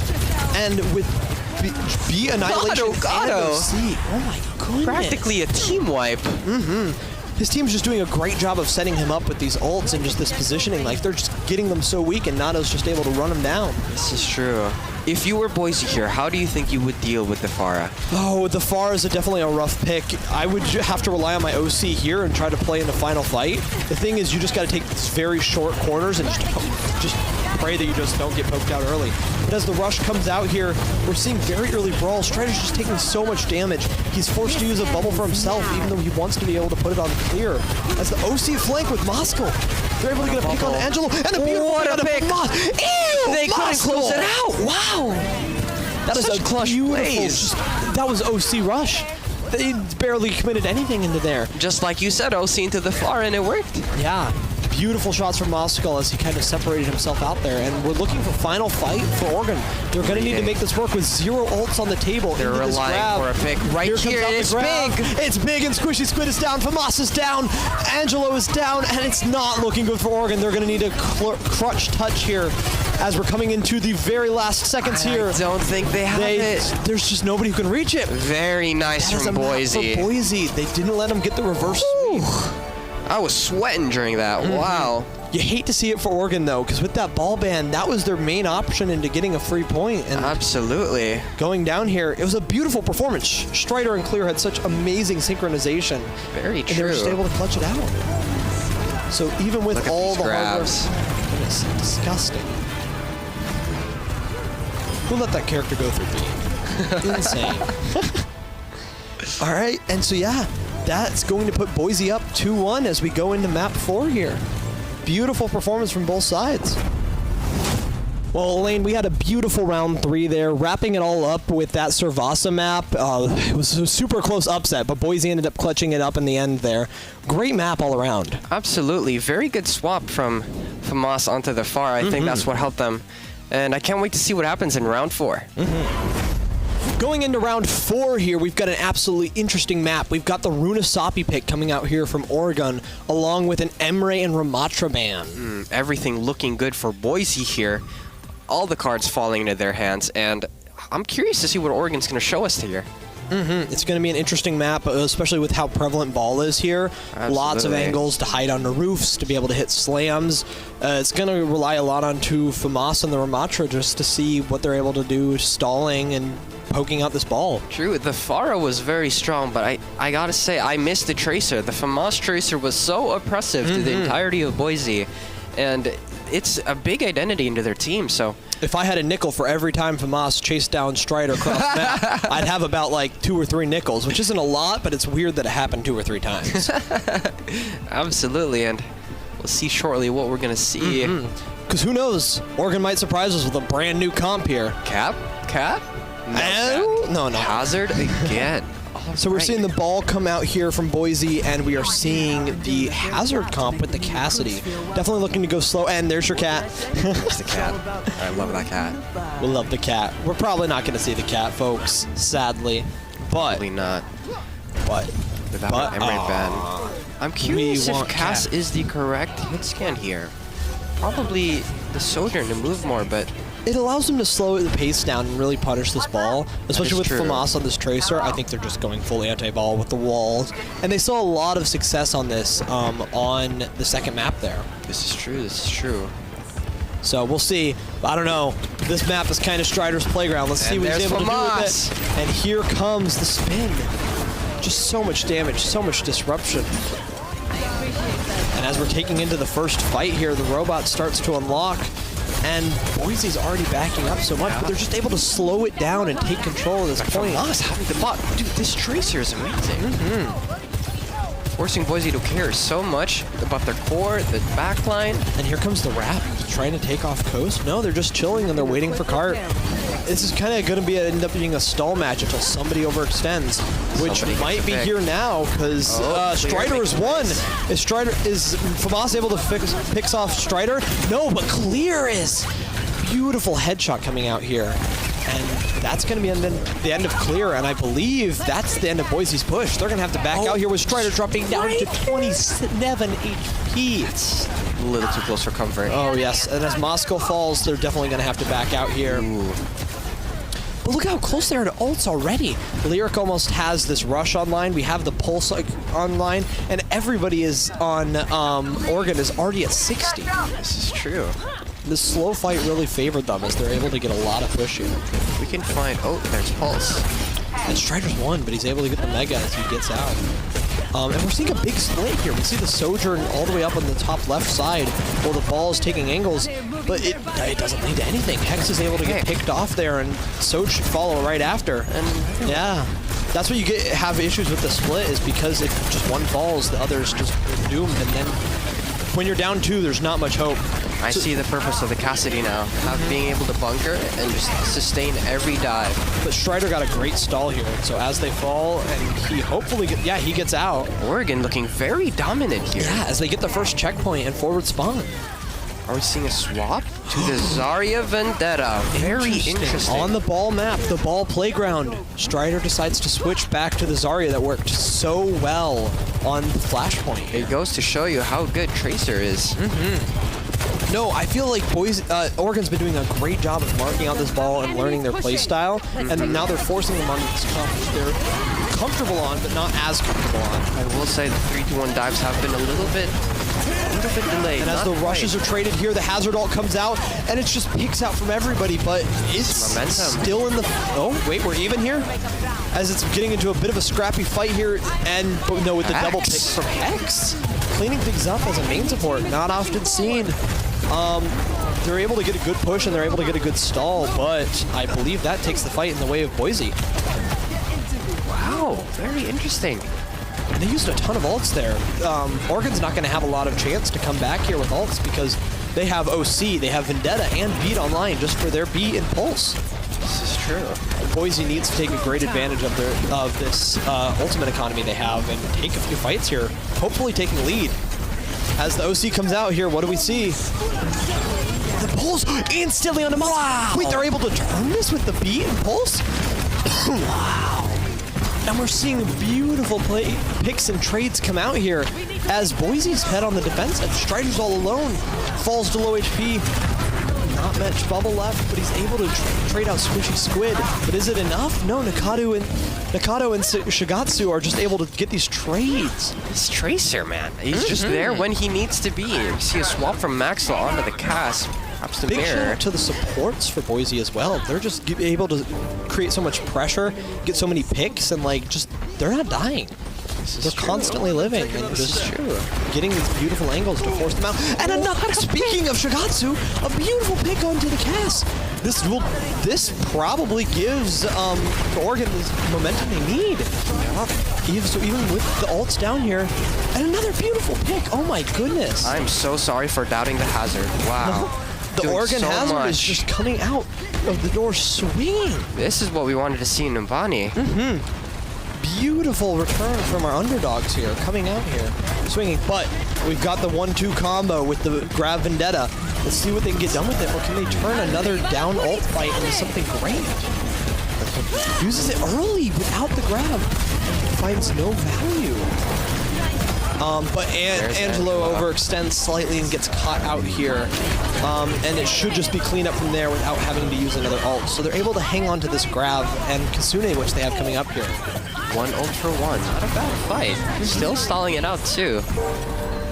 And so coming into this next fight, we have the Hazard ult here. We have the Rush and the Pulse. With the Pulses FAMAS has been hitting, this shouldn't be hard for them to win, to just grab Rush. Sure, those are on paper the stronger ults, but still, they've been finding great value out of quote-unquote weaker ults.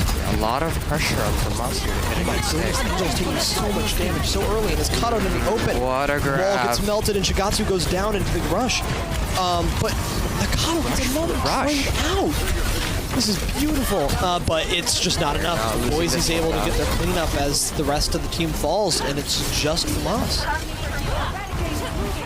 And as he gets out into the backline, we're just able to keep pushing forward. Curious to see the next fight with just Downpour Noon. Both Noons, actually. Yeah, no, it's going to be a definitely interesting fight. This Downpour is going to cause a lot of issues. Well, a little early. But it gives them the space. Look, they're able to get checkpoint pretty much for free with this Noon. And as they speed up, they get the Hazard already half. Angelo's going to have a hard time getting that armor back as he's forced to stall into the point. And with no other ults coming out, here comes the Downpour and here comes the Noon, and Clear is stuck out in the open. But is able to be saved by a bubble in the bot. And as Clear goes in, is able to get caught out. We're just seeing trades and cooldowns, but no kills coming out here just yet. Angelo falls quite low though, and Moscow goes down to Nakado. This is beautiful. It's gonna duel of the century here. Oregon's just able to get so much value from playing this slow play style, waiting out these bubbles. And Angelo's just not dying. I might have spoken too soon though. Yep. My apologies, Angelo. But as we're cleaning up this fight here, the bot got away from them. FAMAS got a great runaway, and so they're just not able to get as much push as they would have liked. Couldn't stagger the one person. And so with this amazing lead that Oregon has, it's not going to be great. Sure, they get a stagger, but they're so far behind on bot. And with only 2 minutes left, this is going to be an interesting fight coming in here. Very good from FAMAS to push the bot back during all of that, despite a fight lost. Still saving as much time, finding all that value when he can. It saved them a solid amount of meters going into this. And as the ults come out here, that's Beat and Vendetta ult, but Strider's just able to get run down by this fast-paced comp. They can explode when they need to, but Moscow and Hex are able to get the trades needed, and Clear comes out with a pick on Shigatsu. It's just mayhem now as Boise's able to turn it back in their favor. Spin to win. So even with this early tank pick, they're still able to clutch the win. This might give them the last couple meters they need to clutch this championship. It's anyone's game. Yeah, it really is. But as we're coming into this final fight, it's Rush Noon into Rush Noon grab beat. I don't really see a lot of options for Oregon here. They're going to need to really hit an amazing shot to be able to clutch this up. It's going to be early. Yeah. Out it comes. Here comes the Noon. Here comes the Rush. And the beautiful pick on a Hex. Can't beat now. But Bosco trades it back on Nakado and gets 2. But the trades are coming out here, so we'll need to see a big grab here if they want to try to take the lead. If not, Angelo, what a Suzu. Angelo gets such a beautiful cleanup. And they're just not able to finish anything out. What a Suzu. Shout out to Shogatsu right there. With being so far down, Oregon was able to hold on. This is beautiful for them. 1 Keeping that lead minute remaining. Amazing. Sure, they have grab and they have beat into nothing, but look at how far away that bot's getting. They're buying themselves so many more fights. What a nail biter of a series here. We'll see if they let them get forward spawn, though. Unlikely, as they're coming in here aggressive with this grab. Ooh, scared for Oregon. Oh, they're just going all in. Keeping straight in as the Kiri. Looks like, yeah, Shogatsu gets caught out there. That was a bold play, but it just didn't pay off. Winning a fight but the trades are coming out with Squishy and Nakado? Making it expensive for sure. Not letting them go down easy. Oh my goodness, but the Boise's still able to get the more favorable trades in this, and they're able to get the push back. Out. And we're still coming up to a final fight, but it's 3 ults into none. This is not looking good for Oregon at all. Losing a fight without getting an ult out is rough. But they're backing out. Boise's playing their time. They're waiting for their 2 to come back. Spawn. So that might have just given Oregon their last leg to take a second fight here. Final fight territory, however. So many ults versus so little. So for Oregon, their best bet here is to try to force out as many ults as they can and force a second fight, because they can probably get back in time if they die here. And out it comes. Oh, there it is. That's a grab. Early grab with the Vendetta ult. But Nakado just is able to get an early pick on clear. Wow. Trade off onto Squishy. And we're in a stalemate here as the pulse comes out. The last couple ults are out, but Boise needs to get some crucial picks here as Moscow's able to trade out from us. We're getting into last fight territory here as it's such a close one. Big nail biter. Still very possible for Oregon to come back now that they have ults online. Beat. They have the ult advantage here, and they just need to win one fight. They forced out so many. This is the last of their ults coming out here with the Noon.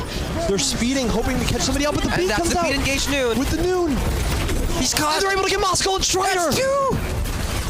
From impossible odds, they're able to, oh wait, no, but Clear's able to get a trade, but the trades are coming out more favorable on the side of Oregon as they're able to clutch up the map from this impossible defeat. What? That was looking so bad. Wow. And that means, Elaine, we're going to a map 5 banger. What a series. What this a underdog way. team doing so much here, showing us who they are. You know, I'm kind of worried for Boise for the final map. I don't think I've seen such amazing Overwatch in a while. It's been interesting to see Oregon pull out all these victories with the ball still in play, forcing Boise off their signature comp. That's just how uncomfortable they're making them feel. So as we're going into map 5 here with Boise's pick, it's going to be the last map of our Mountain West Championships. And that'll be the end of round 4. Very close. Honestly, FAMAS being my personal MVP on that. What do you think? It was a beautiful map. You know, Oregon just got such a great push at the beginning there, and then it was so close. They were down ults, but they were able to clutch it up. I think Oregon really deserved that map, especially forcing them off their signature ball pick. It was beautiful. And I can't wait to see what's going to happen in this round 5. Absolutely. Our final match, where we will decide who is the Mountain West champion, the reigning champion, or the underdog. Okay, everyone, we are going into our final map 5 banger. Boise has taken us to Route 66, and the bands coming out here, we have Cass and Zarya. These are definitely going to make it interesting. We're not going to be able to see that Zarya Vendetta. We're not going to be able to see that Cass Hazard. No. Both teams are going to be pushed into some weird stuff. We're probably still going to see the ball. We're still probably going to see some Ram, but it's up in the air now. Maybe as we go to the Domina. final map of our series. Ball on Route 66 is very interesting because it's so poke dominated, but in that same vein, it gives him so many opportunities to just slam and disrupt and cause so much chaos. So if in Oregon side we see these more heavy poke comps, like Ball can absolutely disrupt a Widow, disrupt a Hanzo kind of thing, but if they get damage onto him first, then Strider's not going to be able to do much. Definitely Poke expecting a so Sojourn much. Mirror, perhaps? Perchance. we'll see as the teams come out. Yep. And we get our cat. Yes. No, you were right though with the Sojourn mirror. It's looking like Hazard, Sojourn, Tracer. We're just stepping in that Sojourn for that cast. Still playing the same Hazard comp. We love to see it. Yeah. I still highly doubt we see the cat. I mean, we could pray for times like this, but unfortunately. Tracer Soj. This is kind of like a battle of the DPS here now. Yeah, because we've seen Moscow and Nadokado just have such strong hit scan presence, and both Clear and FAMAS have been able to get so much value, although Clear more on that Vendetta. It'll be interesting to see the Tracer mirror here, and then it's just up to Angelo and Strider to do their thing. And the supports have been solid as always. They're holding down that backline, getting picks as we go into our 5th map here. It's so nice to see the Strider scouting at the start of every map, giving them as much information as possible. As early as possible, yeah. I was honestly expecting a spawn hold, but not quite. Yep. Letting them get around this corner. Yep, smart. Don't need to take no poke. Big slam coming in here. Yeah, we can force out that Tracer. They're just kind of playing for Nadokado's just rails. They're playing for disruption. They're just playing to play time. They have no need to get super aggressive here. You can see Oregon definitely still wanting to play second, kind of just taking in those ball slams. Nadokado gets a beautiful pick on a Clear of all people. Small hitbox, but beautiful shot. It's going to do a lot. The Hazard's able to force up here, but he's just able to get poked out a ton as another slam is just able to come in. You can see Oregon just stacking 5 and just enduring the slams, waiting for him to just delete his HP. If they had a cast here, Strider would just be absolutely dog. But absolutely. They're chilling now. And as we're back into a 5v5 as Clear returns to the fight. Coming up here, we're already... Oh, and Clear is able to get a beautiful pick. Wow! On the Tracer duel. Yeah. Where was this all this time? We were seeing this on the Vendetta, but yeah. True. And then they're just able to close the room with a ball. Do his grapple tech. A tale as old as time. Oh, yes. And, okay, I will say, in Oregon's defense, they did get an amazing push. This is true. Boise is able to hold them back and keep first point. As the timer continues to tick down. And, as always, Strider already has mines. And we're already looking at a bunch of ults here. Even though Clear died first, he's already has that pulse bomb as well. So we'll see what happens with these mines. Maybe to split off the Hazard. But the Hazard's in right now. We'll see if his team's able to follow up. But yeah, he's kind of split off for a moment. Here comes the mines to separate them from the cart. And so just stuck under. Yep. Yeah. Oh, what a pick on Clear! Never mind. Ew. And as the trades come out, it's already up. No, because Lyric's able to get a nice trade on FAMAS. Support's doing so much for both teams. Yeah, but the ball in the enclosure. And she doesn't die. And they get beat out. This is extremely turnable for Oregon, but Boise's just able to stall so much. Oh, they're able to get 2 picks. How much can Strider do to stall this out? It's another slave, and the downpour, I believe that's the end. Very expensive for ultimates, however. That's 4? Yeah, that's 4, but... Oh, wait, Clear gets a beautiful pick on Nadokado. Anywho, they're able to cap the first point. Sure, it took a big dump, but getting through that first checkpoint is a very difficult objective. So powering through that and the end of second is their big priority goals for this map. Absolutely. So they'll lose a few fights being down ults. So it's just down to Boise. How much ults are they going to hold? How many are they going to use and hope to build? Like, because if they get to slam another 4, they're just going to lose. Worried about how much poke Angelo might take for this point. It's very predominantly open, very hard to find cover and find value. Especially with Moscow's OC coming in here, but Nadokado pops the OC first. And with the beat counter, we're not seeing any value coming out from It's like a missed grapple. Oh, almost caught up. And Squishy Squid gets the beautiful movement to get out of there. Oh, Moscow ends up finding the pick on Angelo, like you were saying, with that poke. And then it's just all in a small room. Here comes the grapple tech.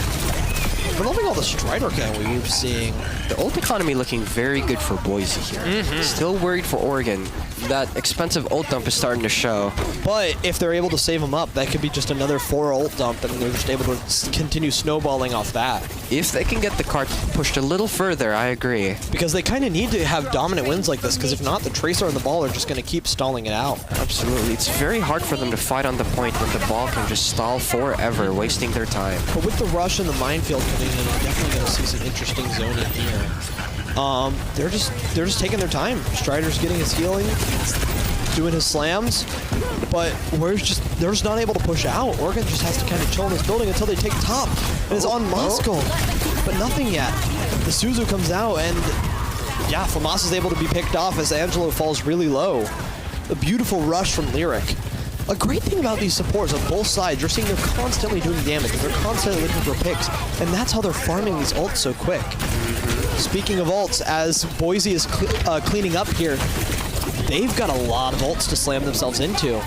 So true. It's going to be a very interesting cleanup. You can see Angelo trying his darndest to get to Maxwell, but it's so hard trying to get through all that terrain and not get all your HP blown out.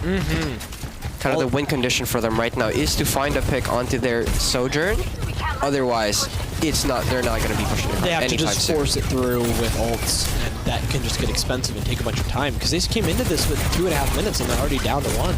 They came in here with 3, sorry, and they're already down to 1, so Boise's just doing a great job of buying out time. And that's what the ball comp is so good for. Maxwell. And a beautiful pick on the FAMAS.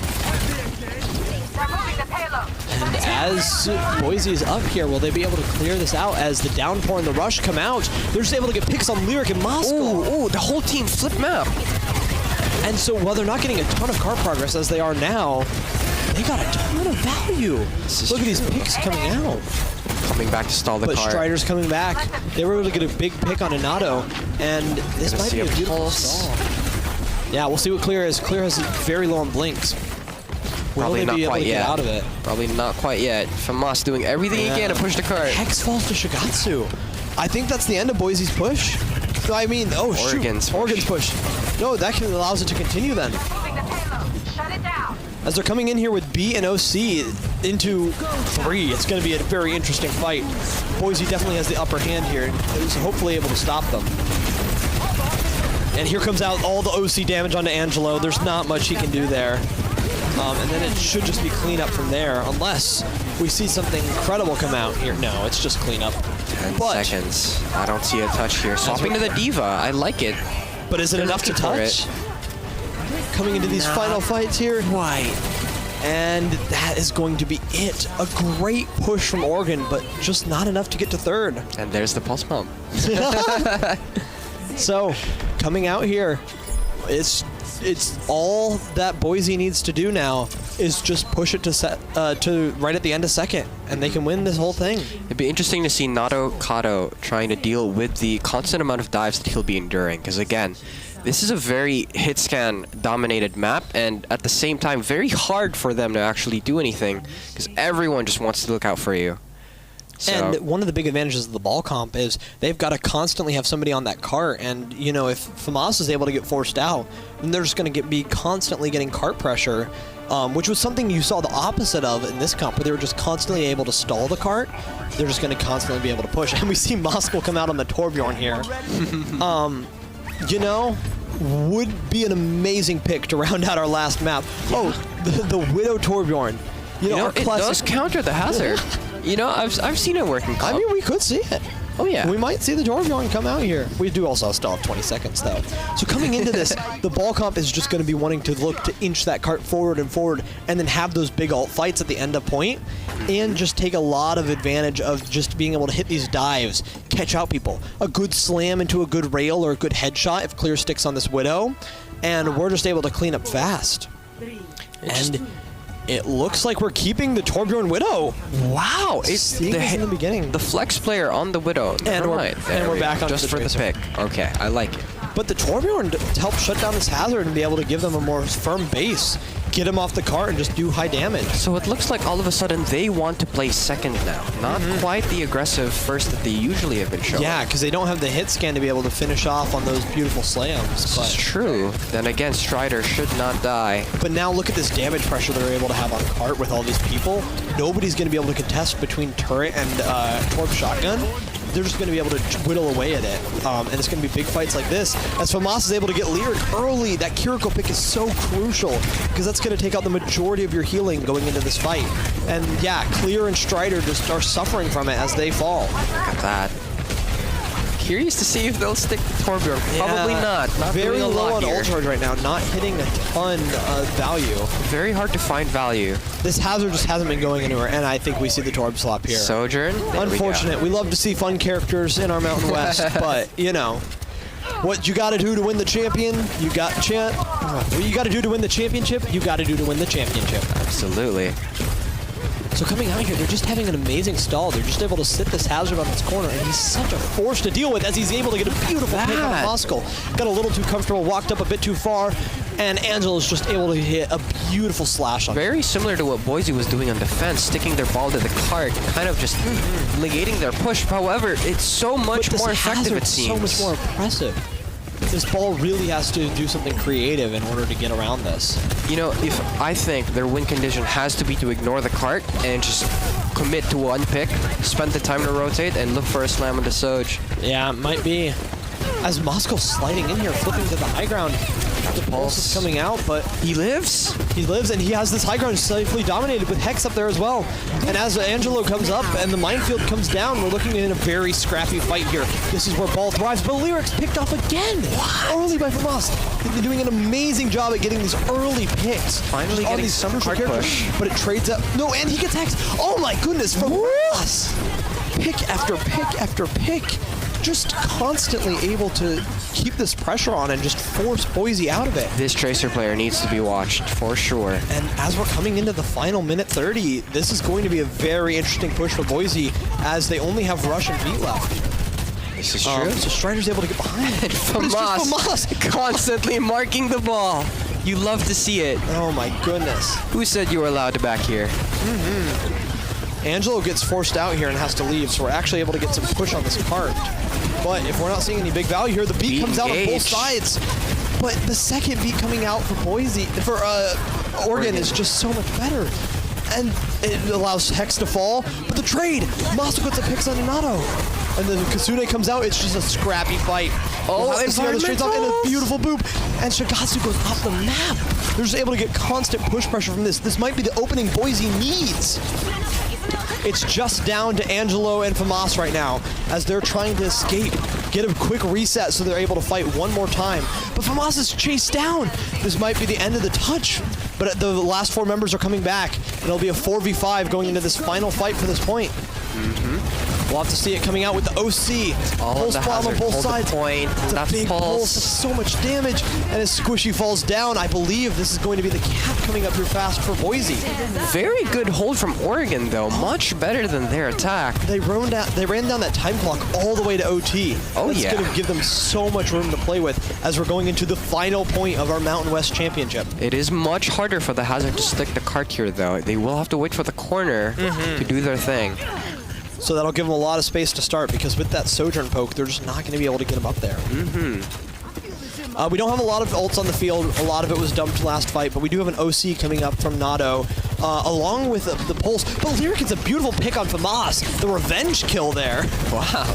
And it might just be a cleanup from Boise already. Very As we're early able to trade out fight. Squishy Squid, and Shigatsu falls as well. No, it's a trade out. And Boise's able to win this. Even with such an amazing pick from Lyric to start it off. We're getting close to last fight territory. We are, yeah, I would say it's coming up here next. With 2 minutes left on the clock, they just have to round this corner. And holding this last choke on ball is going to be so good. This is definitely favoring Boise, but we'll see if our underdogs can do it as they come out of the choke here. Big slam. And the ults get popped. There's Angelo. Here comes the OC. Stacking the cart. And we have the downpour online, ready to go as well. But Squishy is just able to is poked out. But Moscow trades on the other side. We're still even as we're coming into this final fight. We're just not able to get any more push. Shigatsu and Hex both go down as the downpour comes down and the rush are out. And it's just trades on the side of Oregon. It's anyone's game. Because as Nadokado goes down, and they're just able to trade it out. Angelo goes down. It's literally just 2v2. As they're able to stall at this point, they're coming back so fast. They're able to get another pick here. This might just all be Boise. They're having to back out. Great job living. And we're coming into the final fight with the mines here. They have to touch onto this point, but that minefield is so hard dangerous. for Oregon. Boise seems to have this on lockdown with a beautiful big under Famas. And as the Diva Torb comes out, they're just hoping to stall, praying that they don't get thrown into these mines as the beat comes out. Another Torbjorn. This final fight is coming out, and the trades are coming out, and it is looking all Boise as they are able to be your 2026 Mountain West champions for the 6th year in a row, defending their title. Wow. What a series. Goodness. It could not get any closer. I mean, if you're Oregon there, you can't hope for any, like, that is as close as you can get without getting the win. That was a beautiful play for them. They showed that they are equals at least. Everyone on that team worth watching. Very close, very close. Beautiful game on both sides. It is a little heartbreaking to see on the side of Oregon, but so great for Boise to be able to hold on to that championship, which they've held for so long. Absolute amazing series between Boise and Oregon. It was great plays all around. Every player played out of their mind. It couldn't get any closer. Oh my goodness. It was a beautiful series. But in the end, it is Boise who is our 2026 Mountain West champions. Congratulations on your 6th title. Can't wait to see you guys try for the 7th one. All right, back to you, ladies. That was pure chaos in the best way possible. A huge thank you to all our Overwatch players for the incredible display of heroics and synergy. You kept us on the edge of our seats from the first point to the final push. The speed of that game is unmatched, and the coordination we just saw was world class.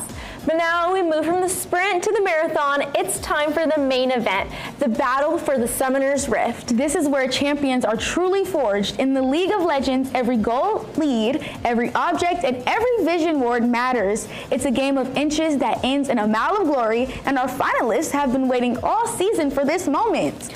The lanes are set, the bands are being locked in, and the crowd is most definitely ready to break down the draft and call the next final march to the Nexus. Let's send it over to our casting team. The Rift is calling. Take it away, casters. All right, thank you, ladies. I am Bear Dude Bjorn Fremberg. I go by Bear, and I'm joined today by... I'm Avoid Me, or also Keenan.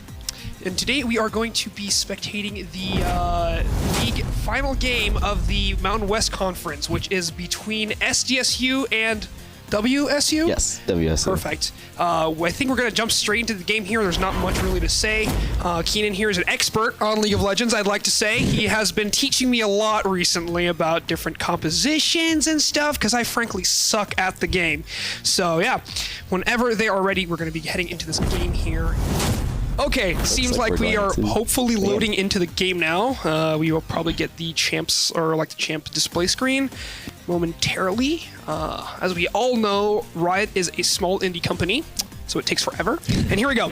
We are in game now. As we can see, we have an Ornn, Cassante top lane, Jax, Jinzhao, jungle, Hui, Lux, mid. We got a Caitlyn, Ashe, ADC, and Braum, Seraphine in the support. So yeah, I'm actually kind of curious about this bot lane. Yeah, me too. I'm curious to see how Seraphine will do. That champion's very high risk, high reward in my opinion, especially as a support. I've seen a lot of weird, like I've seen a lot, I don't even really think it's meta, but I think I've seen a lot of Enchanter's ADC. Yeah, I do think, because I'm not very knowledgeable on bot lane, to be honest, but from what I've been told by my other friends who also play bot lane, that if it's Enchanter plus ADC versus like an engage or like a melee support, that the Enchanter ADC usually typically hard bully. Okay. Like the melee support plus ADC. Interesting. All right. So with that in mind, in theory, Ashe and Seraphine should be winning lane, but I'm not sure as I don't really play bot lane myself. Interesting. The only reason I usually play bot lane is to, like, you know, feel like it's a friend to me queuing. We have a lot of sometimes, I mean, you know, Hunter, when we play bot lane, we usually go like a Jhin Thresh kind of thing. Yep. With my other friend, we go like Samira Nautilus. We found a lot of success with that. And it's just because of how they synergize with the Samira extending the stuns and etc. Right. But let's see here. We have... Yeah, this is a good setup. Everyone watching the openings of jungle. Bot lane starting the bot lane level 1 fight for mid push prio. I think it's very interesting how that's pretty big this season. They always fight over the mid push. Interesting. And that's or why which one of them? Like like the bot lane mid push. Yeah, okay, yeah. okay, yeah. So Zero, I know Ashe is really annoying to play against in lane. Yeah. Just because of her auto attack slows. But even then, Caitlyn's also been really like when I play bot lane, Caitlyn's my permaban. Because just the outrange capabilities she has is just she's so hard to lock down. I feel a lot of the times. That's true. Let's see. Obviously, not much going on in the beginning of the game. It's gonna be pretty slow. From my own matchup experience for top lane, I believe K'Sante should be winning this lane. But Ornn, I think it is definitely still a skill matchup. And even then, Ornn brings a lot of value in the late game, right? He does. Ornn upgrades and his general team fighting in general, very good. So, in terms of the Ornn upgrades, how much impact does that actually bring? Because sometimes it feels minuscule, but I've heard it does a lot of good stuff. That's a great question. I don't think it's that big, but every Ornn upgrade also gives him, I believe, extra stats as well. Oh, okay. I think it's just like a thing that's like nice to have, as well as the extra stats and like the extra amount of gold that provides. I don't know the exact numbers. I feel like the Ornn just gives a lot, right? In terms of like he has a lot of passives and just like he has really good engage capabilities, and then just it's kind of like the cherry on top having the upgrades. Yeah. Because I think like honestly he'd still be pretty viable without it. I think. Yes. We'll see here. Can't really tell who's winning because Caitlyn was kind of chipping down that Seraphine earlier, but they have seemed to heal up. But Seraphine's pretty low on mana now. K'Sante bullying. Little trade in the top. Winning for K'Sante, correct? Yes. Looks like they're both playing Grasp as well. No Aftershock shenanigans. Is that a thing now? Aftershock top just lane? for K'Sante. Oh, interesting. Okay. Yeah. It provides K'Sante extra resists, and that means just extra damage. I see, right. Huh. Jax pathing through the mid lane. Interesting. It does look like Zen got the bot grab, while also Jax is taking the top grab. Jin gets a faster recall now, though. Since spawn timers are probably going to get up early for him, he's going to get a faster second clear, unless Jax seems to be invading. Okay, he's just getting awarded. Yeah. Good info for him. Most lanes seem pretty even so far. Yeah. I mean, that's kind of to be expected now. Yeah.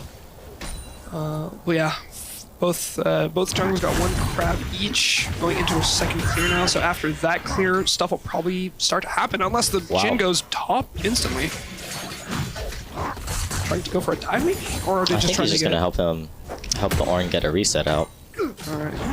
Oh, the Jax is here now, but it does feel like a very big wave. Okay, the Jax flash, and that is first blood. First blood for K'Sante. That is kind of rough for the Ornn, is it not? Yeah, it is, especially because the wave, they might still be able to freeze it, and the Ornn might be having a hard time breaking that freeze, and also losing a lot of CS from it. The respawn times are not very long right now, so I don't think Xin Zhao will suffer too much on his clear. Bot lane is still kind of having just a training battle. And it looks like K'Sante is TPing back to lane to hold the freeze, while Ornn saves TP as well. So if we just like briefly mention like wave management now during downtime, like what's kind of the strategy of like pushing waves back and forth? So I'd say the easiest way to answer that question is generally it's slow push, then hard push, then reset. And then when in cases where you're able to freeze. That's very fair, yeah. Especially early game, as making whoever you're playing against lose out of an XP and gold is very important in snowballing. At least for top lane. Yeah. I know a lot of like times it's like, especially if you're playing someone that's like strong early, zoning out the opponent is very strong. So being able to like freeze and like just push them back to get that experience level. And I know a lot of top laners have like they want to get the level 2 before the other person because they have a really strong spike. Yes. Like Irelia is one of those, right? I'd say every top laner. Yeah. In every lane, I think it's important if you can hit level 2 before the other enemies. Can create a big lead in lane, especially in lanes that you're not supposed to win. Yeah. Something with a big wave pushing in here now, going for the crystalline tower, whatever it's called. But Ornn gets a freeze of his own. Some scuffling happening in the bot lane now. Seems to be Braum roaming up in the river. Probably trying to get control for first dragon. Yeah. Jax now pathing bot there. Lux is there, but she might get pinched here. Wow, big trade for Ornn. I think it's because the brittle, what it does is it does max HP damage, I believe. Yes.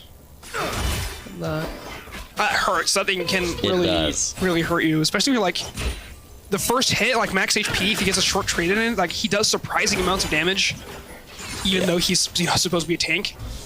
Right. Kind of get the same vibe with like Mundo Cleaver. Yeah. Oh, that thing chunks you.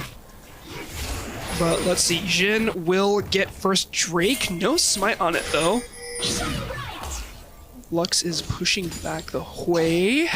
While he's getting Drake, the Jax is counter jungling and taking Zin's blue buff. But it does look like Ornn is responding. Down there. Get the smite off there.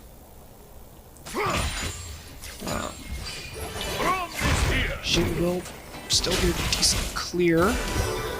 So that is the Seraphine heal, I believe? Possibly. Our screen is a bit cropped. We can actually see the summoner spells. Wow, little... Oh, Seraphine ult there. Doesn't get too much value though, yeah. Is it Caitlyn that's winning that? There's the heal. Ooh, there we go, yeah.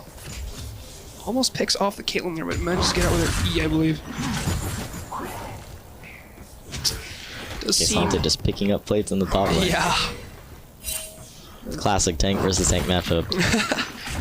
Red team is ahead by almost 8,000 gold so far. Wow. In trade-off. Stop.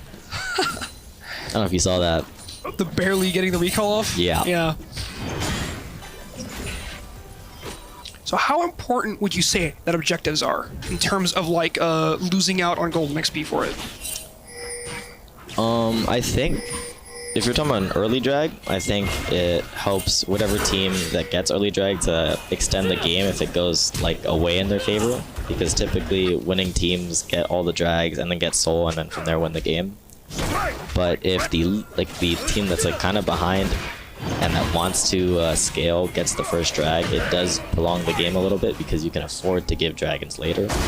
Generally, wow, we got the Zen ult fighting in the bot jungle. Trying to get the blue up there, but a flash Q gets that kill secured. Oh, good. Was that an E from Hui? Yeah, that was an E from Hui. Get two people there. Oh, Ash Arrow. Coming from like first turret. Caitlyn barely making it out alive. Braum taking the hit for her. Looks like that was a 2 for 2, I believe. I do think so. I do think the blue team benefited a little bit more from that, as the gold deficit is a little bit closer now. But that does mean that the bot lane will get plating here. I'll see. It seems that they are going to try to hard push here. Braum will get back to lane soon, though.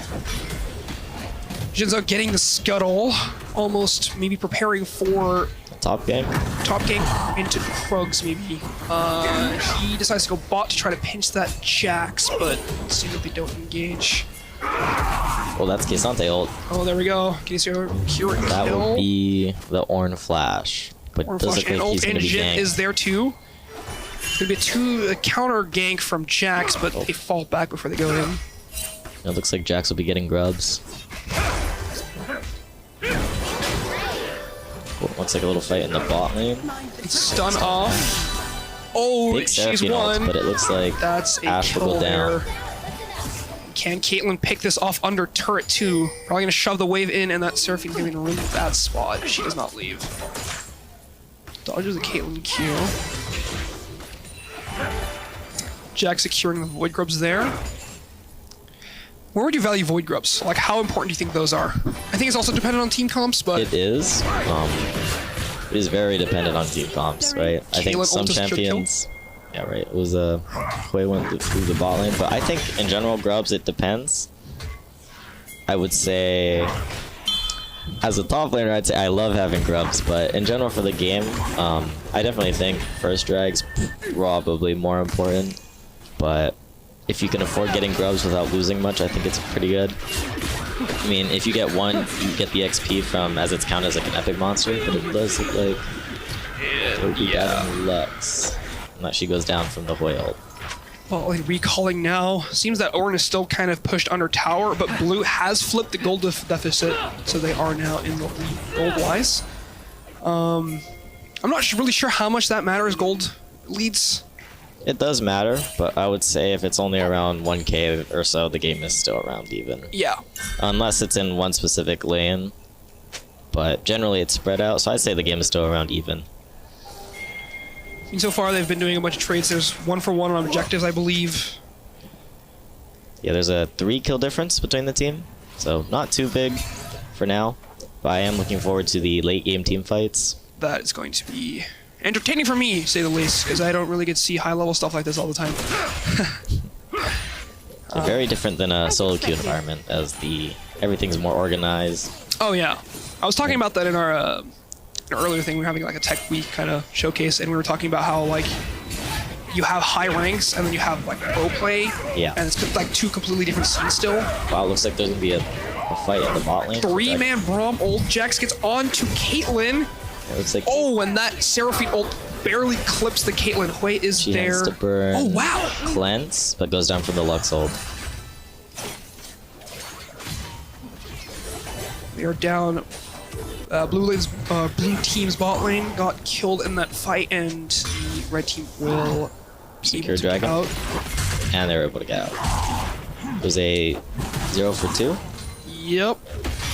It looks like secure drag too. Wow. Wow. Hui gets the jungler with his ult there. It looks like they're just gonna reset it again. This Hui seems to be getting pretty strong now. He's got a couple picks and a lot of gold.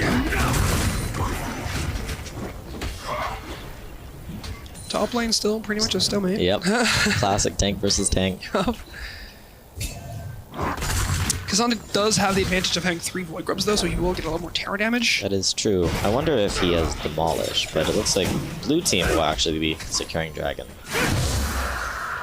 So they will be stacking Drakes. 2 Drakes up here, or dragons I suppose. I call them Drakes, but they're supposed to be dragons. Orin actually winning this fight now. I do think K'Sante has his ult up though. Yeah. Both junglers kind of just pathing through their jungle. Seems that Jin's going to try to go for the middle scuttle or top scuttle here. Yeah. Jack's still on his Krugs. Not too much happening on the map right now. I would say the game stays so pretty even, although blue team will be stacking drags. Brilliant. So it looks like red team's going to want to be contesting more of them if they want to deny soul, which it is Infernal. I'd say Infernal's probably the 3rd strongest drag for soul. Although now it's a little different, as I do think Hextech Soul is the strongest soul, and then Wind, and then Infernal, in my opinion. I used to, I think back before, don't quote my source, but I heard that like Wind Drake was, or Dragon was really strong. But like now I've heard like a lot of things that have shifted, like Ability Haste is a very strong stat in general. Right. So like stacking that is very beneficial, especially. So like for the soul for Hextech specifically, then is it more so the Hextech like a soul ability with the chain slow? That's the strong part. Yes. Okay.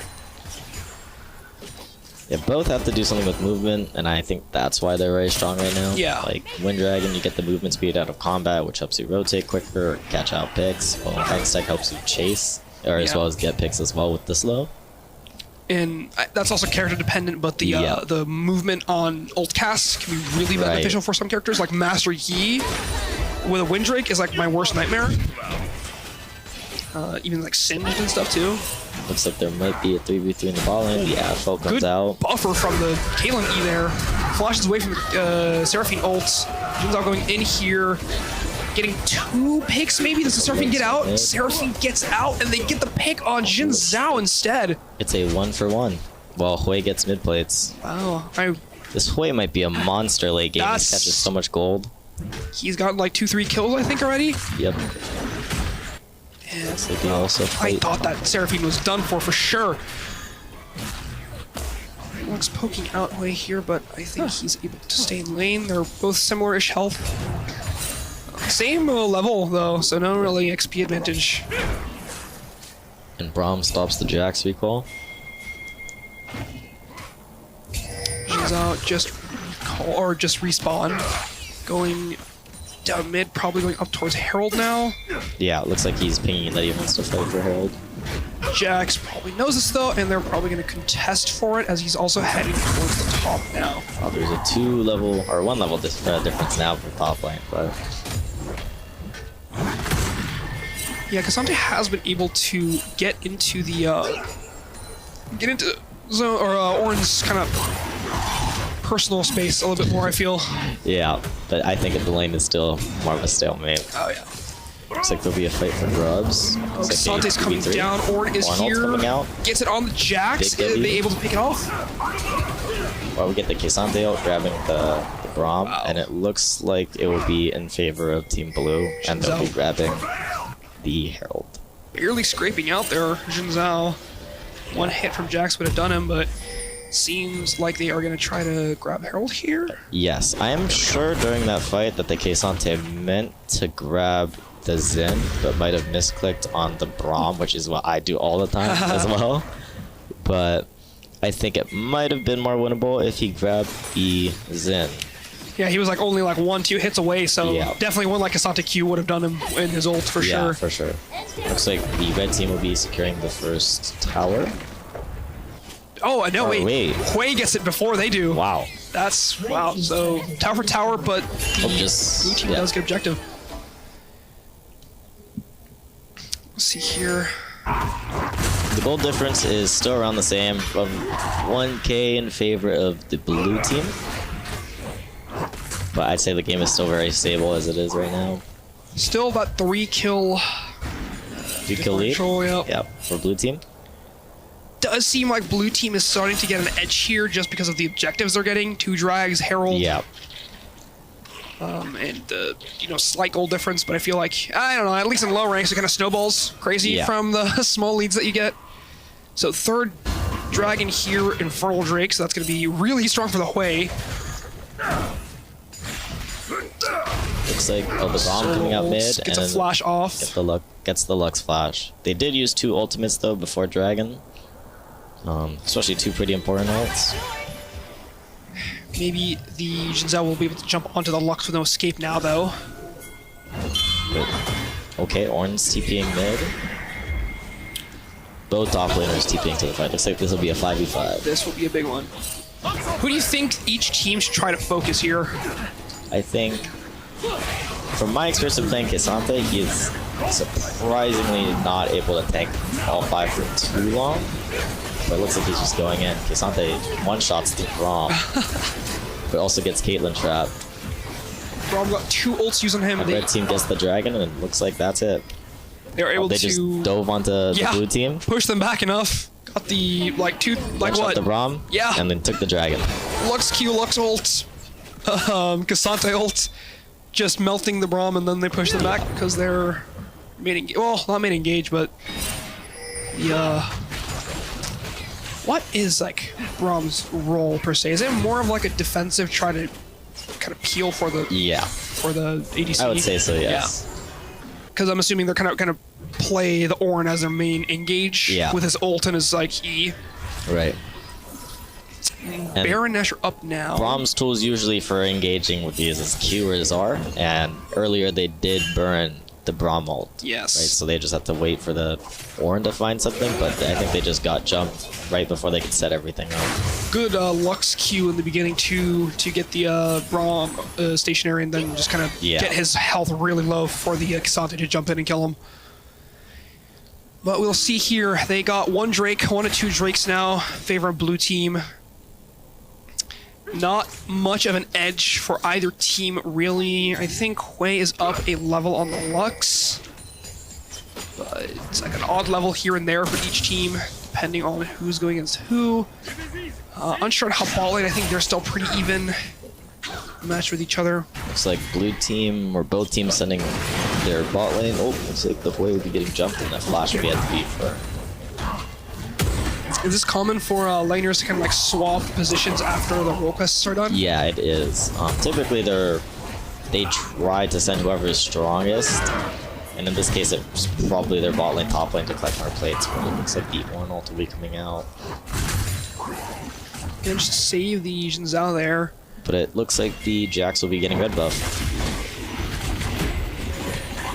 Jin Zhao forced to recall. Jax is doing very well to capitalize off of that. And that's another thing I'm noticing a lot is like how like seamlessly you can just like kind of go in when the opportunity rises. You know, like the Jax obviously knows he pushes out the Jin Zhao, forces him to recall, and just claims his entire jungle. Jin Zhao going top here, maybe trying for a dive. No, I don't think they'd be able to dive Lux only because Lux is able to E-ult the wave. And the wave's gone.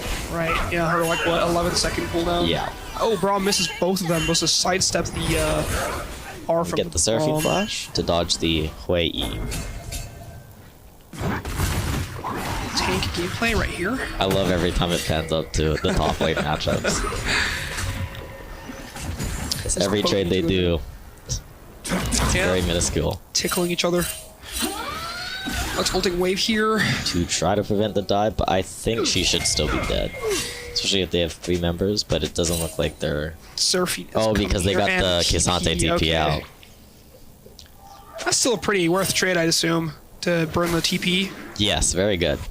It is very good that they're able to burn it out, especially as Baron's up, and I'm not sure if Lux has TP or not because of the screen crop, but if she doesn't, I think it's very good for the game as it forces K'Sante to be around top as Baron's up and Drag is not up. Well, Lux has to go bot, exactly, kind of like what we're seeing now. Drag, I believe, is coming up in a little bit, like in a minute-ish, a little bit more than a minute. Minute 45. Yeah. So it looks like the K'Sante will not have TP yet, while the Ornn, I'm assuming, has TP. So what they'll do, or maybe the Hui has TP as well. So blue team will have an advantage in that K'Sante won't have TP for it. So that means K'Sante either doesn't join the fight and stays splitting, or he joins the fight early while the blue team gets to shut top. What do you think is the right call there? Because I'm assuming that is the Ornn gonna try to keep the K'Sante occupied and then TP in while the fight goes on? Yeah, that's what my assumption. Or the Hui. Either of them, we're gonna try to keep him top and then TP out, is my guess. He will get the tower though if the Hui TP's into the team fight. Yeah. So, but if the Hui TP's in and they win the fight because of it, they will be on soul point. But yes. Like, red team or blue team has gone to bot tower. Or like the demolish. Probably the first time he's procced it this game. Jack's kind of waiting in the outside tri-bush. And K'Sante forces the top tower as well. Looks like here we go. Jax and Jin Zhao engage. Dodge the Jax E, jumps over. We get K'Sante's ult on the Hui. This might be bad for Hui. Lands his ult, unsure if he's going to be able to stop the K'Sante though. Gets the Hui. That is not very good for blue team. But it looks like... So now it is a 4v4 bot lane. Looks like blue team will be backing out and looks like giving it to red. Oh, yeah. So yeah. Oh, even on drags. Good play from K'Sante there. I'm assuming they backed off probably because they didn't have Hui. Yeah. That's my guess. And that blue team strongest win con right now is Hui. Oh, looks like they're Ashe ulting the Zen. Oh, good hit on the Ashe ult there. And that's the Zen flash. He did secure the red though. That is good. He's going to be able to get a full clear here coming up soon. His blue buff is up. I'm unsure since Jack stole his red buff. The timer might be off. Blue team's turret has been destroyed. Jack's getting the bot tower though. Still a pretty even game, although red team has a lot more towers. It's 3-2 towers. Okay, still around even. Game is pretty even. 2 drags, 2 drags. I think it's still anyone's game. Yeah. Tower. Blue team got Baron. They have 1 more kill, so not anything crazy really. We'll see what the next play here is. Barons have changed a lot now too since the minion timers have changed, correct? Spawn sooner now? Yeah, it does spawn sooner.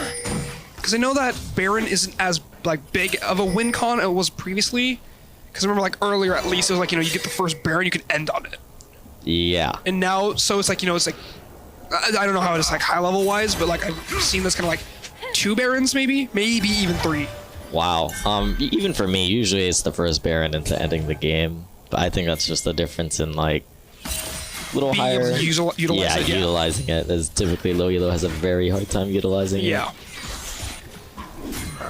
What I've also noticed a lot of the times too is that like lower wise they get Baron really early. Like we're able to get like 1 kill and then pick off the Baron. Right. And then get like on a 1-2 towers because of it, right? Right. And then like here I'm seeing that they're kind of like waiting for like a golden opportunity to get the Baron. Yeah, and because flipping the Baron, if one team, let's say, starts the Baron, the fight is very heavily favored by the other team, but it looks like there's going to be a fight on top. Get the Ash Arrow cursing that Jin's out again.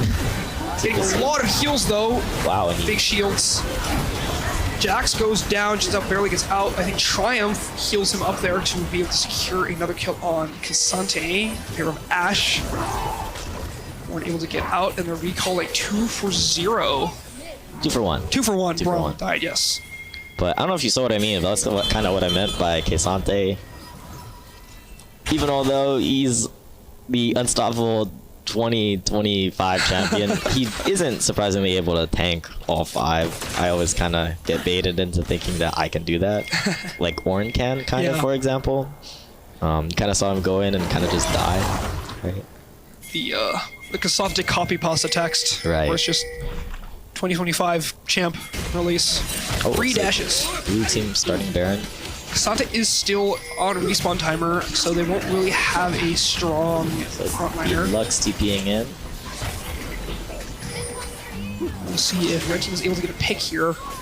And it looks like the Cassante is TPing in, has a flank ward. So it looks like the Ash, or the Lux ult. Oh, gets a Seraphim pick here. Big. Ornn ult misses the Ash barely. Trying to jump on the Lux here. Ow, Jin Zhao dies. The shield saves Lux. Wow, big Jaxi. It looks like red team will be acing the blue team. Wow, that was a big flank ward from the Cassante. I don't know if you saw it. Yep, and also the shield on the TP, Lux. And that as well. That was, wow, yeah. Looks like red team will be securing there. Because Cassante can give shields to teammates, correct? Yes, he can. I always forget that he can do that. Me too, to be honest. It's crazy, because that's what saved the Lux in that fight there, and that's really good utilization of it. We see pings here that are used like everything, obviously, for the Baron fight, and we'll see what red team decides to do with it. We're nearing the 30th minute of the game here. Feel like Dragon should be coming up relatively soon. The Lux ult's using mid. I wonder what the Lux ult cooldown is. I'm betting on like 26 seconds. Oh wow, Caitlyn got half the HP from it. Wow. She should have to reset. That's bad news for them. Because I do think... What do you think? Do you think red team has a better wave clear? Yes. Well, I think it's actually around even. I think it's just they have a stronger lead now, as there's like a 3k difference. And it looks like they're just going to be forcing the mid tower with the Baron. And even like Lux ult, I know, is a very good wave clear tool. Yeah. Which like a lot of people don't like really think about, like at least in my area. Oh, this is Flash. the Warren R. The whale does find the Lux, and Lux will go down. 1,000 gold shutdown. Zin also will be going down. Get the Cassante ult. Warning out. But the stun hits the Ornn. We're taking absolutely everything. But it does look like he goes down as well. Able to get out, so that is a 2 for 1, favoring the red team this time. Making that gold lead into about 4,000 now. And they are also on soul point, so they completely flipped that dragon sequence, getting 4 Infernals. That is gonna make the Lux hurt a lot. I wonder if she'll be able to one-shot the Caitlyn. Ah, she lands a Q for sure. But I mean, I feel like that's with everybody. Yeah. Seems like the red team's waves are pushing in far too. The blue team's kind of pushed back right now. Pings flying out on the map. So here, for example, what do you think blue team should aim to do in this situation? I think that even though there's like it looks like, wow. The Ashe ults the Hui, but Hui has to use Zanya's. Looks like they're going to be stabilizing. I think, even though there's like a 4k gold difference, I think they can still win team fights. I think they just have to play the team fights well. And try to play picks as well, if they can. I think it's still anyone's game. So for a brief moment there, Santa had a 3-level advantage on the Ornn. Now it's only 2, but seems like Sante has been able to farm more than this Ornn has been able to. I also think that's because, would you reckon that Cassante is a better, like, being able to zone out the Ornn rather than him to Cassante? Yeah. As well as I think it's also the matchup as well. It's easily I think Cassante favored. See here, Soul Point coming up in around 3 minutes, Baron coming up in about 2.5. Cassante got the top turret there, trying to push into the first. Wow! That's ult sniper mid. We get the Ashe ult. Those Ashe ults have been crazy this game. Looks like Cassante ult's coming out, looking to one-shot the Hui. Managed to do so. Also looks Jax down. Kills the Jax here, also gets Cassante. Like red team will have 3 going down. And this is what I meant by earlier, right? I think blue team still has a chance to win this game and come back, even though they were under 3k gold. Now it's only a 2k gold difference. We get the Braum flash mid. Hits the Seraphine, and she will be getting stunned. Looks like she will be going down as well. Exactly what I meant before. Yep. Right? Not a big lead, even though it's 4k. They still can win team fights. Their team fights is still very strong. It almost feels like they're kind of forced to jump on Hui just because of how much pressure he has, which leaves like Caitlyn and Jin Zhao to be able to go into the backline a lot. Exactly. Because even getting like a pick on their Jax or their on the Lux benefits them a lot. Right. Oh, look at that Caitlyn damage. Looks like they're going to be taking the mid lane tier 3 tower, but looks like they'll be backing off unit as everyone else is respawning kind of soon. Setting up for Drake soon, up in 1 minute, so they probably don't want to get picked here. That would be pretty detrimental. But yeah, definitely, I think, general type of regular team fight archetypes, right? Both kind of brawl comps while like having mid laners both try to poke out the enemies before the fight starts. Yeah. With the Lux ult coming out and the Hui, right, applying so much like map or zone control. And both junglers have like a really good kind of backline engage to try to pick like the high target priority off, especially with this Jin Zhao ult. Yeah. Looks like the Jax. Oh, never mind. But it does look like right now that the red team, I believe, has a better vision advantage for the dragon that spawns in a minute. But a lot of vision in blue side's red jungle. Got like 3 wards in there. But it looks like they're going to be fighting over mid wave, as if blue team is able to get the mid wave shove, they'll be able to walk through mid, as they have the vision from mid lane as well as the shove. The Braum ult hitting the Cassante, as well as the Ornn ult coming out and the Seraphine. Wow. Gets a good ult on the Jax here. Jax goes down. First pick. While Ornn's in the back line. Looks like he will be going down to the Lux. 2-for-1 trade so far, favor of blue team. Oh, looks like it's a good stun here. Ashe has a good flash and sidestep. But it does look like she'll be going down. Caitlyn ult absolutely nuking that Ashe. Braum trying to follow here, misses the Q.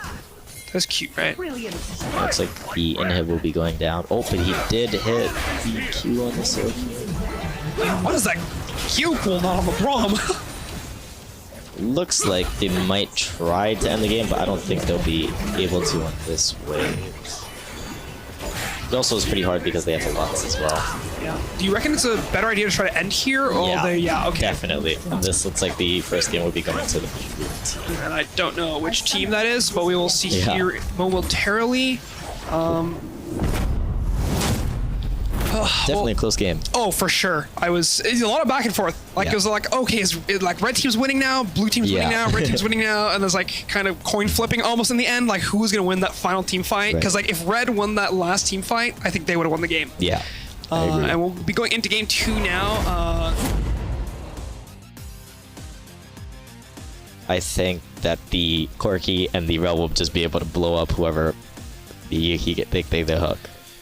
I see. The way I see it. But and I don't know if this Rebel has what's it called? First strike. Oh, first strike. Yeah. Okay. Interesting. And I don't know how universal this is, but I like. Obviously, Nautilus's level 6 is a very big power spike because it's just I would say point and click CC. At least for Samira, when I play like with Samira, it is because we both get 6, we just delete anyone. But I don't know how that is here because I know that Rel's level 6 is pretty strong too, and Corky's level 6 is that the missiles? Yeah. Okay. Looks like a 3v2 bot lane. We're having the Victor walk with them to secure the mid bush.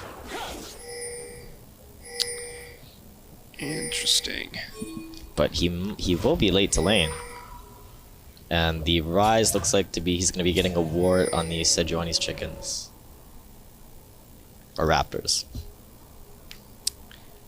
So here for the Rise, for example, is it like a smart strategy to let the enemy minions kill his own minions to deny XP? In general, I would say yes, but I think in this case it doesn't matter because the Victor is going to be able to catch up to it anyways and get XP. Let's see. But I think they did see Sejuani with the ward, and that they know she's starting topside. Both junglers clearing down, just like last game. Strong siding bot lane. I wonder clear-wise who's going to be stronger between the Wukong and Sejuani. I do think the Wukong's going to get a faster clear just because he's starting blue side. And that usually... Looks like level 2 first, and they get a big stun on the Xayah, and she will be chunked to... Oh, wow. Almost 1 HP. Both bot lanes chunked. Level 2 spike. Right? What is the XP for level 2? Is it 6 minions? For bot lane, it's first minion wave plus 3 minions, so I think that's 9. Does it matter if it's a melee minion or a caster? Yeah, from what I know, it's the first 3 melees. Okay. I know for top lane for sure, I can tell you. For bot lane, I'm taking an educated guess. I'm pretty sure. Wow, big trade or it's even trade. Yeah, just because of the Rumble flamethrower. This is how I kind of envision the mid lane matchup to go. The Victor has so much more range compared to the Rise. Kind of a hard matchup for the Rise. I feel like Rise scales pretty well though. He's gonna be they both scale well, in my opinion. But the Rise can do a lot into a lot of the melees that Washington has. Wow. And that's kind of what I meant. I don't know if you were able to catch that, but the Nautilus hooked I think it was the Rel. Yeah, and then he just absolutely nuked. Oh, but he tanks the tower shot.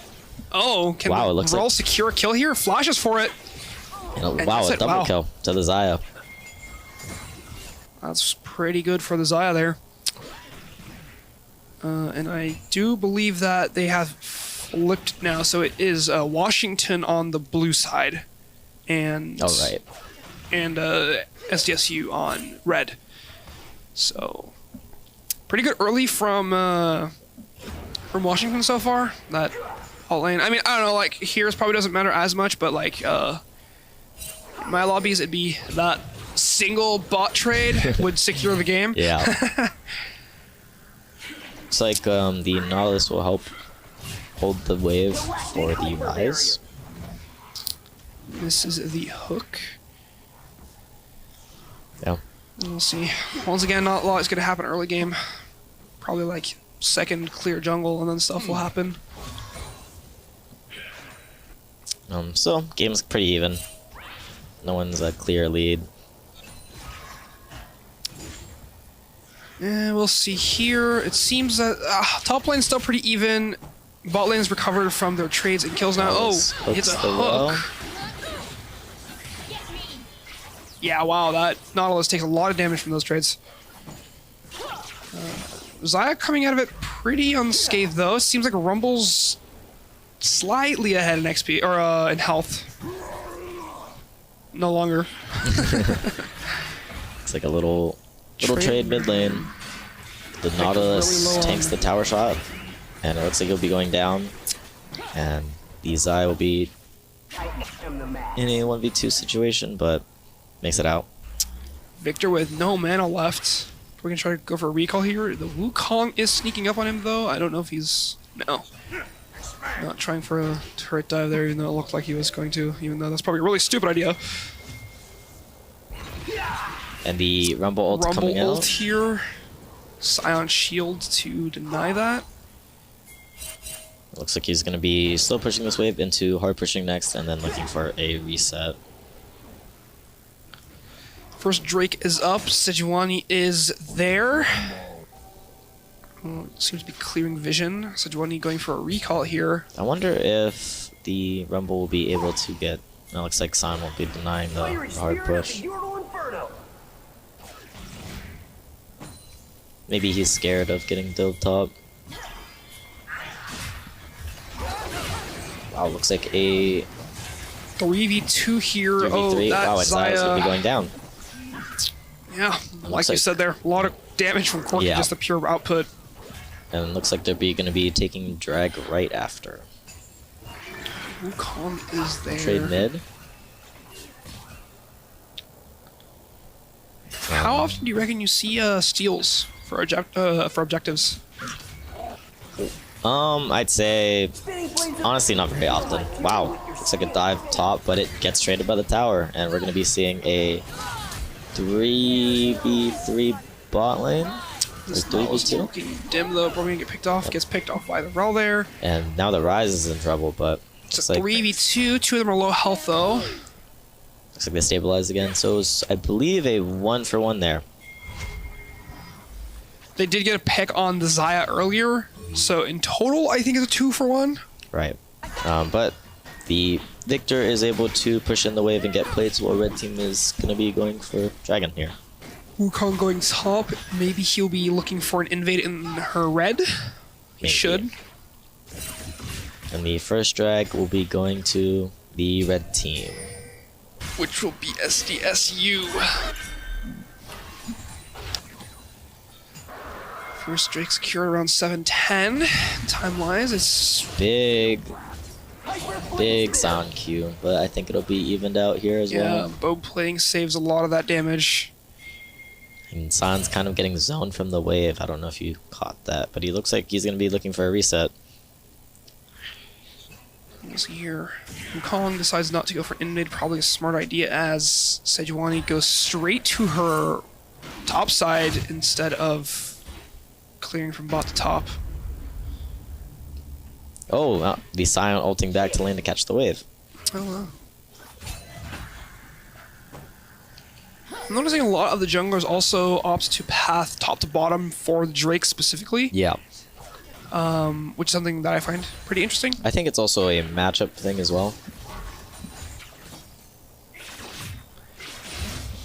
I think it's also a matchup thing as well, right? I mean, I think that lane would generally just go around even.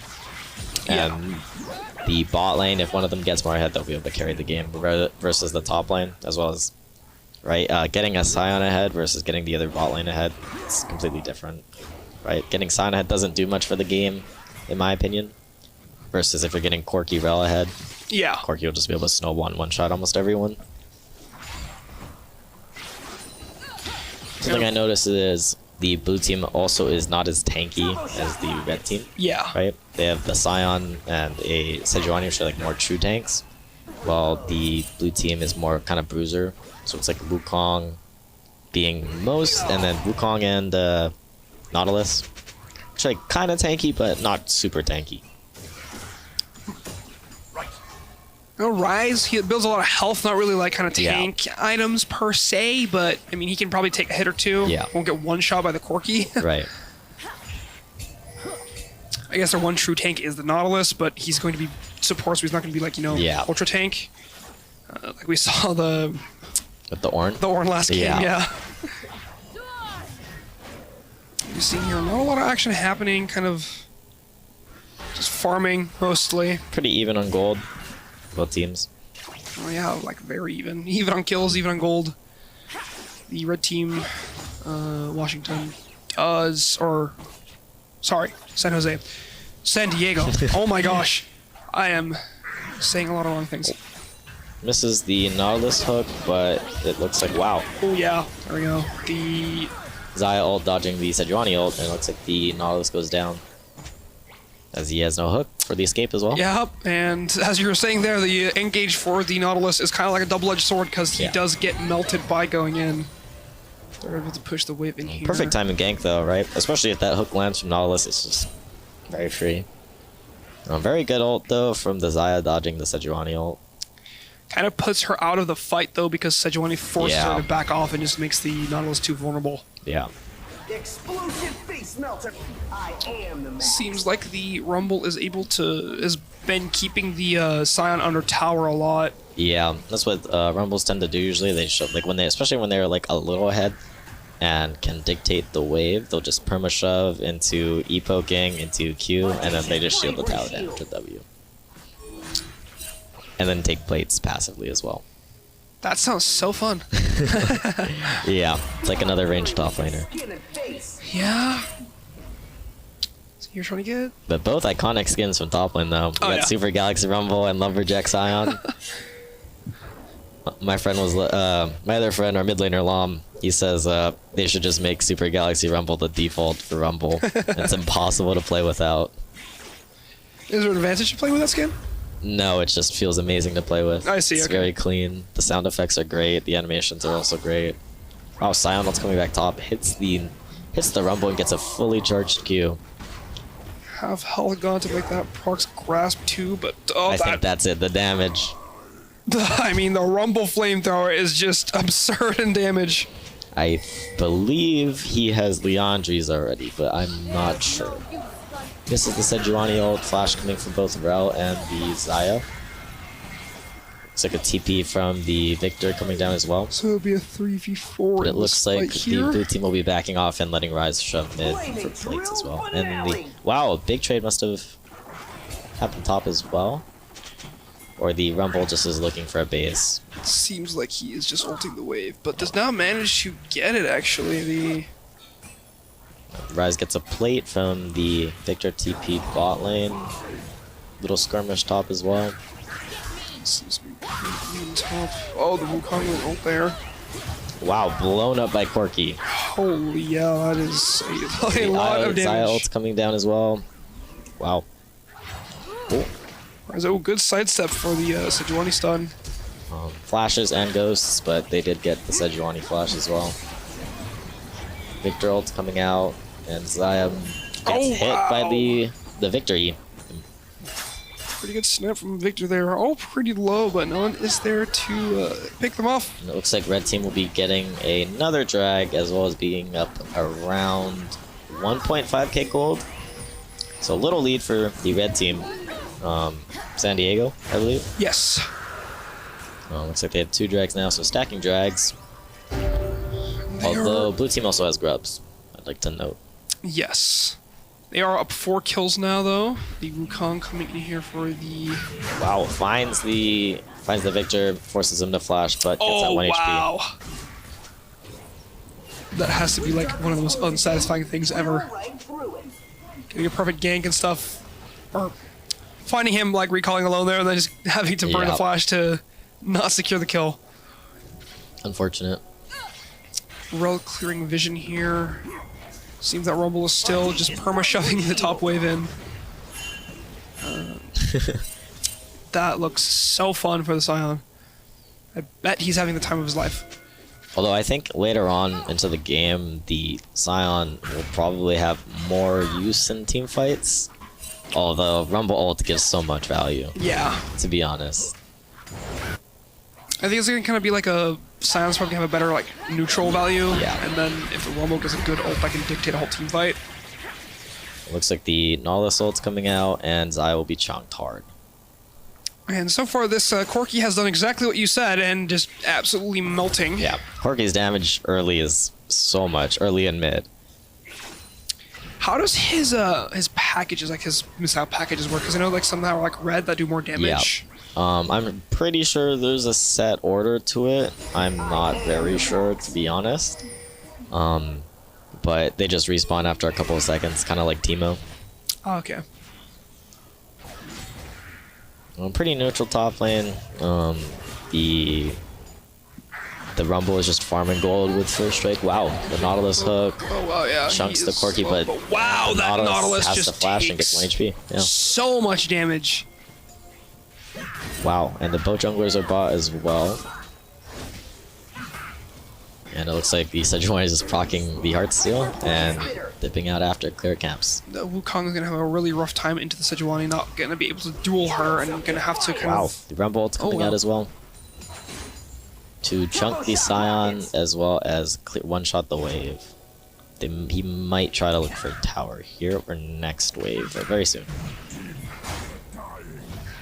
Looks like it was on this wave. The Scion ult's coming out, but he one-shots the wave. Wow. Has to burn flash and goes back to even. Well, there we go. Do you reckon that the Rumble will have to look for a reset here? Yeah, unless he might stay because both junglers, or at least his junglers, are around the top side, or he's not scared of a dive. Although we can see Sejuani coming top. Yes. But it looks like they won't go for a dive here. Wow, but this Sejuani might catch the Rumble here. Oh, does he know that Sejuani's in the bush? And wow, Rumble makes it out. Oh, there we go. Trying to look for space to get the Herald here, it seems. A lot of people pathing up top. But the Scion will need to reset soon. Dodges the Sejuani stun. I think the blue team will just be able to get Herald for free because Scion needs to recall. Doesn't have ult. I'm not sure if the is TP or not, but it looks like the Rel is basing as well, so it's a free Herald as well for blue. Washington State. See no smite used here. Yeah, game's still around even. 1k difference. Wow, never mind. They evened out. Yeah, there we go. The Rumble takes the top tower. Fight bot lane. Forces the Nautilus ult, but it looks like he just goes down. This Nautilus is having a pretty rough time into this Corki Rel. Oh boy. That's gonna be hard to play as Nautilus there. Because like it's kinda like even though you can engage, if you do, it's kinda like you need to like your Zion needs to get a kill, otherwise you're just dead. I think anytime right now or during the lane, anytime he gets a hook, he's going to be chunked for sure. Because Corki's damage early is really strong. And I think Rel also shreds armor with her Q, which is also a thing to take into account. Little trade mid. Spots the Wukong. Looks like a 3. Oh, Corki's coming. Oh, bye-bye, Nautilus. Wow, looks like all 5 are mid. A-ramming except for the Xayah bot. The Rel ult's coming down. Looks like the Nautilus will be blown up. The big Rumble ult though. Hits the Sejuani. Into the Wukong knock-up. So another 1-for-1. Sejuani goes down. Almost got a triple kill there. 2 people getting out on really low HP. Popping the Herald here mid. Looking to crack the mid tier 1. And also for the dragon, Xayah coming in from the side. Looks like Scion lives. 1 HP. Burns flash. This might be a little risky for Xayah here, but I think everyone gets out. They get tower and they're gonna get Drake. This is looking just like last game. Yeah. But flipped, I think, the other way. Or no, just like last game. Yes, just like last game. So now we'll see if if Washington gets 3 of the Infernal Drakes again. Still, game's still even. Still anyone's game. I think it's a great matchup. It's not just one-sided. Yeah. And kind of like how we talked about there, like how the team fight's kind of favoring San Diego, but then you got the Rumble ult that just kind of flipped the whole team fight. Right. Shoving in the way there, looking to reset bot lane. Sejuani just clearing her jungle. Now it's Rumble versus the Victor. Never mind. Yeah. Might be in trouble here, actually. Has to burn flash, but the Sejuani ult whiffs, but the Rumble is still probably dead. Wow. Oh, just wow. kidding. Oh. There you go. Yep. Turning back His in to get ult that kill. did miss the wave, though. Oh, see, wow, Wukong ult's coming out. Get the Sejuani here. And Sejuani's dead. There she goes. So a 1-for-1 trade, top lane, kill going to the Wukong, and the other kill going to the Sejuani. Now Sion is on the mid turret. Backing off now that Wukong is there. Bot lane still kind of forced under tower. Little fight top lane. A lot of good side steps from both of them. Yeah, this Washington bot lane seems to like have a really hard time with this Corki. Yeah. Forces the Rumble TP, the Nautilus ult, cancels the Rel jump, big stun, big ult from, wow, the Corki damage. Oh wow, one-shots just the Xayah, blows the Xayah. forcing the Victor TP. Nautilus on 1 HP goes down to Corki ult, and that is a 2 for 0. Yeah, wow.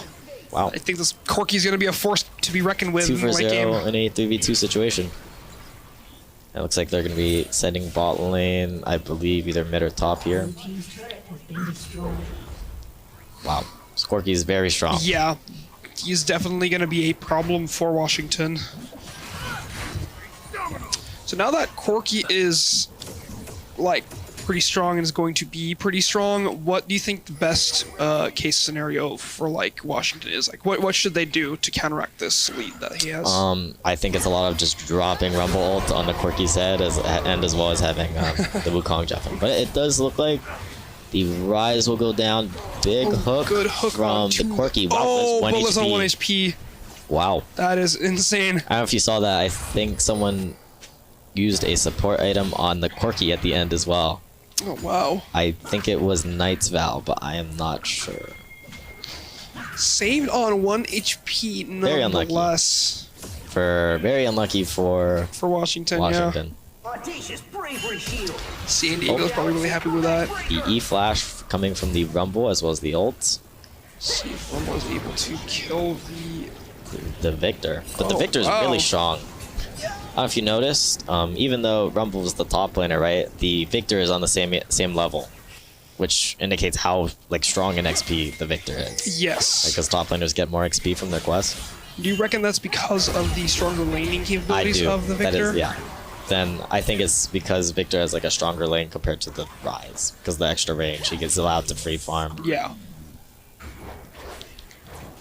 We'll see here, catching the Sejuani. Don't think that the Wukong will be able to do much into this Sejuani though.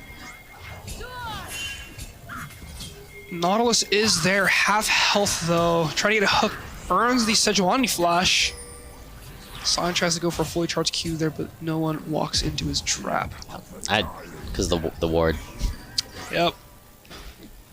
Looks like both teams are setting up for the drag. Victor is top lane, pushing that wave. Rumble opting to walk top here, probably has TP up. Probably has TP up. Looking like both teams are going to fight for mid prow to prep for the dragon. The Sejuani ult hitting the Nautilus. The silence coming in. Wukong seems to flash out. Yeah. And everyone is low. Oh wow. Dang. The Victor ult hits the Xayah, and it looks like it'll be a free drag for the red team. San Diego getting a really healthy win there on that team fight. Barely getting even below like half health for anyone except maybe Sejuani, but yeah, that Corki and Victor is really scary. Yeah. Definitely the 2 win cons for Washington? No. San Diego, yes. Fully charged Q on the Rumble. To be honest, not sure it's going to matter. The Rumble's just going to hit the tower. Steal the tower, yep. Dip out. And leave. Oh. Maybe going for a flip here. Walking through the Rumble ult. Collects the wave. And Sound's dead. Probably takes the wave too. Yep. It did look like he opted for Hollow Radiance as his MR item. Yes. See the little explosions on the minions. Wow, little fight here bot lane. It looks like a little trade. Rise definitely very strong right now, especially, or not Rise, sorry, Victor. What I do think, though, well, not anymore, but in general, if both top laners are even, the Sion has a stronger side lane, but I think Rumble has a big gold lead, which allows them to side lane easier into Sion. Played the early game very well. Yeah. And now we have also San Diego on Soul Point. Right. With Infernal Drake again. Yeah. And even though it's a 7-16 kill score to favoring San Diego, the gold difference is only about slightly under 2,000. Yeah. I wonder what the gold lead is, or like where the gold lead is. Probably, I'm assuming on the Rumble. Yeah. Wow, flash Q from the Nautilus, but the Quirky is able to get out of the way quick enough. Oh, good. Wukong ult there. And the Quirky goes down, the shutdown goes to Wukong. Able to maybe secure a second kill here on the Rel. She is really low. Gets the root off from the Rise. That's the shutdown going to the Wukong and the Rise getting a kill. Little fight bot lane, has to burn the Rumble. Let's see if Rumble is able to kill here, or oh wow, that Victor ult just deletes that Rumble. Yeah. But they are able to get Baron here, yeah.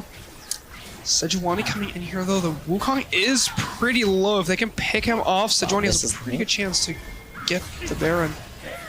We're going for the Sejuani. I think that's all that's gonna happen. The Victor going in. Oh, straight into the 1v5. That is unfortunate. Wow. Gets the shutdown, I believe. And the to who though? Gold lead goes back to neutral again. Peeking a little bit towards Washington now, up ahead a little bit.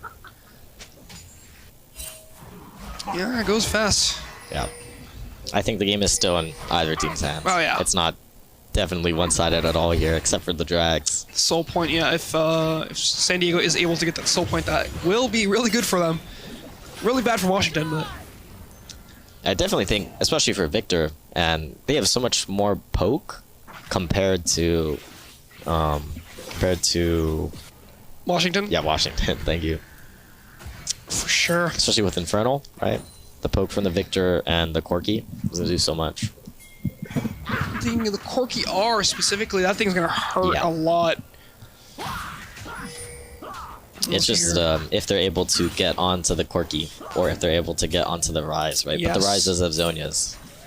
Not the Rise, the Victor has Zonias. Yeah. And also, I think a lot of what you were saying with if the Rumble ult is able to just get popped onto the Corki's head and securing it with maybe like a Nautilus R or a hook or something. Yeah. That could flip the team fight in their favor. But they still have to watch out for the Victor. Yeah. So it's not really just strong. the Corki. Yeah, level 18 Victor. Yeah. And his ult hurts a lot too. It's like, it's one of those things where kind of like you fight him and you like ignore the ult and then suddenly all your health is gone. Exactly. Something I never really realized about Victor is his ult, as soon as you cast it, it silences. Oh, really? Yeah. Oh, wow. I don't remember what the case was, why Lam, our mid laner, told me that. I think it was to cancel an ability. To cancel a Rise ult, actually. Oh! Yeah, because I was telling him to save his cage for the Rise ult, but he's like, no, it's fine, I can just ult. And I didn't understand it. So that's a cool interaction, and we get to see it in this game if it does happen. Interesting. That would be interesting to see. Huh. Looks like red team set up for drag. Well, we have the Rumble top lane. It's probably looking like he's going to be TPing, but he misses the hop over the wall and has to burn flash. The Sion ult's coming in. Looks like the Rumble TP'd mid lane.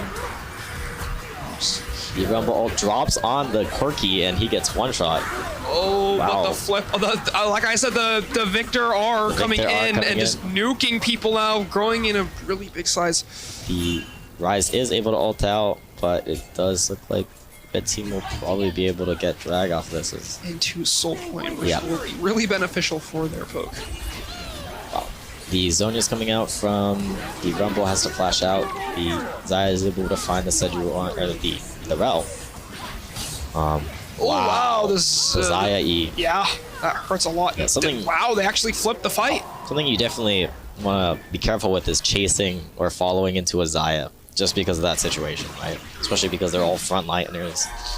without much of an engage as we saw the Rao go down earlier.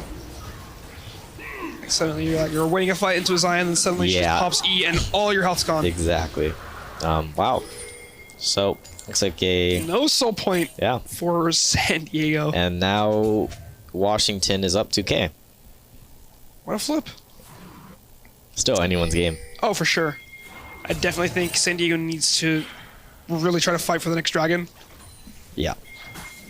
And also be careful of that Zaya. Like, yeah. A lot of melee champions into Zaya going towards her. It's going to be kind of hard. But it looks like the flash ult's coming from the Nautilus. The Wukong are being brought in. The Rumble ult's coming down. Wow, they really wanted him dead. Yeah. Looks like they might try to look for Baron after a reset from Wukong. Victor being on a 55-second death timer, they have plenty of time to set this up without one of their strong characters there. Yep, and like they're posturing for Baron. Although starting it now. Yep. The dragon's getting low. It looks like they might just give it. Probably a wise choice to not just waste any more lives away. And the blue team secures Baron and is up 4K gold. Just like that, we were just at like what, it's 500 gold difference, and now it's 4,000. Yep. And completely reversed. Again. Yeah. Like you're saying as well, like the Rumble gold lead is probably pretty heavy right now. Yeah. Big level differences between mid and top lane. Yeah, for sure. I think the Rise kind of feels like it's starting to come online too. Yeah. Right. The Victor's been at level 18 for a while. Rise just hit level 18, so both mid laners level 18. There's a 2-level difference, I believe, in top lane right now. It does seem like that, yes. But even then, like Sion can still provide a lot of value if he is able to get like his ult and Q off. Yeah, exactly. And then just the raw damage from that Rumble is still kind of nasty. It looks like they're going to be having a 5 million flash ults on the Zaya. The Zaya ults. This is it too. Or yeah. Zaya ults the Zaya shredding that, bro, yeah. Big Q on the That clone. Rumble's really low though. Oh, Wow. gets 2 picks. Can they pick off the Rumble here? He is able to escape the Rise being too fast to get... Oh, the Sion's looking really low. It looks like a 1-for-2 trade in favor of San Diego. Yeah, still anyone's game. Both of their... would you consider them carries? The Victor and... Yeah. Yeah. The Victor and the Quirky. Yeah. Well, them are really healthy still. They get turret though, Washington. The Rise is, as you said earlier, coming online. You can definitely tell. Yeah, for sure. Oh, gets a good stun from the Sejuani into the wow, Braidfart, the big Brawlic guy's ult. Sion ult. Sejuani stun into Sion ult, which is able to kill that Rise. Again, another 1-for-2 trade. Yeah. That was a really good play. The Sejuani being able to see that the Sion's coming in with his ults and just gets a great stun. San Diego's definitely bringing it back after losing Baron. Yeah. Although they were able to get one tier 2 tower mid with the Baron. But now I think the game will just go back to neutral. Drake the gold up in 130 as well. The gold is still around the same. Same level. There's like a 2K difference in favor for Washington. Yep. They are able to secure the scuttle, which denies some vision and gives them some vision as well. I think majority of that differential is probably in that Rumble. Yeah, definitely. So that's... Don't necessarily know if it's like a good thing to have all your gold lead in one person, because if like, especially like here, if they just pick him off, the team fighting capabilities. I do think the Zaya has a lot of gold now as well. I think that's relatively even now. Yeah, you're right, probably. Because the Rise is very strong now. That Zaya melting the Rel. Yeah, the Zaya pick having so much value in kiting back. Oh yeah. They definitely like showing now late game that Corki was dominating early, but like I think the Zaya's kind of catching up now. And the Corki's late game, which is around now, is definitely not near his strength early in the game. Yeah. I think now it's probably going to be more so like the Victor ults and it's more towards Victor. Probably what they're going for, honestly, to kind of like shift the power dynamic to the Victor more, so they have like a good kind of stable like team comp during the entire game.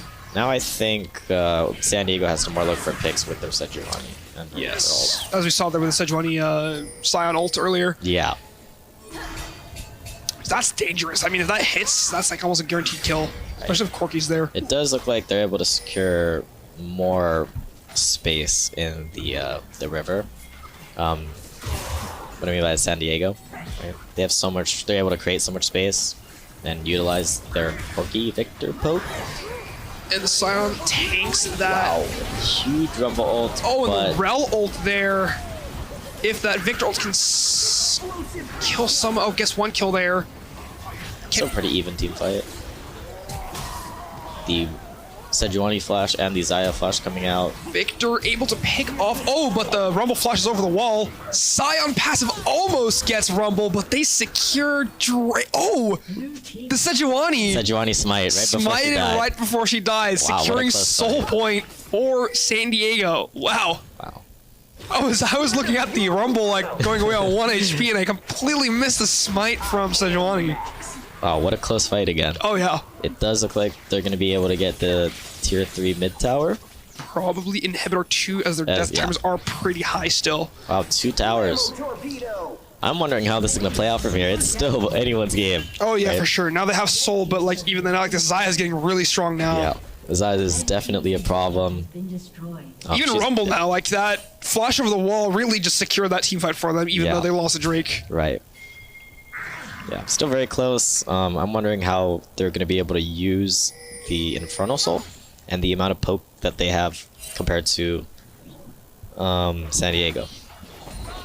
I feel like Corky R and Victor E is going to be a lot of the value that they're going to get from the Infernal. Yeah, that's what I was thinking as well. So let's see here, probably going to have to... Probably one more team fight, one more big team fight soon decides the game. Not sure on how long till Baron spawns. Oh, right now. So next team fight secures Baron and probably secures game. Oh wow, Washington's going straight for Baron, like almost melting it instantly. The Baron. Getting it. I wonder how they're going to utilize it to try to end the game. Let's see here. Wonder if it's going to be like a 1-3-1 or just an ARAM mid. What do you reckon would be better, you think? I don't think it's 1-3-1, maybe 3-1-1, something like that for bot lane. Just to be able to peel the Xayah more? Or... yeah. You don't really need one person mid because we have the inhib. So I'm assuming it's going to be like something like this. Yeah. Rumble going down, pathing Rumble bot going lane. bot. Someone mid maybe to give the mid supers the Baron buff. Yeah. And then 3 people top to try to break the top tower. This will be interesting for sure. Yeah. They're just going to have to try to fight the Baron buff super minions, basically. Exactly. So yeah, kind of what I pictured out would happen. They're kind of 4-1-ing, 4-0-1 top side. Victor's trying to hold that Rumble back. I think he's able to pretty easily. He was able to in the 1v1s earlier that we saw, especially with his ult there. Oh wow, what a ult from Rel. Rel, right. And it does seem like San Diego will win this team fight. The Victor was able to pass up there. The Xayah. Oh, gets shut down by the Victor. I don't think there's going to be anything else that's going to happen after that. I don't know if they'll be able to end the game off of that. Yeah, no, I think Rumble is still alive with against the Victor. Rise is coming up though, so this Victor will have to try to keep him away. Did he buy Guardian Angel? I think the Rise is going to ult over and maybe try to end the game here, but the Victor does so much damage. Oh, but that... Wow. Oh, the Rise going in! And Victor's GA will be popped. The Resurrect coming in here. The Zonya's coming up for the Rumble. Killed. From the Rise W. Rel and Scion are up soon. Oh, but the... Oh, shield saves the shield from the Rumble W. Corky is up here. They could potentially save this. Yeah. Yeah. And 2 members from Washington to put this down. The Rumble and the Rise. That's pretty big, to be honest. Yeah. both their towers are down though, and Washington still has a pretty strong base. And they do have a ward at the top side. Could see a backdoor. Oh yeah, maybe. Who do you reckon will go for the backdoor? Rise? Probably the Rise. It could be either, to be honest. They built that TP. I'm assuming Rumble has Ignite, but he gets the TP from the top lane quest anyways. Yes. Sejuani going for the Void Scuttle here. Be pretty good in ending. The Elder is coming in 130. I do think that if San Diego gets the Elder... I think whoever wins the Elder fight wins Yes, I do believe so. Although, Red team still has to take a lot more towers. For It's still a little harder. And they do have like Rumble to clear wave. Right? Yeah, that is very true.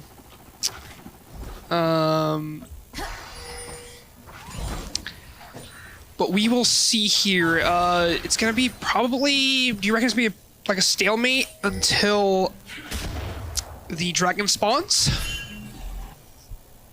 And then we will see the team fighting capability. There'll be one last team fight. They're trying to pick off the Nautilus gets away from the Corki ult here. And do you reckon that they're gonna kind of like stalemate until the dragon fight? That's what I'm assuming is gonna happen. But if I'm the blue team, trying to go for a 5v5 is how strong the Xayah is right now. If they're able to get in a fight before Elder, that's great too. But yeah. Xayah is more of a champion that wants to go backwards or let the enemy come into them, right? As we saw, it happens so many times, and the other team's just getting shredded because they like walk towards Xayah. So it's kind of hard for them to force a fight. Does seem like Washington has a better position here towards the dragon. Yeah. Oh, but Sejuani goes in here trying to get the Rumble, stun the Rumble with a Sejuani ult, but he gets a massive shield. That Sejuani gets absolutely incinerated. Still alive somehow, though. The Corki and the Victor doing so much damage, but the stun from the Rise comes out and the flash to dodge the Zion Q. The Xayah ult's coming out and gets... Xayah's one. The Rumble goes down. Victor's still alive somehow, though. And this looks like it's going to favor San Diego. Corki is... Yeah, but gets the Rise. This Rise is really strong, though. Wow. Possibly able to kill. The Zion. Wow. What a flip. And he gets out. I think. That is crazy. Wow. The Victor now trying to recall the Xayah, pushing the bot wave here, and wow. Oh, the Victor got the mid tower, now going down towards the Drake, as Rise will not be able to engage. And neither team gets the Elder. Oh wow. Looks like we're gonna see another Elder fight again. Wow, what a turn of events. That Rise 1v2 was pretty insane. Was it 1v3? It was 1v3. Oh, he killed the he got the Corki. Oh right, yeah. Wow. Very close fights. That was crazy. Yeah, they won the initial one, and then Rise was able to just kill 3 of them. Although you can see here the blue team will be here quicker, a lot quicker. Oh and yeah. the Corki's down. It might just go to Washington. Or yes. Sorry. Washington. I'm San Diego. San Diego's red. Right. Yeah. Looks like the Elder goes to the blue team. Goes to Washington. Yeah. As Corki was spawning late. They might just look to get Baron and try to end the game here. Probably. It's looking like it. I don't think they'll be contesting it, but looks like they're posturing for a steal or for... They don't have time. No way. And it looks like they're going to be... Looks like Washington's going to be grouping mid to look for a fight with Elder. Just running it down mid. They're going to be jumping on the Sejuani, but she makes it out. Oh, the Nautilus ult's coming down, but the Nautilus is getting poked out a lot. Corki gets blown up by the Rumble. Resurrected, goes down. But insta-killed, and yeah, that is going to be game. Yeah. Wow. Washington able to close out the game. Yeah. Kind of another flip game where we thought SASU was kind of leading in the early game, and then Washington kind of the mid game. Yeah. And then SDSU kind of came back with the soul, but then Washington able to secure the game there with Elder. And wow, that's game 2 over. And I mean, same thing as game 1. What a game. Yeah, and another Infernal Dragon. Wow, so many Right? Infernals lately. That was a great game. And we're about to get into the next game, game 3. Excited for this draft and ready to see how the game goes. But it looks like we're going to be heading into... Corporamundo. Corporamundo. Corporamundo. Perfect. So yeah, okay. Yeah, game 3. You think we're going to game 5? I hope not, but I think we are. It's looking like it so far. Pretty exciting. What we'll see here, as we saw SDSU's on the blue team this time. Yes, SDSU's on blue, and then red team is Washington. And wow, 3 bot again. Oh yeah, there we go. To secure the mid-brush. I think it's so interesting this season. It's a lot of just fighting for mid-brush control. Which is really... Oh, cancels. Zoe starts bubble. Interesting. Oh, that Rakan is hurting a lot. Oh, and they have to burn heal. Yeah. Heal early. So why is mid-brush control so strong? I think it's just... So I'm not completely sure myself. I don't have to do that for top lane. But it applies so much pressure, I'm assuming, for lane. Right? They can... And now that the Rakan's chugged, they're going to try to zone her from the minions. And maybe XP as well. We do that for top lane. I'm assuming it'd be same for bot lane like we see now. Yeah. They're zoning her from the XP as it's dying because Rakan's forced to base. So they're already going to have a lead in this lane. They're going to hit level 2 first, it seems, as well. Yeah. And we'll see. Top lane's still pretty neutral. But, wow, looks like the Jinx Leona is going to be having prio. But as we saw earlier, that the Zoe did start bubble. So that's why, wow, big trade. Yeah, big stun for the Mel here. Zoe popping a pot. The Mundo passive coming out. But wow, still looking kind of even mid. Trigonometry lessons are finally coming in use. And as we were right, both junglers passing bots. Yep. Seems that they are very even, so they're gonna have a little fight over that bottom scuttle probably. Seems that Jarvan's actually a little bit ahead. Wow. But he's gonna have to clear Krug's last, which is gonna be kind of bad. It's so interesting to hear like the differences between sides and jungle pathing. Yeah, it was nothing I really. That often. I never think about it at all until like I kind of thought about it. But yeah, it's definitely because like that's why like a Kane Raptor start was a thing for a while. Yeah. To just get level 2 as fast as possible. Mundo's chunked, but I wonder if the Renekton will be going for a dive here. We'll see Leona going down the river here, maybe to help secure the scuttle. Yeah.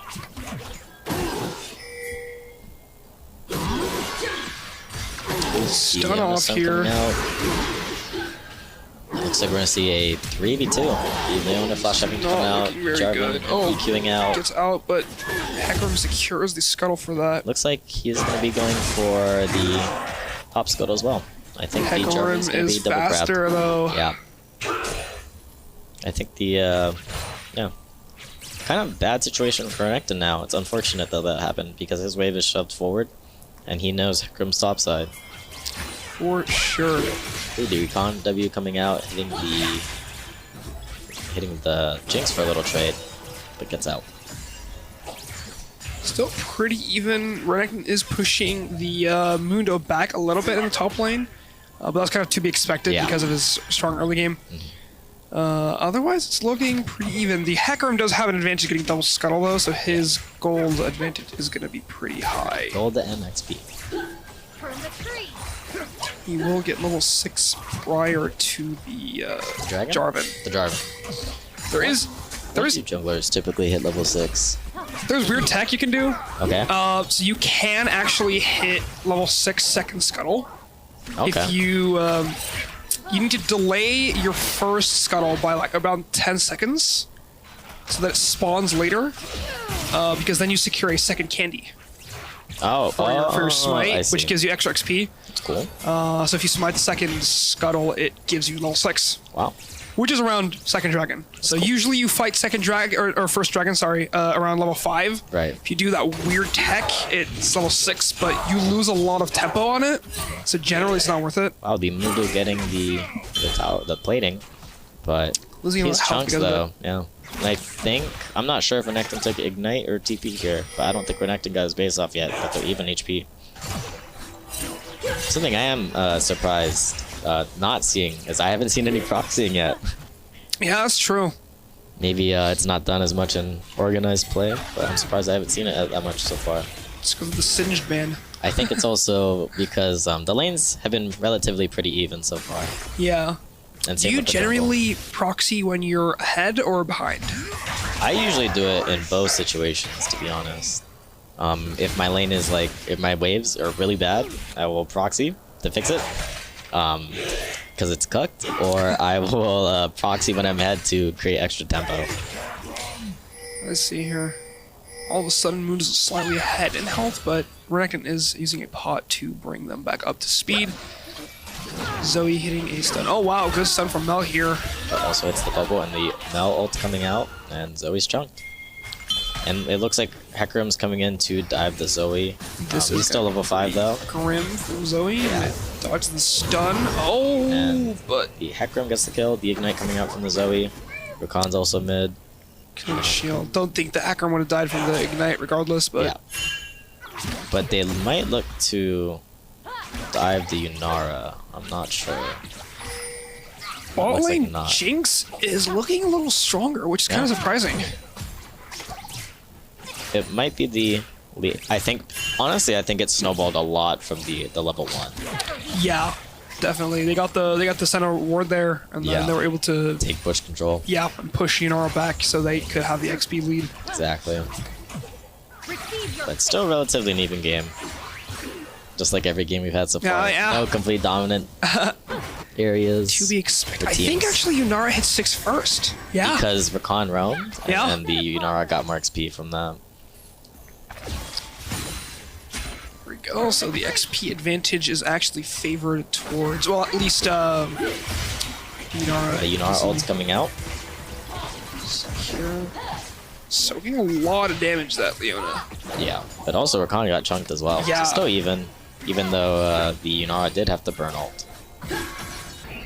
Surprising, surprising low damage. Oh no, the Hecarim ult got pushed because of the Zoe ult, and then the Jarvan ult's coming out. Jarvan from Mel. And I think both members might go out from this. Wow, and the Zoe bubble. Wow, and the Zoe loses 1 HP and didn't get executed. And the Mel ult just comes back up. That was unfortunate for the Hecarim. Yeah. Unfortunate, very unfortunate from Washington. We'll see here though, the Zoe did a really good job jumping between her portals to time the Hecarim ult there. Oh, and the Leona stun getting the Yunara. Looks like a double kill coming to. Oh, wow. Barely. Oh, Rocket, but misses. Wow. It was a great gank from the Hecarim. Oh yeah, for sure. Oh, but here comes the Jarvan. The Jarvan flash coming out. I wonder what will happen now. Hecarim should win the 1v1, but he win the 1v2. Here. Dodges the EQ. Oh, wow. lives on 1 HP. Yep. Both objectives are up. They have opted for ganks. And he's solo bolo. Coming out in mid lane. Let's see here. This top lane's still pretty even. Nothing crazy has happened yet. To be expected. But we'll see if Jarvan tries to maybe secure this dragon now. I think with the help of Leona, he can definitely push Hecarim out. He's gonna struggle a lot in 1v1s. But if he has if it's a 2v1, the Hecarim is gonna be really, it's gonna be really hard for the Hecarim. Right. I mean, not like a duh, but like. Yeah. Looks like Hecarim will be going for grubs. Should be secured. They're not really contesting. Grubs would be going towards Washington State. I think also that SDSU should probably be a little careful of the Hecarim, because if he gets even a little ahead, he is really strong into groups. I agree. Especially with the lifesteal in his W. Yeah. That is scary, to say the least. I agree. Hecarim clearing the grubs. I think he opted to go grubs because of how fast his clear is with his Q. Right. He can just hit all 3 grubs at the same time. Now going back to his jungle, and Jarvan is ahead on the tempo, so if they do get a... my tongue. If he does get a fast clear here, he could be... Zoe bot lane, though, hits the sleep. No, it is getting chunked to half HP right before drag coming out. I was just gonna say, Jarvan gets a fast clear here, jumps over his bot side, and probably secures Dragon before Hecarim gets there. Although, Mel does have mid prio, so it's a little hard. Yeah, Jarvan does up to fall back. On hitting the W, going for a little shorted, but gets almost stunned by the Leona. Yeah, just absolutely. Can't get out. It's blown up. Playing Overwatch. Leona's 1 HP, the Jarvan invades. It's the Hecarim. Hitting his W there, ults the Hecarim, but... Hecarim and the... Trade ults. Yeah, and Jarvan trade ults. Top lane matchup, being like pretty much almost like every matchup we've seen so far. Although, I think the Mundo's actually in the lead so far, to be honest. Mundo's gotten 2 plates so far. Mundo also builds... having Cryo. Yeah. Also, he, spams health items early game, so... It's true. I do believe he goes Heartsteel first. And then Just play safe, Nick. But still gets a pick on the Zoe. Wow. Oh, almost gets out, but... Another 2v2. We'll see, I think this is going to be in favor of SDSU. I think everyone just gets out. I thought for sure the Mel was going to be cooked there, but managed to grab Zoe on the way out. Yeah, Mundo is ahead here.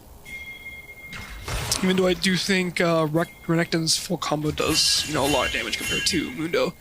Especially since Mundo kind of declines the lower health someone is. Right. We'll see here, good pressure. Hecarim stealing Jarvan's blue. I'm so surprised though. 12 minutes, no drag yet. Oh yeah, it's the first game that drag has been taking this early. Jarvan waiting with the Renekton to catch this Hecarim. Jumps with him. I do think the Jarvan down as well. Did indeed. Renekton off flash Q. Oh, double stun from Mel though. And the could pick both off maybe? Oh yeah, that Mel gets double kill. That Mel is probably gonna be really scary now. Same with the Mundo. To be honest, the Mundo ahead into Renekton is very good.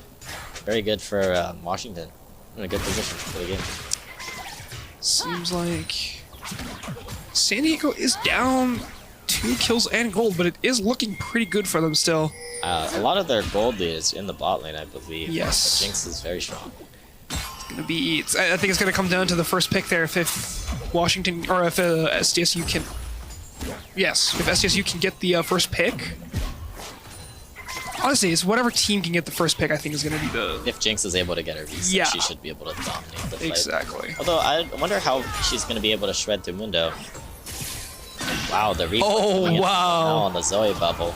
Hits the stun, and she's gone. Zoe's gone. Just like that. Yeah, Mel is really strong. Great reflex from Mel. What a hard lane that must be. Yeah, for sure. Top lane, but I think Mundo comes out on top. The first drag should be going to... Jarvan, so it goes to SDSU. And that Renekton's got to be a bit, pained now because the his combo can almost get full countered by Mundo's W. Yeah. And then the Mundo is just going to permanently proc plates, take first tower, buy 1 logs, and then snowball from there. Yeah, just like we're seeing now, he's taking plates in his face. Although, very big trade for the Renekton here. I wonder if the Mundo just plans on basing and TPing, or if he's going to stay in lane for a bit longer. He might have ult up at this point, so he could probably... They're not up yet, actually. See at the top right? Oh yeah, almost up. So he might just stay and wait for the ult to get back up and just sustain. Wow, the meld damage is insane.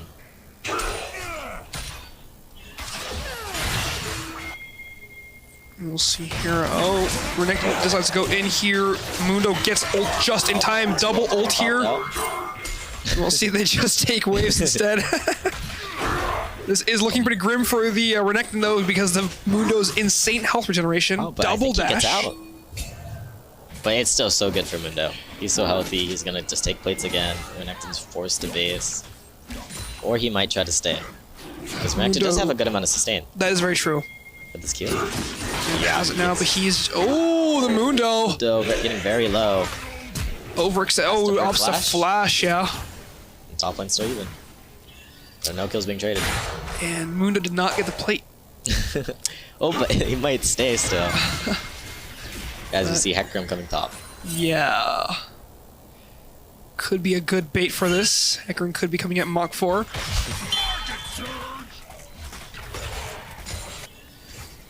We'll see. Looks like Renekton's opting to reset. And Hecarim going not for Herald. Or Jarvan is pathing up with Leona here. Hecarim probably wants to back off. I wonder if the Jinx will be dove here. Yeah, it looks like they know that the Leona's running. Flash W coming up from the front, and the Jinx gets one shot. Wow. Getting Jinx's flash too is pretty good though. Yeah. The Mundo TP back to lane, got a plate.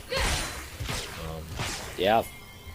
Wow, looking very good for Washington right now. For sure. They evened out their kill difference, and oh, Mel is in a bit of an awkward spot here. Flash is out. Reflex to sleep again. But the Hecarim's coming down to help her too. Do think she gets out. The 1v1 bot lane between the Yunara and Leona. Dodges the stuff, Lady Jarvan. Oh yeah, and so he gets absolutely melted once more. It looks like the Jarvan is fighting the heal coming out for the Khan. Oh wow, he gets it. And the Jarvan is able to win the 1v2. I was just gonna say the Hecarim self-heal was like one of the only things that could have won that fight, but he didn't have it up. Oh, the Renekton coming out top lane, but also the middle ult as well. It looks like they're able to trade the bot towers. SDSU is looking pretty... both teams are looking pretty good. The Mundo is looking really strong, the Mel's looking really strong, but then you also have the Jinx and the Jarvan. Yeah.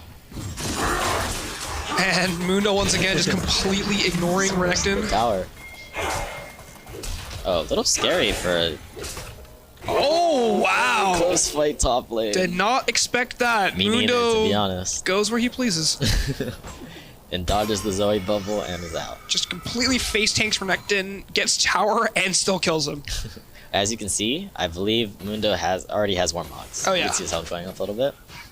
So very scary Mundo. I'm curious to see how he's gonna do later on in team fights. And probably run through the other team. Do you feel like he's probably gonna opt to just shove top lane now? Yep. And yeah, just hard push. Getting ulted by the Leona. Hits the stun. And that was getting... Wow, very good ult from Khan. Oh, good.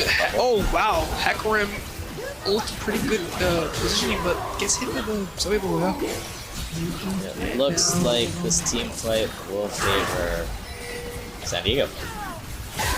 Wow, Mel getting another one before she's going out. Just deletes them, though. That Mel execute might be what it takes to win team fights if everyone's there, because Mundo's just completely pushing top lane right now. The Mundo is going to be so strong. Oh yeah, for sure. We'll see. Renekton did use TP though. Yep. Maybe a little bit wasted. Wow, the ult's coming out and it just shuts down the Jinx. I wonder, did the Jinx shut down? I'm not sure. No shutdown. No shutdown, huh? I am scared though for what's it called? I am scared for the amount how strong this Mundo is gonna be. Yeah, I mean he's just walking down already taking 2 towers like. He has 3 levels on the Zoe.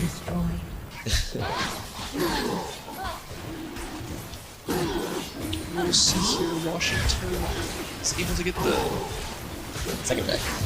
Yeah, 1-1 in drags now, so no drag sweep this time. Yep. Inferno Dragon again. There's no way. That's insane. 3 Infernos in a row. That is kind of crazy. I was not expecting that. That's insane. Well, So yeah, as you guys can see, my game knowledge is superior. Wow, I can't believe it. 3 Infernals in a row. I mean, that's crazy. I swear also one of the other games had wind ocean into Infernal. If we see it in another game, it is definitely it. Oh yeah, for sure. Because it is first to 5, or first best of 5, so Yeah, first to 3. 3. Yeah. Scores The Jinx ult's coming out and the Icon ult's being burned as well. Zoe does have Ghost. That's might.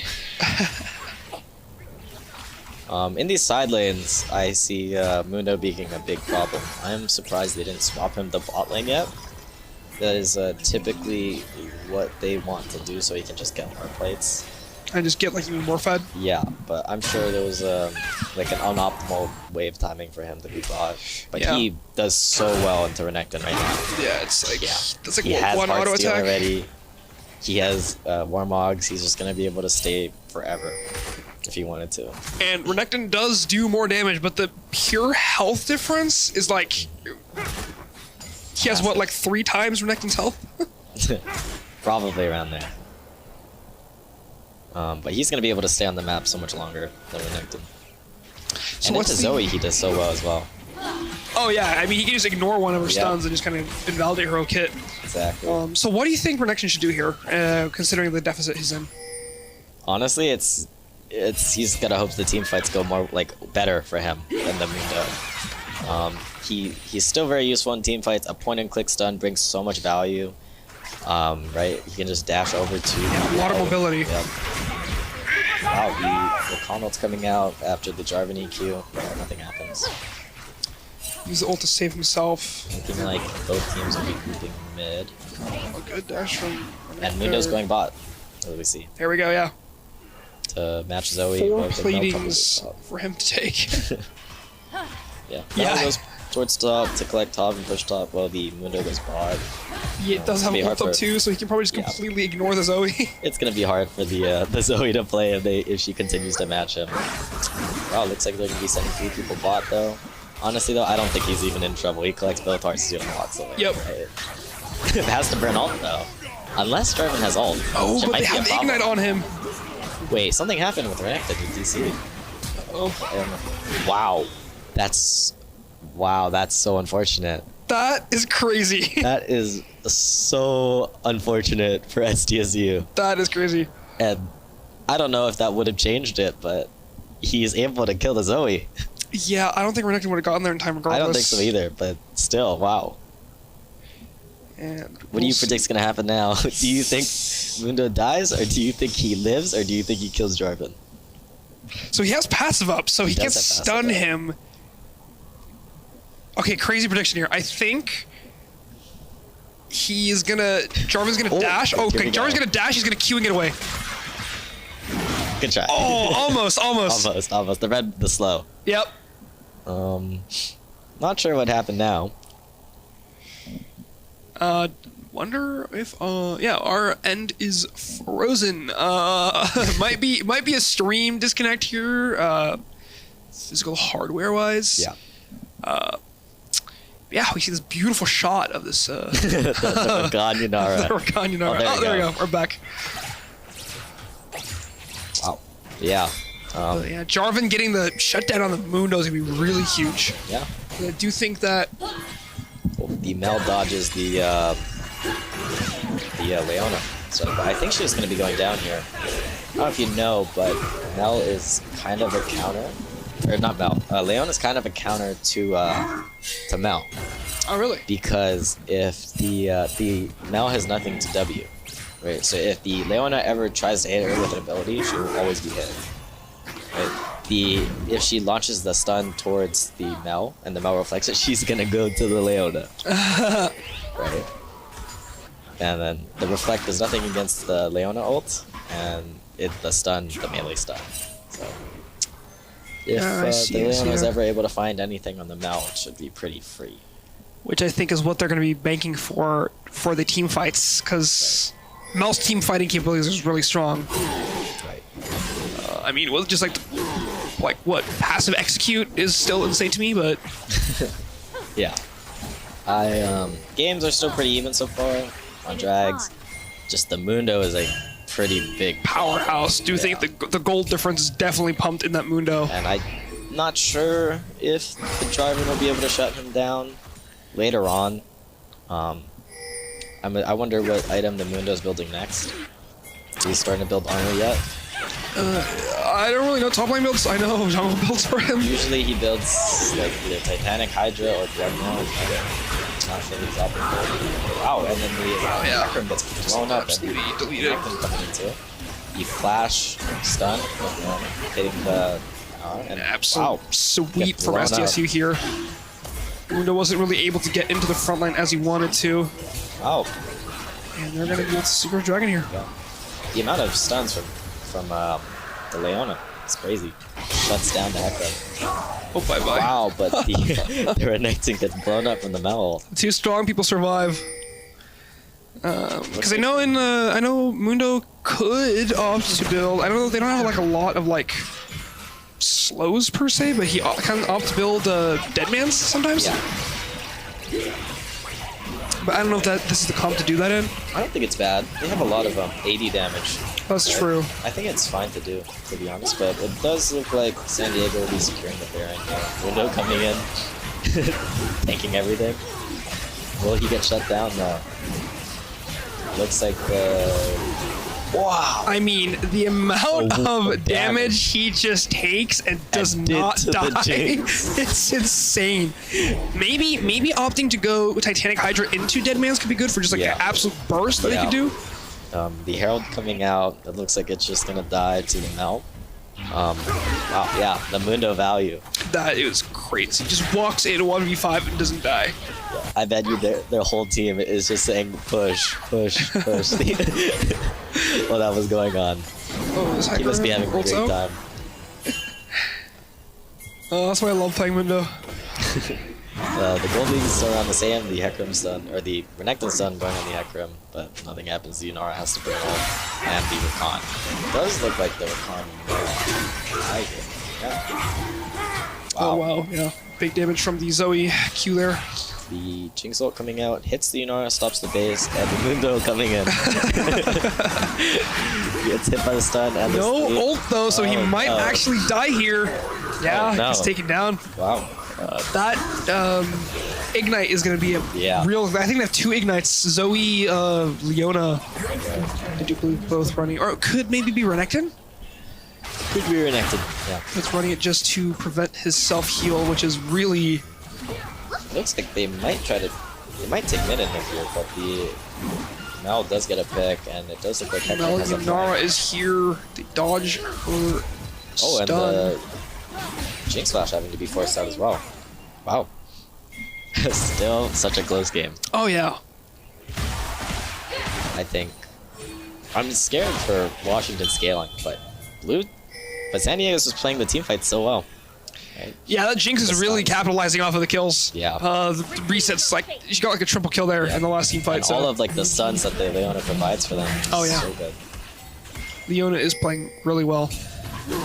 We'll see how it goes if Yunara is able to get online with just a pure face tanking ability that Mundo is able to provide. Exactly, and the damage. Yeah, I mean, especially like early on, like I know like Mundo's really good in the beginning of a team fight. Yeah. To just like kind of chunk people. Yeah. And then he just survives. Yeah, exactly. So we shall see. He already has like a ludicrous amount of health. So. Yeah, looks like he's gonna go back top lane here, or I'm not sure actually. Maybe stop the Renekton, yeah. Tier 1. So far, this game is definitely more even in terms of towers. I know it's 5-3, but both teams have an open lane. Looks like they're sending the Mundo to match their Renekton, and they're gonna have Mel go mid or bot to collect bot wave. Renekton is still able to get a lot of playing. He decides to back off here. Hecarim just clearing his camps. Kind of passive gameplay. Both currently. teams are just prepping for the next objective, farming up, getting ready, getting some vision down. So much pink dragons, so you can see all that's left. Oh, that's the wrong ping. Thank you, Zoe, though. I appreciate the effort. But yeah, Jarvan has flash. There we go. 45 seconds. I don't know if you noticed, Jarvan just got Kinnick broken for the Mel. Oh yeah. Oh, wow, both teams only have 1 AP. You notice. Yeah, that's gonna be a bit of a. It's gonna benefit both of them really well because like they're both really like nuke casters. I'm just curious how much benefit, because I think in terms of online time, I think Mel has a lot more than Zoe. Yeah. The cooldowns of Mel, I think, are a lot shorter than Zoe. For sure. Right. And also her team can benefit off of the executes as well because she can just get stacks on them and just ult. Exactly. While Zoe needs to hit her sleep to get like a lot of value. But it looks like we're gonna be having a mid fight. And oh, and our stream froze again. Okay, we're back. We're good. The middle getting chunked a little bit, has to burn ult. Even acting getting hit by the. Oh, it looks like he opted for it. Crazy fight. Oh, wow. Down to Jarvan, ult hitting 2.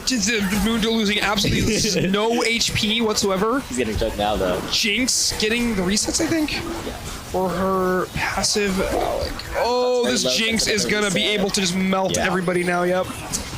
As we're talking about the Jinx resets. I think they're going to go for the end here, and the wow. next game should go to San Diego here.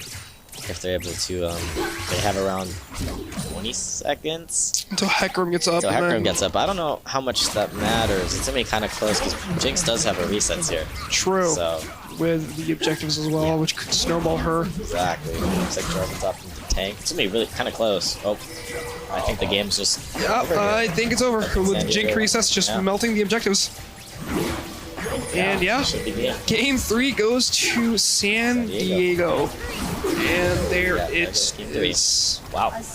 Yeah, definitely a faster game. Yeah. But each game lasting around half an hour. Yeah.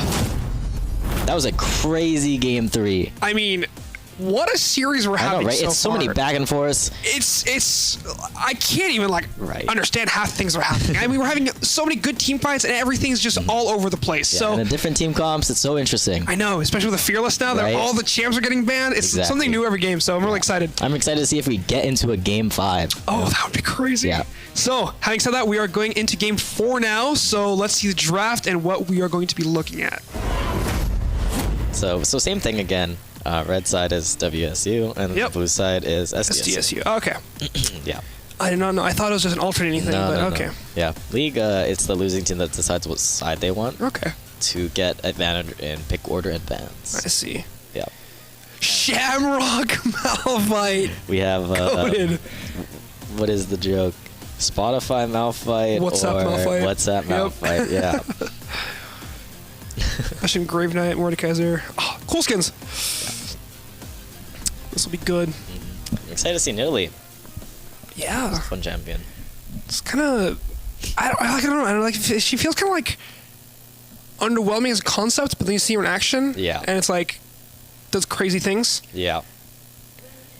She's Ziggs such a looks strong like invader too. I've seen a lot of Nidalees invade all the time. Oh, it looks like we're having a little bit of a technical issue again. We see great things in the chat. Resetting the PC because he's Filipino. Yeah, it looks like the battle of the Filipinos top. So we shall see. Just error. Yeah. Troubleshooting for a bit. Very interesting game again. Both teams have different comps than previously. Not sure if Malphite's tank or AP, but I'll just make the assumption that he's going tank. That is very fair. As you can see, SDSU has a wide variety of teammates. But yeah, this is going to be hopefully as good as the other games. I think the last game we had was probably the closest thing we've had to like a really like dominant game. Yeah. In terms of like swap. Huh? It did swap, I think. Oh yeah, for sure. But like that's what I mean. Like it's probably the most we've had was still really swap kind of back and forth. So we can just simply assume that's going to be similar to this game. Yeah.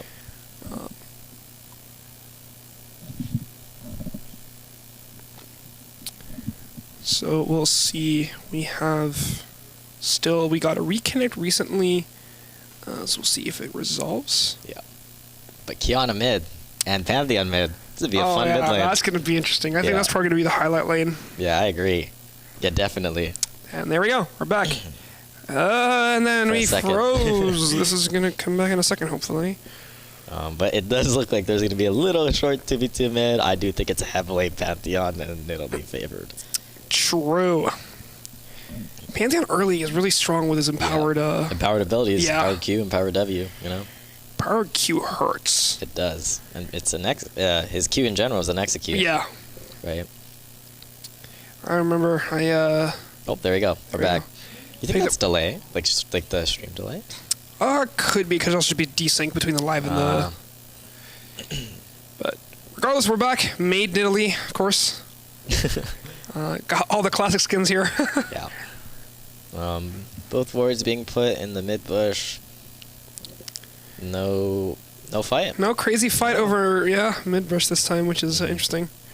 And looks like Pantheon will be having Prio and shoving mid over Kiana. Top lane should be Mord as well. Yeah. Mord is also has deceivingly strong level 1 with his passive. Yeah.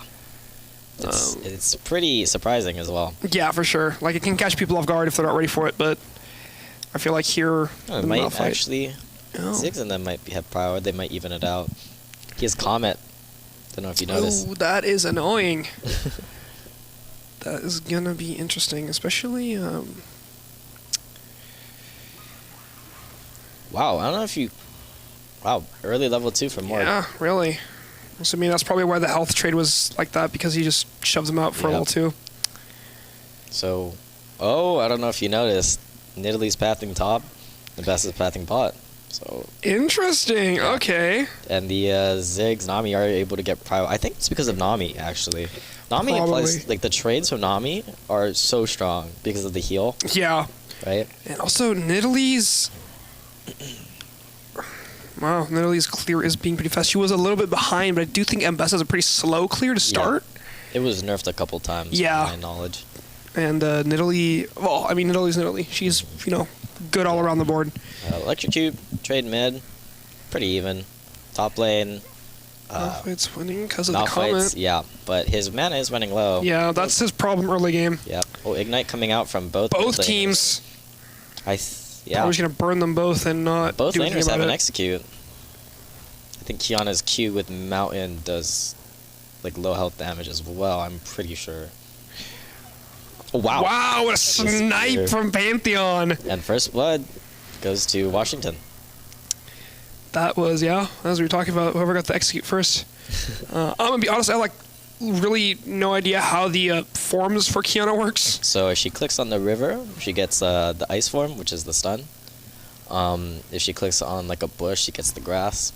I'm sure you know about the grass. Oh, yeah. The invis. Interesting. So you have to actually physically click on the map? Yeah, with W. Oh. Yeah, so you just have to point and click towards the direction. That's cool. I never played Kiana. She's hard. Oh, I know. Getting value off her ult's pretty hard too, but if you're able to get a 3-4 man stun on that thing, it's wow. She's such a good champion for objective fights. Yeah. Especially in rivers, and in that locations. I think her hardest part is lane. That's why she's pretty good in jungle. Yeah, for sure. That's kind of also why assassins have been on the rise, because assassins early game is pretty rough. Yeah. And just guaranteeing level 4 in the jungle without falling behind is really strong for assassins. Yeah. I don't know if you saw that. That was a cool Nico trick to hold the wave. She pulled it with the clone so that the Varus would miss out, or would miss less minions from the tower. Oh, interesting. Yeah. There you have it. Some pretty cool Bubble tech. landing on the Varus, but not much of a trade happening. I remember the level 1 dives when the Nico could transform into a cannon. So a little short trade mid in favor of the Kiana, but the Pantheon is up a lot of XP. That empowered Q does a ridiculous amount of damage. Let's see what's up, Malphite. The Mordekaiser finding the E, having such a good trade on the Malphite. Oh yeah, for sure. And then being able to heal up with the W that is... Ooh, Pantheon gets level 6 first, but his level 6 is pretty bad. And the Nami showing up mid, having to burn flash. That is pretty good for Kiana, considering that Pantheon. Oh, Ooh, wow, the flash. Flash coming up. And from the he Mortis. gets out a lot. Oh, wow. I really thought that was going to tank it. Yeah, barely. It was barely. Oh, yeah. But still, having the solo bolo top lane, or solo trade. The wave is going to push back to the Mordekaiser, though, so I'd say overall it's pretty worth for him. I think he went in like a split second too early. He got that first tower shot aggro on him. Because I do think his Q flash would have reached if he even missed that first tower shot. Yes. Still, Malphite hits level 6. Both of them have ults still. I still think the lane heavily favors Mord. It's such a strong lane for him. I think it's going to favor the entire game. Just like like especially because dodges the Q though, but he will out sustain him. We'll see what it builds first. I wonder if he's going to go Rylai's first. That's what I'm going to guess. Rylai's is such a good item for Mord. Oh yeah, especially because of the move speed that he gets. Malphite, that is. Yeah. I wonder how the if he plans on takes a tower shot, but it doesn't matter. I wonder if he ever chooses to opt for there's like an AD build for Mordekaiser. Yeah, no, that has AD scalings. Yeah, and it's like I forget what the item is called, the ultimate item. Oh, the Hextech chest plate or whatever that is. Something like that. Oh, the Mord ult's coming out. The Malphite has to flash, but still has ult. Ult's the Mordekaiser Q, but. And oh wow! Does he get out in time? No, the Ambessa is able to secure that kill. But it looks like the Nidalee might kill the Ambessa here. Wow, 2 for 1. Good trade. Wow. It's ends up being very, very good for Washington as the Mordekaiser is able to dive the Malphite twice. Experimental Hex Plate. That's the item name. Yeah, when you ult, you get like increased attack speed, I believe, and attack speed AD, I believe too. Yeah. I've seen it's good for locking down if they have like a heavy carry. Right. You just like because that's what a lot of the strats are for team fights and stuff. For objectives, he's really good because you can just ult their jungler. Yeah, and then secure the objective. Yep. Or like the poor Nasus, where you just ult him into a huge wave and he loses the whole thing. Exactly. So as we see, like such a dominant lane for Mordekaiser. Oh yeah, for sure. This Malphite, I think this Malphite is definitely going to get more value in team fights, considering that Mordekaiser is probably going to be out of the team fights for most of the time with his ult. I am kind of curious on the decision for Malphite here, or the decision, on the Malphite pick here.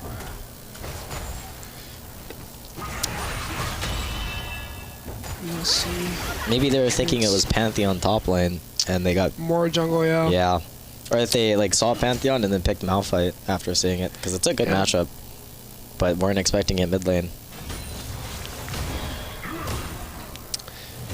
Now both objectives are up once again. We're getting some pretty late objectives the past 2 games, but it's they probably want to opt to play safer. Yeah. To get the objectives instead of trying to coin flip them. We do see, though, Nidalee going up. I wonder if she's going to be invading or taking the free grubs, but it looks like she's opting for the grubs. Seems so.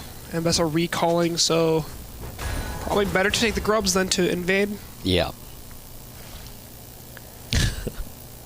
And this Malphite having a wondrous time up top here. Getting some decent trade damage, though, but...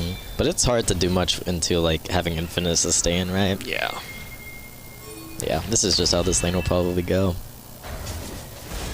Nidalee is pretty strong. She's up 2 levels on the Ambessa. 3, right? Level 5?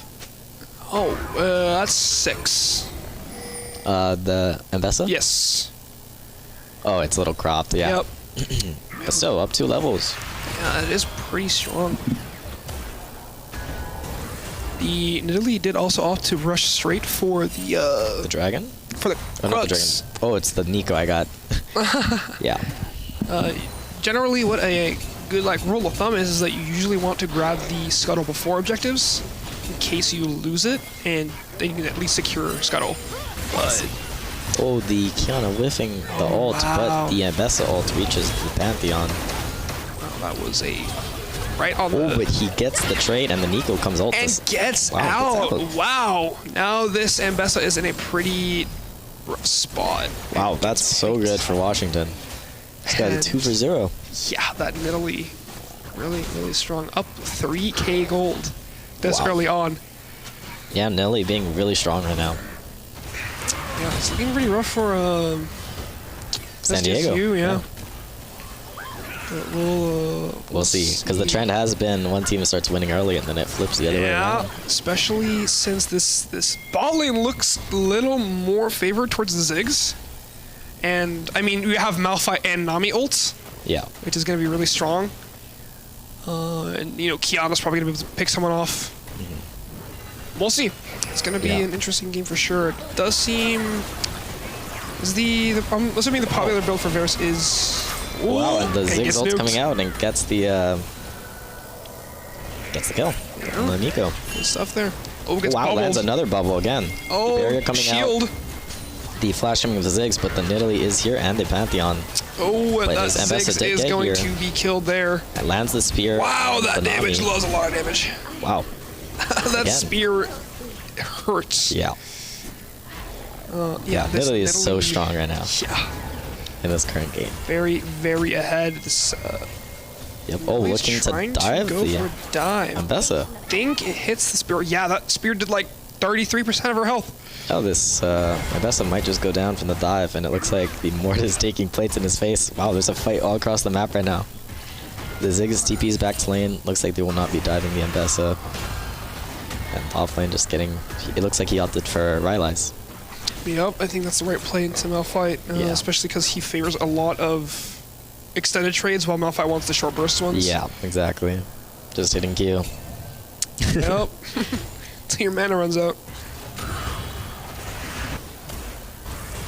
And we'll see both objective. Well, no, sorry. Only Dragon is up. It's been up for a really long time now. Almost going in on 12 minutes here. Just like last game. Yeah. But it does look like the Ambessa is coming top lane. A little scary for Mort, but I wonder if he gets one shot before his ult comes out. He is able to ult the Ambessa, but the Ambessa just grabs the kill. Wow. But from that, it looks like they might dive mid. The ult comes out from the Kiana. The Pantheon gets chunked, but the Nidalee one-shots the... This Nidalee is looking to be a big danger. But once again, Yeah, it looks like she's invading the Ambessa once again. This Ambessa's camps are... all hers. Wow. Yeah. Looks like she is headed down to bot lane or to take the dragon. I think it's the dragon. Yeah, looks like the first drag of the game will be going to Washington. What a strong lead they have this game, especially from the top side of the map. Yeah. Now able to secure that Infernal Drake. Wow, so that's not Infernal damage. Drake. First game, not Infernal Drake after what, 4 games? Yeah. Crazy. Yeah. Looks like she's gonna be double camping her blue buff and her Gromp. Yeah, is very good at double camping. And the top sides are looking the same. Mordekaiser has some insane jungle tech where he can do red buff and Krugs at the same time. Oh wow. It's weird. His auto attack range is high enough to hit the Krugs over the wall. Wow.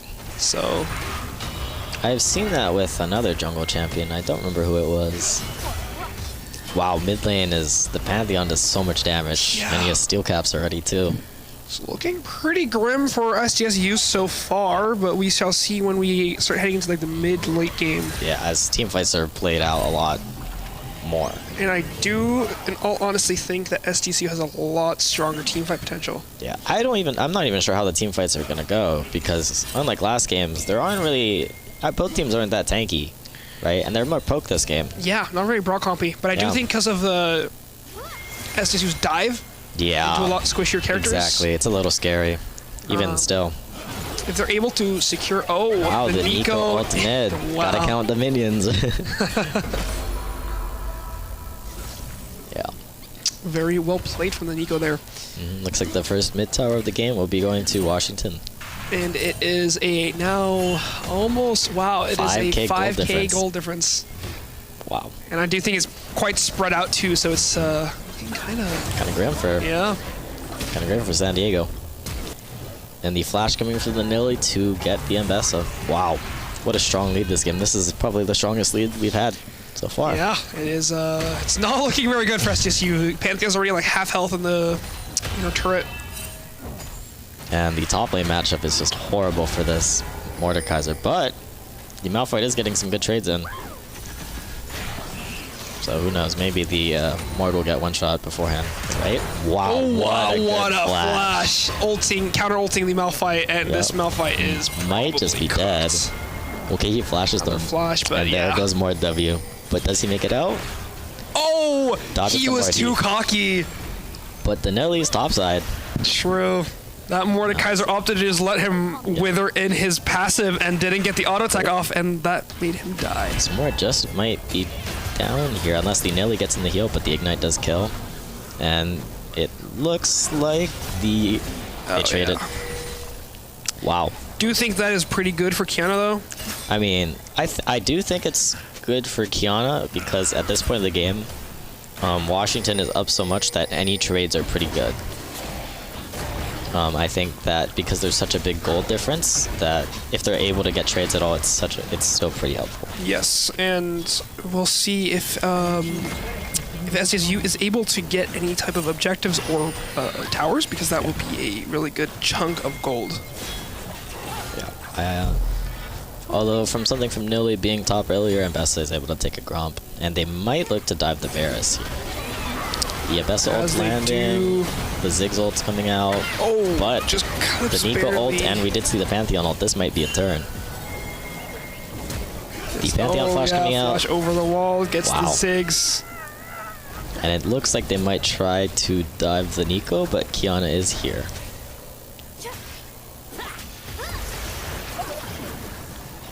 And we'll see. And it looks like, wow, the flash out from the Kiana looking to one-shot the Nico. And the Nico Nidalee is able to one-shot the Yami. And wow, that's again a 1-for-4 trade, I believe. For Washington, wow. That is, that's and the top matchup looking the same as every game we've seen so far. Ignoring the Malphite. But the Mord does ult the Mbessa. And is looking for a 1v2. Oh, wow, he is really strong. And is fighting the Malphite now. W was not up Barely though, able to not cast the W. Still, I think it's not bad for both sides. Especially because any gold for SDSU at this point is good, just because they're down around almost 10k now. Wow, yeah. This is definitely the biggest deficit we've seen. Yeah. Down, what, 11 kills? Yes. Just stealing all of the Mbessa's jungle. Broad daylight. Yep. I definitely think Nidalee is just one of those types of champions that wants to invade. Really high mobility, so she definitely benefits from that. And I see it a lot. I'm not really sure, because I don't see Nidalee too often, but like what makes her a type of, what makes her the invade champion? I guess it's just the amount of damage output she has early, right? With like 2 different sets of cooldowns. Yeah, I think definitely the mobility is the biggest part of it. Because just like and that damage. Yeah. Same thing. I think Kazakhs can benefit a lot from like invading. Ult comes down. Same with the Ziggs. Is the Nidalee able to get caught here by the Kiana? But wow, Kiana. The Kiana could maybe benefit a lot from this if she can get the kill on Varus here. Wow, Kiana is being very strong here, grabbing 3 kills. Yeah, this Kiana could be a problem for Washington. Good sidestep. She got 2 shutdowns during that fight, and the gold deficit is now to 7k. Yeah. Wow. There's a 3k jump just like that. And back to what we were talking about. I think like high mobility is really good for invading. Like there was a point in time where like Kazakhs, Zed, Kiana were really good in jungle because of that. Being able to duel their opposing jungle and just invade as much as they want. But yeah, wow, this Kiana is becoming a little bit of a problem, but in terms of the side lanes, I think Pantheon is the edge by far. Absolutely. Just because the gold difference, or the gold difference, the level difference, and I don't know if you noticed earlier, but Pantheon does have steel caps, so. Yes, and it is She is Hex closing. Looks like. Wow. Look at me.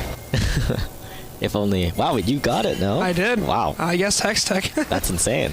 Guess I'm not doing that, actually. I'm not. We're at a private Christian affordable campus. I was going to say something not private. Oh my gosh, I can't. Private. Oh, the Ziggs ult coming down and the Pantheon gets one shot. Wow. Private Christian affordable. Yeah. But yeah, we did get Kiana gets good picks here, closing the gap to the Pantheon. Actually getting a kill on him is actually really big. Yep. Wow, I'm so excited to see Kiana this game. Well, it's very different from what we've had previous games, and also the Nico. I hate playing against Nico. I'm not used to counting minions, but it's very exciting to see. This Mordekaiser is doing pretty well too, but this Malphite isn't that far behind. He's not doing that bad, to be honest. It's such a bad matchup. Like, these trades aren't that bad. We'll see a lot of... I think a good thing as well with SDSU's comp here is that they have almost equivalent poke. Yeah. A little bit less probably, but they're able to contend in the poke and then just go in when they want. And they have the dive, right? Yeah, they have the dive. They're able to. They have the tools to make it back. Right, you know? Exactly. Because you have all the, you have Ziggs, which is very far range. Nami, you can poke. Right. The Kiana ult's being forced out. Little skirmish again top lane. Yeah, pretty much still in neutral state. The gold deficit is around. Which one is that? 8K, like 8K, 7K. 7, 8K. Having to blow Malphite ult top.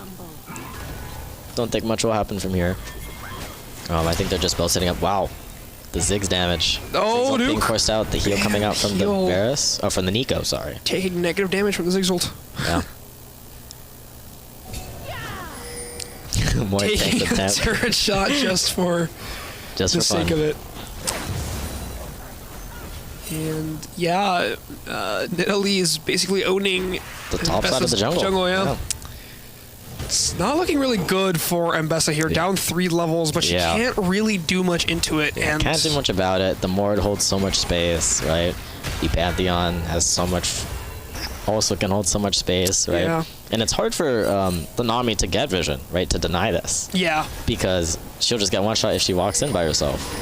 But the Mbessa ult is looking mid and looking to one-shot the Varus. The Mbessa flash coming out too. Is able to find the Varus but getting stunned by the Pantheon. The Nami ult's coming in. It's looking like a 1-for-1. Which is not that bad. Mordekaiser does get top turret though, as Malphite tries to rotate into mid. But needs to rotate back into top. I think overall, not bad for SDSU, right? Like I said earlier, any gold trade is pretty good for them, especially because they're down this much. And they don't lose anything out of it other than giving more gold to the other team, which isn't that bad. If they lose an objective, then that's completely different. Like in this case, they lost the top tower, but overall, I don't think it's that bad. And we'll see they are down 2 Drakes and very behind, so it does kind of feel like Washington will be able to secure the Drakes and I don't know if you noticed, but Pantheon did buy GA. It is an early GA. Oh, wow. Yeah, unless he just has that much gold on him. But wow. That is, yeah. I think it's to allow the Pantheon to make plays that otherwise he shouldn't be able to. Yeah, just kind of like suicide plays. Yeah, exactly. And to be able to front line for his team, right? Or to be able to jump into the back line and be able to provide the space.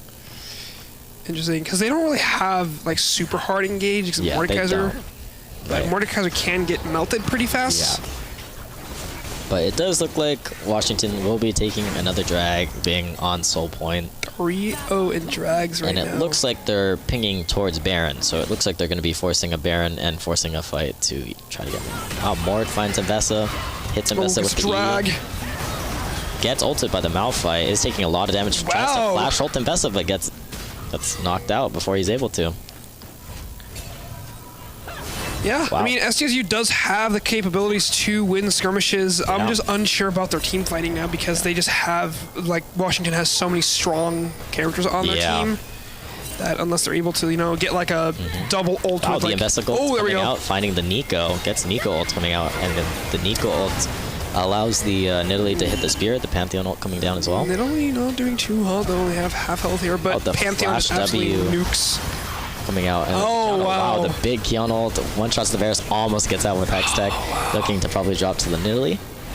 And this Pantheon 1v3 with the GA. Yeah, that Nidalee Zanya's just saved her life there. Right. Oh, this Sig is not doing too hot. There comes the being GA. Popped out, the Nidalee flash coming out. Finds it on the Malphite, but I believe that is it. That's an interesting play from Pantheon there to go in on the Malphite at low health just to get his attention away from the Ziggs. Yeah. To allow Nidalee to get the kill there. Right. Because Nidalee has a 700 gold bounty, probably 1,000. It's looking like Washington will be forcing the Baron. Not sure if SDSU will be able to contest it, but we shall see. No, it looks like they're going to be giving it. The Mbess is going down. That means Baron will be going over to Washington. Wow, what a strong lead still. Yeah, they are definitely holding on. They're profiting a lot from their lead they have. Yeah. It's almost back to 10k gold now. 10 kill difference, which isn't really that crazy. But it's still a significant amount. Yeah. I think a lot of the reason SDSU is still in this game is honestly because of the bot, like the Ziggs and the Kiana. The Kiana has so much like playmaking ability. Oh yeah, for sure. Into the team comp, and it's just she's the way that they're able to get picks on like the Nidalee or the Varus. But their Nico is also providing a lot of value with they're thinking it's the Varus. Yeah. Right. And a lot of good stuff with the SDSU team is also the fact that they have a lot of like engage. Oh wow, that damage. The Ziggs ult. Oh, but the Ziggs ult almost finds the Nidalee. Oh, finds the Nidalee with the Kiana ult. The Zhonya's coming out from the Nico while the Varus tries to pick or hit the Kiana. There we go again. There's a good engage that I was just going to mention. Exactly. The Nami ult into, you got, Nami ult, Mbessa ult, Malphite ult, they can They're just lock able down to make those plays and then just picks. nuke someone with exactly. with Ziggs. To nuke a priority target and then move to the next one. But the Mort does get a lot of bullets top lane. That did close the gold deficit a little bit more though. Now it's 1,000 gold bounty, so 7k. Round 7, gold yeah. now. Still not bad, but the next drag is coming up in a minute 30, which, did you see that he has Hextech vote about? Yeah, that's a interesting pick. I haven't seen that a lot. It makes sense because they have a lot of kind of champions with dashes, and Mord wants to close the gap, right? Yeah. So, a lot of, looks like Rylai's, I'm assuming Hextech. Into Riftmaker for sure. Something like that, or just into tank items. Yeah. Still anyone's game. It's heavily favored towards Washington. I do believe that the Kiana has still so much playmaking ability into the other team, as they're all squishy. Oh yeah, absolutely, and that's also why I think Ziggs is going to be really good with his ult there. Yeah, to provide a lot. A lot of the combos that they do is they have the Mbessa ult into the Ziggs ult to blow up a high priority target. It's a lot of damage. Oh yeah, especially against their carries. And then get the Malphite and Nami ult for the rest of the team. Exactly. The Malphite, I think, is actually ahead a wow, level. of XP, yeah. Which is pretty impressive considering.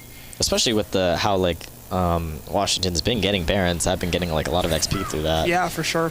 It must be. Actually, I'm surprised too as well. The Mbessa ult's coming out, but the Varus dodges it with the movement speed from, I believe, Ghostblade. Wow. Interesting. So it's both Varus this game, of course. Oh yeah.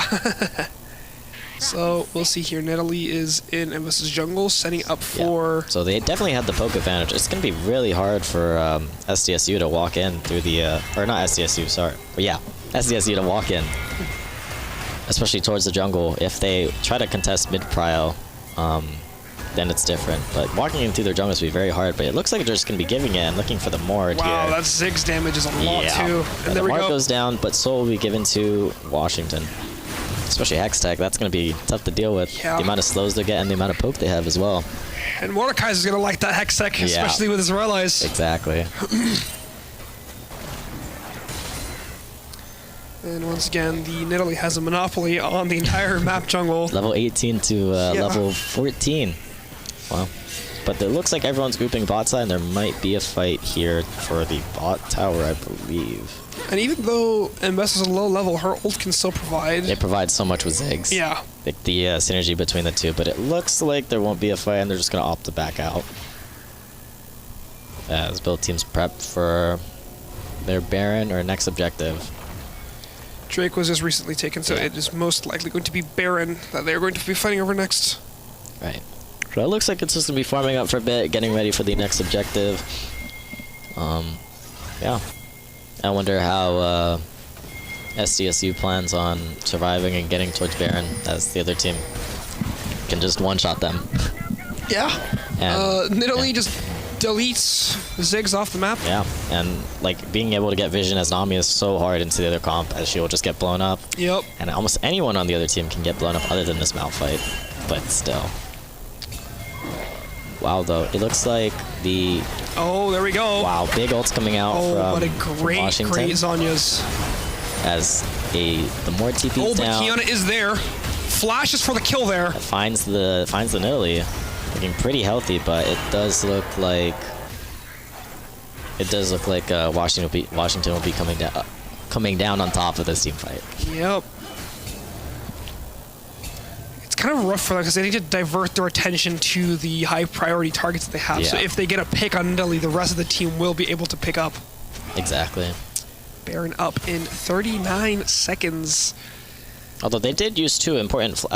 SDSU used two important flashes, being Mbessa and Kiana. Yes. So this Baron fight is going to be very, very hard for San Diego, and the way I see it. Pantheon's G8 is back up now. Wow. It's going to be a hard fight. So that's going to be really tough for them. I don't even know if they're going to contest it. I wonder how the Kiana plans on playing it, just to find a really good ult or a really good pick before Baron spawns. Malphite is going to have his R up. It does seem like everyone will have their ults. So. Wow, so they're in their jungle early. Like I said earlier, the Nami is unable to get vision. They got the slow and the Ziggs, but it does look like he's ult, but they have to burn Nami ult. The Ziggs damage is blows insane. up the Mordekaiser. Wow. Able to pop G early, maybe? Wow. Indeed they do. That's huge for SDSU. And we'll see. Yeah, blows nukes them. Wow. The Pantheon, the Malphite ult finding the... Wow. The Nico. So Nico will get one shot here. Wow. What a turn. He's still alive, the though. gold difference now only being 5k instead of 8 or 7 or 10. Yeah, closing in that gold gap. Bringing it back. A common trend we've been seeing. Yeah, right? Yeah, the Ziggs damage is insane. I mean, that single Q, I think it was. That took half of more HP. Yeah, it's crazy. But it does look like their poke will force SDSU to get off of Baron. Wow, almost finds the Kiana. Kiana ult's coming down, burns the Nidalee I wonder if that's a... Wow. The 2v5 coming out here. Yeah. Forces them is to... a bit hurt, though. Yeah, forces them to get off Baron. I wonder if they're going to go for more here. The Hextech Soul is burning them while the Verisalt finds the Mbessa. Wow.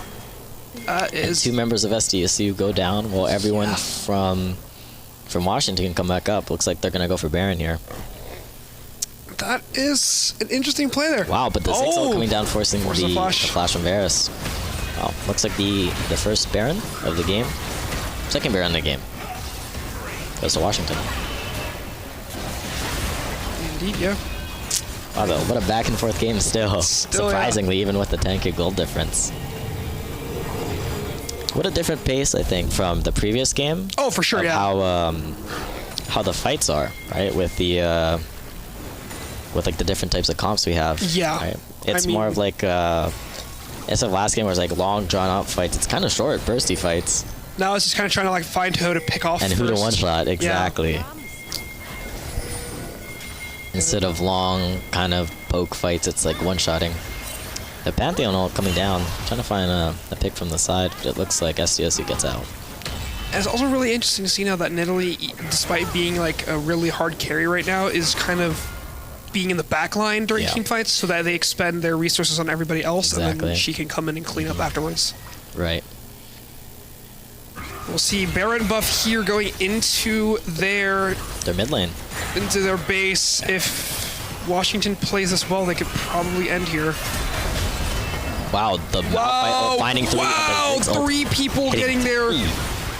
But it looks like Oh, Ziggs gets a double kill. Mordekaiser is being a raid boss in their team, though. He's ulting the Mbessa, kills the Mbessa, but goes down. Wow. What a turn from SDSU. The Ziggs damage, I mean... Dude, the Ziggs ult damage with the Malphite? What a combo. It's insane. Does so much damage. Wow, what a turn. Still, game's still somehow even after having Hexexel, having a very strong Newly. This Ziggs is a menace. He is doing a lot more damage than I thought he would be. Yeah. But we'll see. I think even Kiana is going to be able to do a lot. Looks like Elder's coming up. And this time SDSU is there first with the Ziggs. Pretty dangerous. Yeah, and their jungler... The Elder. This could be huge for SDSU. Because their Nidalee is still on a death timer. Yeah. But it does look like Varus is here. I think looking to turn. Burns the Edge of Night, but it looks like the isn't there, though. The Nico ult's coming down, and They get it, though. They get the Elder. The Nico goes down again. This could be really, really big for SDSU if they capitalize on it. Yeah, but they do have a lot of turrets still up, so it's going to be hard for them. Yeah, but this Elder could even the game out a lot. Yeah, one big team fight, if they win it, it could win them the game here. And also, one thing we haven't really discussed is who do we think scales better here? Because, like, if they are able to drag it out long enough. Honestly, it does look like the scaling is better for SDSU this game, right? The way I see it, the Mordekaiser does generally scale better into Malphite, but it's not that big of a difference. I do think Mbessa scales harder than Nidalee. Wow, that 6 damage, dude. Pantheon and Kiana are around the same. Wow. The Kiana blows up the Mordekaiser with Flash. I do think that even despite Malphite and Kiana, like, Malphite being a little bit worse and Kiana being similar-ish, I think their kits provide more team fighting value. Yeah. I agree. So I think that could give an edge if they're able to stall the game out enough to where it becomes equal. They were able to take two towers with Elder here. And I think they still have Elder left for a little bit. Wow. But the wave clear from Washington isn't that bad, but it's so hard for them to be able to touch minions here. They're going to be able to take inhib here. But the Malphite does get chunked hard. I think this will be the only thing they'll be able to get here. But that is really good. 3 turrets and an inhibitor, and the gold differential is only down to 3k now. Less, even. Everyone in this game is probably near full build at this point. So now SDSU actually has a fighting chance. The Nidalee won't be able to just dominate the entire map. Yeah, exactly. And they have some vision set up as well. But if you look at that top wave, someone's got to collect it soon. Yeah.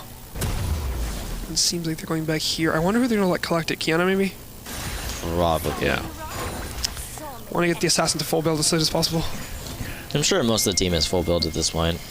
I believe it's on both teams. It's probably just the Nico and the supports is not full build, and maybe the Malphite. But I mean, honestly, whoa! The Mbessa ult's coming out on the Varus, but it ended up missing. Varus or Nico? I'm not sure. Yeah, I'm not sure which one it is. But looks like they're setting up some vision. Baron's probably spawning relatively soon. It looks like right now SDSU is having the vision set up in the top side.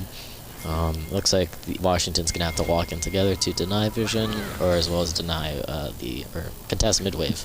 Yeah. Malphite recalling here. Somehow both. This game is still anyone's game. It's just insane. Now down to only like a 2k deficit. Yeah. Which just wow, like great resilience from San Diego to just like be able to play well from being behind. Exactly. It's like Washington just getting the insane early game lead that they had. Kudos mainly to Nidalee, I want to say. Yeah. He's doing very, very well in the jungle. Right. I think maybe what you were talking about had a like point in it where they thought maybe the Pantheon was going top. And oh yeah, and then picking, jungle. Yeah. So that might have had a part in it. But in the Malphite pick. Yeah. Right. Wow, it looks like they're starting Baron already while Washington's pushing mid. And they're going to be coming from behind here. And But as you Nidalee can see, the coming in Baron and team off is it, though. kind of relatively slow. I think primarily because they have an APC. Omni Yeah. the Flash, the Pantheon ult coming down. Big ult from Ziggs coming out. Oh, and it does look in favor of SDSU. Wow, finding the or pop up the GA on the Pantheon. This might be game. Oh, but they don't have a mid wave. They might have to go through top. I don't know if it's game yet. It's still going to be relatively close. I think SCSU takes this game actually. Oh wow, that would be a really, really crazy reversal. Yeah. Really double close. super very minion close. here, so we'll see. With the Ziggs TP as TP. well. Uh-oh. And no mortal here. I mean, Nico is back up in 15, but I don't think it's enough. I think this is game. Ziggs is getting ult up soon too, so he could probably nuke them off of spawn if they even have time to spawn. Look They're at just he's pulling ignoring them. him. They have a super. He wasn't able to get one. The more Zonius comes out, I think this is game here. Wow. They popped the Mord, but Nico's back up. Varus is in 9 seconds. Oh, wait a minute. Oh, Nico ult. Nico maybe get both? Finds the Ziggs. I don't think it's over. The spear finds the Malphite. Wow. And the game will go on. Wow. 2 members of SDU dead while the Baron's up. And I think Elder's coming up soon too. Again. This is I think, the closest game we've had so far. Yeah, this is crazy. Like the insane lead that Washington had now, and now it's becoming this close. Yeah. Wow. This game has been heavily following the trend of back and forth. Oh yeah. And it looks like Washington will be securing this Baron, but but they're SDSU is pushing mid, yeah. I think it shouldn't matter, as they have the Baron recall now, and they're just going to be setting up vision for Elder. I think for sure for this fight, whoever gets Elder here wins the game. Oh yeah, for sure. Yeah. And Malphite and Ziggs are both down. This is really, really good for Washington right now. Oh yeah, I don't even think they can contest it. I don't think so either. But if they don't start but they soon, have Hextech gates. Yeah, I don't know if they looks like they're looking for Kiana. They need to do something kind of soon. Because everyone on SCSU is coming back soon from spawn. And they're back in time. Oh, but Kiana. Oh! One shots. Oh! Oh, the almost able to Zhonya's. find the Mordekaiser Hextech belt and ults the Malphite, but the Nico ult is being blown out on the Ambessa here. But it looks like the Ambessa will go down to the Eris. Oh, and the Ziggs is not able to one-shot anybody, so... Wow. Washington is able to secure the Elder here. It was a 0-for-3 trade in favor for Washington. That was a really good use of Zhonya's for the Nidalee there. Blocking the Looks one like shot they're going to be shoving mid, or bot actually, playing through bot. They do have a good amount of wave clear Ziggs, and it looks like they do have Baron, so it's going to be a little hard for them to clear waves. I don't want to jinx it, but it might be game here. They have a lot of minions pushing into the bot tower. The in-head will be going down here. Looks shortly. really, really They rough. also have top wave shoving with Pantheon. It's going to be really hard here to defend, having supers and Elder. It might be game here. It does look like it's game. Wow, I think the spear finds the wow, whiffs the ult on the Pantheon. The ult. That is a shame, and that's game. I think that's game. Yeah. Wow. What a back and forth game. Back and forth, and now it is game 2-2 5. going to game 5. We're having a game 5 with Fearless. Oh wow, this comp's gonna be really interesting. Dude, that was an amazing game 4. How close it was. I can't believe that SDSU almost came back from that. I mean, they nearly had such an advantage in the beginning, and then that's so close. We're so close. So many back and forth, and almost ending the game. Almost. Right? They were so close, and then their Nidalee spear with a Mordekaiser and Nico ult. Right. What an exciting game. I'm so excited for the final game. It went all the way. Game 5. Game 5. So let's get into the draft. See what weird comp we're going to get now. Mid-bush prio this game. Yeah, that's been a reoccurring theme throughout all the games too. I think this game they're definitely able to grab a mid laner and fight for the bot brush. Yeah. I have no idea. We'll see here. But we are getting into the game. Janitor Thresh. Perfect skin. We have default Anivia and Nefiri skin, so no Glizzy Nefiri. Disapproval from me. Now, yeah, game 5. It looks like both bot lanes are going bot lane. There's no mid laners going bot lane as well. So I guess it's a normal 2v2. Interesting. Nefiri is having bot here. She might just be... Yeah, Waiting I think for you're right. Minions have spawned. Wow, and it looks like Kaisa Thresh secure the bush prio bot. Interesting. So Nefiri is starting bot lane, or bot here. Yeah. Oh no, Wait, just no, warding. she's just warding it. Okay. Probably scared of Graves invade. That is true. Yeah. That is gonna lead to a little short or a little slower. Oh no, she gets third time blast cone. I think she was a little delayed. You're right. Just probably like 8 seconds. It shouldn't be too bad. Yep, I think we were right. Both junglers pathing from top to bot. Yep. While the Kaisa Thresh get prio in the lane.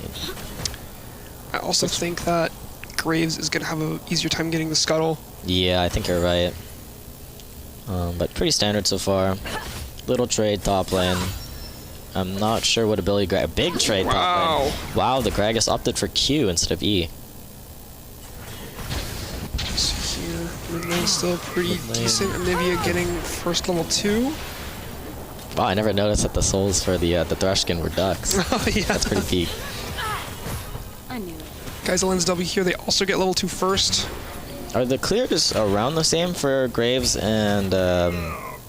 Yeah, Nefiri. Nefiri has a pretty slow first clear, but Graves is starting top and he doesn't really have a lot of AoE except his Q. Okay. So it should be pretty similar for these two. I think that Nefiri has a surprising amount of single target damage for the big camps, but it's going to be just a second different or so, I think. It was a good sidestep from Smolder, or just dodging Threshy, but he does land the play. Pretty decent trade. Mid lane also big trade with Electrocute. Oh, a stun here, but Electrocute from Anivia. Pretty even still, the game's looking. Fiora. Wow, if you know, Gragas is out of mana. Wow. At 2 minutes in. Wow. Yeah, something I've noticed too is Gragas has really bad mana issues in top lane. Yeah. Especially when you spam Q on minions to farm. That's why most Gragases will like opt to almost never Q minions for last hitting, unless it means you can hit them too. But usually it's just spamming E. I see, okay. Yeah. Wow, he's probably gonna have to back already at 3 minutes in and burn TP because of the shortage of mana. Interesting. Neither jungler is going for the bot scuttle. They're both opting to get the top one. And I don't know if you noticed as well, the Gragas decided on a Comet this game instead of like Phase Rush. So a little different than usual. Now it seems that Nefiri gets the top scuttle here. Oh God! Pretty good trade for the Gragas, but the Fiora does have TP advantage. Looks like the Graves is going for bot scuttle, although the Kaisa and Thresh do have prio, so I wonder if they're going to try to contest it. Doesn't look like it though, because mid lane the Bran has prio, and the Frey is just choosing to do counter. Pretty unfortunate spot for them right now. But it looks okay, as Graves is just opting to base and get his reset in instead of ganking bot here. So yeah, they got one scuttle each, so it's not that big of a deal, but Nefiri is doing really well here, capitalizing on it and getting Graves' Raptors. So Nefiri is a bit ahead. But bot lane, yeah, being heavily pushed under the Smolder. But I think this is kind of expected for the Smolder to be pushed back early. Yeah. Just kind of trying to peel a little bit to get his stacks up. Yeah, exactly. And we will... Yeah, pretty neutral game so far. No huge trades other than mid lane. Top lane has to burn an early TP. Qs are chunking a little bit so far though, but I think first major thing's gonna happen at first dragon fight. I think the Fiora opted for Conqueror this game. There are, I don't know if you know, there's 3 different options for the Fioras generally they take, which is like the Rasp. Wow, predicts the E. Wow. It's a pretty good trade. But Gragas as a neutralizer. So she has TP. Conquer, Grasp, and then Oh, she's PTA. Just kidding. It's a good option. Interesting. Okay. Yeah. For the E resets, I'm assuming. PTA just gives like Fiora kind of a good amount of value. Yeah. It she can proc it really easily, Really and fast quickly. with the E, yeah. And PTA also increases the damage that whoever it procs against takes as well. Does the Q proc PTA? It does. Oh. So you can get like insta PTA proc. And the Smolder has to flash the dash Q. Yeah. So right now, the red team, being SCSU, has gotten 2 flashes, I believe. And also, it's I learned this a while ago because I used to play top lane a lot. But the guaranteed pathings. Oh, Fiora's gonna go for the ult here. That's it. The flash from the Gragas, and that's a solo bolo top lane. Yep, the Gragas Bomba. Bomba. Fiora is able, or accidentally takes a turret shot, which leads. The Gragas flash W auto attack. Yep. Wow, and that's first blood to top lane. And it also looks like Washington will also be able to secure the first drag as well. Yeah. Wow, early dragon. First time after 3 games, I think. Yeah, I think so, right? Yeah. And it looks like your guess was wrong. Chempunk is out of the pool. It is out of the pool. Unfortunate. So it is Infernal, right? But also, yeah, so with the Fiora, her passive that you can actually manipulate where it goes. Yeah. That was a pretty cool tech that I learned early on, that you can like, you have the top and left or right and bottom. Yeah. And that can be used a lot, I think, because you can like manipulate it by going into bushes, and you can also see if she has vision in bushes with it. Which is pretty cool. Same thing for Aatrox's passive, or when he, because he has his battle stance. Yeah. And he walks normally, and if someone is in a bush nearby, he goes vroom, right? Yeah, there's a surprising amount of tech with vision. Yeah, it's pretty cool. There was a thing that Box showed recently, the Riven player, because he's getting back to the game now. You can like scan bushes by like using your mouse and just clicking on it, and your character will move funny if there's a person in the bush. But it's very hard to tell, and it's kind of niche. But interesting. Okay. Honestly, it's pretty good. It's pretty helpful. I mean, for sure, especially at this level, like where vision matters so much. Right. Honestly, Gragas is in such a good spot right now. I'm actually kind of surprised he opted for Comet in this matchup instead of Phase Rush, because the movement speed from Phase Rush is pretty useful. Wow, landing the stun on the Nivea though. Yeah, so far still pretty even. I mean, to be expected, but Gragas with an early kill there might be able to snowball him. Yeah. Wow, did you notice the way he E'd? Like sideways? Yeah, it was to dodge the Fiora W. And that's Fiora ult coming out though. Parries the Gragas ult. And Fiora is not able to proc it. What a good trade from the Gragas. This might lead to a kill for the Gragas, but it looks like Fiora just Qs out. Another stun from the brand. And he's able to proc passive. Good trades mid. I don't know if it'll be able to lead into anything though, because we have the Anivia passive, right? So everything's relatively even. The off-lane matchup is still in favor of Gragas. He's up a level. Yeah, for sure. Like, Q finds the Alistar. Looks like just a normal short trade. Trade though. I think the Fiora will definitely. And the grubs are up. I do think Graves should try to contest those just because of how good Fiora's gonna be split pushing later on. You're right. Might be a little hard because Brand is usually having proud, but it does look like there's a fight in the bot lane. The both ults coming out from the support, as well as the Smolder ult. This is a good time, I think. Wow, Graves looks like taking grubs. Yep, which is good. Yeah, pretty good for SDSU, as the Neferi is able to get Scuttle. Wow, and was that Brand Flash? Yep, has to burn it from a great Anivia wall. Here they are resetting. Yep, bot resetting. Top lane's in a good state for Gragas, just able to permanently trade. And look at that half health trade. The Fiora doesn't have really any sustain right now other than her passive. Yeah, once she gets the Ravenous Hydra, it'll be pretty. I think it'll be a little better for her. Easier to play in lane. Yeah. Especially now with grubs, she can actually take a lot of turret planings. Yeah, but these trades are so good for Gragas, right? He's able to get his first base, She's just gonna be kind of bullied throughout lane before she gets Ravenous Hydra. And that's the Gragas ult coming down, but missing the E. Oh no! Shots, but then the Fury top lane. There, yeah. Wow. And she hits the bomb. He hits the bomba. Yep. This is the E though. Maybe it was on purpose to dodge the Fiora W. Yeah, maybe. Throw off beat for the Fury. Oh, good prediction hook. Oh, it's a good trade. Oh, yeah, it's a good chunk. Yeah. So far, another good hook. So far, WSU is currently the lead with 2 kills and around 1K and a gold difference. But still relatively even. They are up an objective, or up a drag, but even on objective so far. Seems to follow the trend. Nothing is really sticking out yet. No one is on like a 5-player kill streak. So, right. I guess this isn't a solo queue game anymore.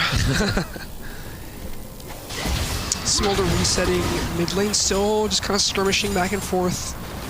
I think the biggest difference is top lane right now, where Gragas is getting a pretty good early lead. Right. But I don't know if that's going to matter too much, because I think that's pretty expected. Yeah. So I think once Fiora builds, 1-2 items, it'll kind of balance out a little more. But it's just dependent on how good he's able to use the lead, right? Oh wow, the flash play from the crash and the ult. But he is getting low and gets blown up by Brand, but I think if the sacrifice was worth it. Kai's ult here. And Brand goes down.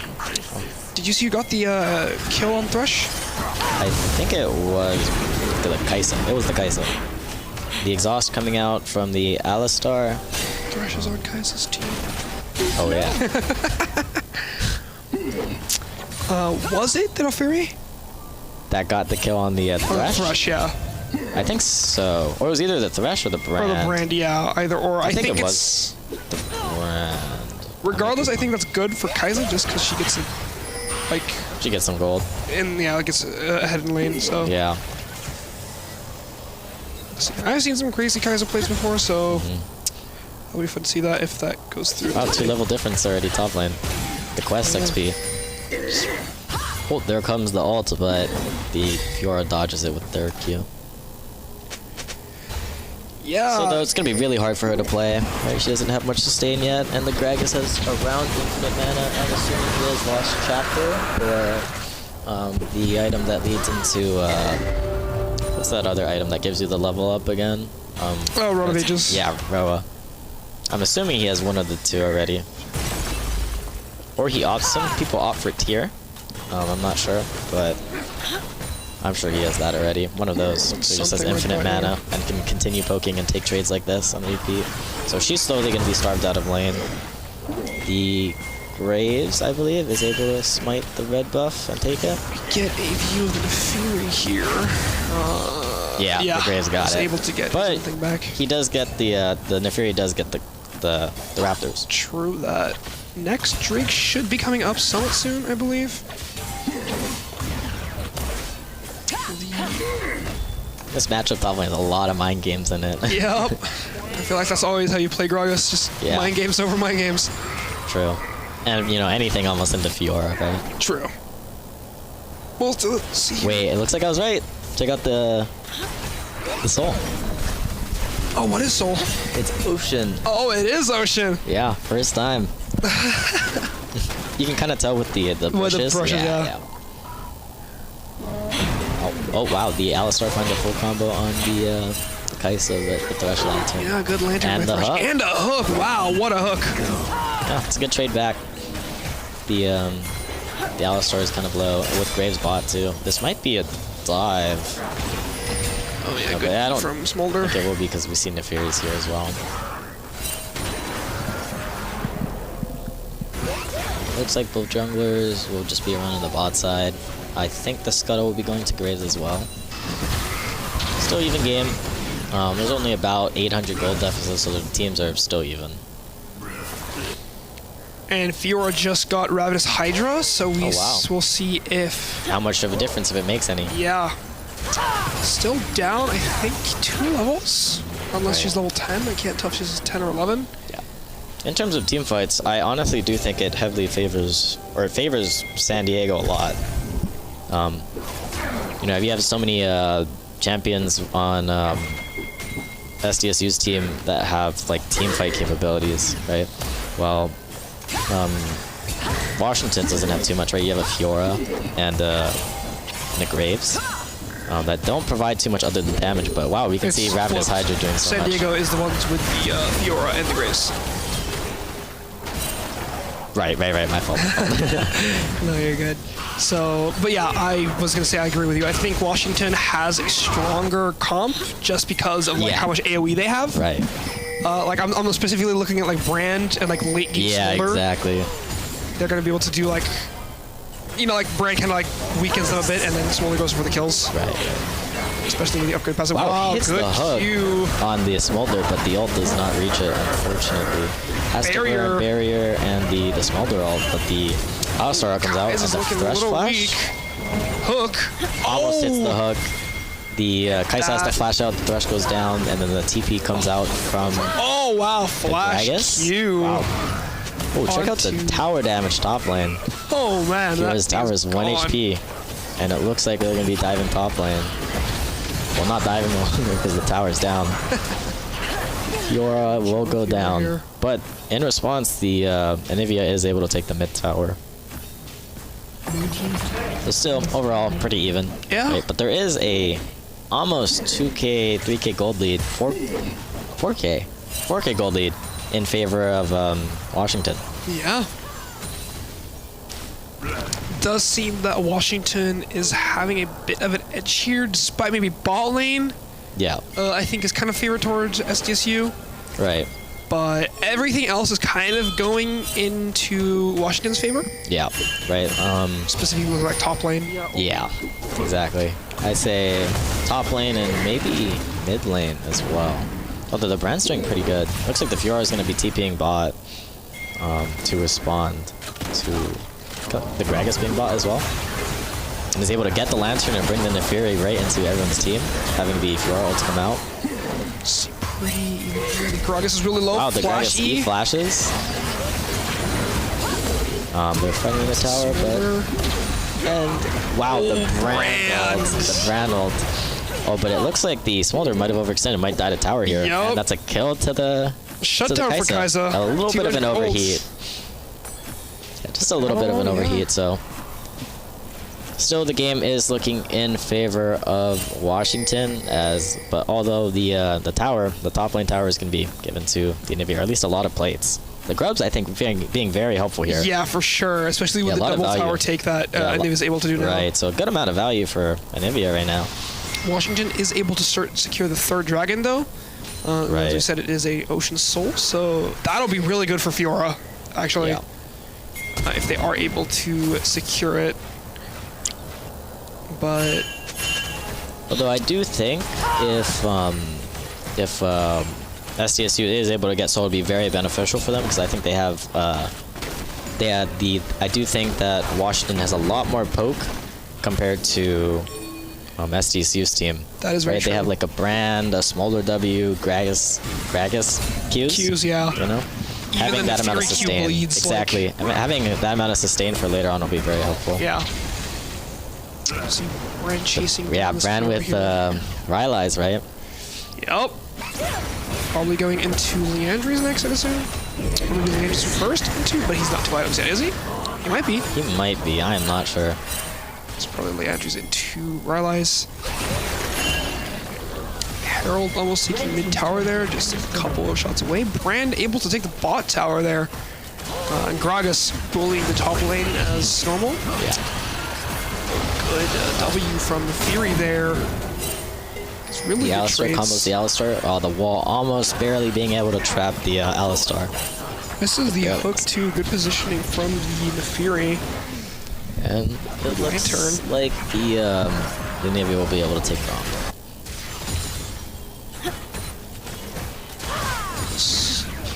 Still a relatively even game. 5K gold difference in favor of Washington right now. But again, I do think you can't count out SDSU here, especially with their team comp, right? Yeah, it feels like both of them are going to scale pretty well, too. They both do have great scaling. I'm like, looking at, like, I know, like, Fiora's split pushing is kind of, like, famous. Yeah. Just, like, nuking towers. But I'm interested in seeing the dueling here, because she's still down. Yeah, and we'll still have a hard time with this Gragas, right? It's a half health trade, almost to 0. Yeah, but now she does have Ravenous, so she does have more sustain and probably, like lie in lane a lot longer. But she still can't really contest waves yet. True. Gonna have to be a little bit longer. Smolder now has the 125 stack. Looks like the mid-tower will fall here. The Thresh finding the stun. Stun there. And the ult on the Kaisa here. Looks like the Kaisa will be burned and she goes down. Kaisa ulting in kind of feels like that might have been her death. She might have needed to survive the shield, brand burn, yeah. Top lane, still pretty neutral. Pretty even trade. I parries the Gragas ult. Wow, Nefiri here too, looking to dive the. Wow, but then the Graves having to burn Fiora, having to burn Flash, but gets the shutdown, but Graves gets the shutdown in the Nefiri. Wow. See here, Thresh and Navia mid now, trying to push the wave up so that Smolder doesn't get any more platings. Yeah, Smolder's gonna come online soon, or he is online, but gonna get his passive stack for the execute soon, I'm sure. Above 125 stacks at least. Right. At 20 minutes, it's good timing. Yeah. Doing pretty good farming. They're doing a lot of roam farming, which is kind of, I'm assuming, for like, stacking champs. Right.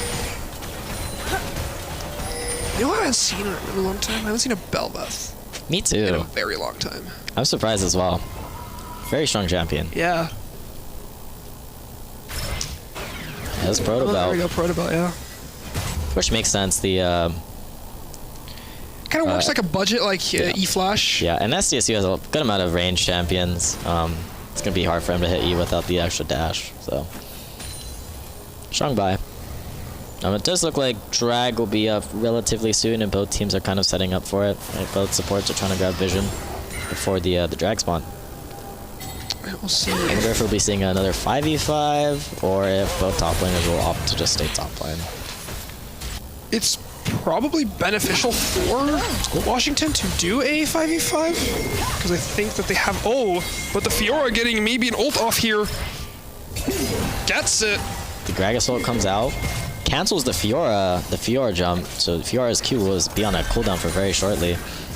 Not that short. Oh, the Q flash coming out, and that's the solo bolo, but there are 3 members of SDU top lane probably taking out the Fiora, or the Gragas, sorry. There you go. Alistar is on middle turret though. Wow, tries to flash onto the Q Kaisa. on the Kaisa, but the Kaisa dodges it. It does look like though they'll get some plates. Fury is on the Dragon though, so Washington might get this drag, get the soul point. Oh, but it seems like they're trying to flip it with a Baron. Wow. I'm gonna be surprised if they're actually able to do Baron here, to be honest.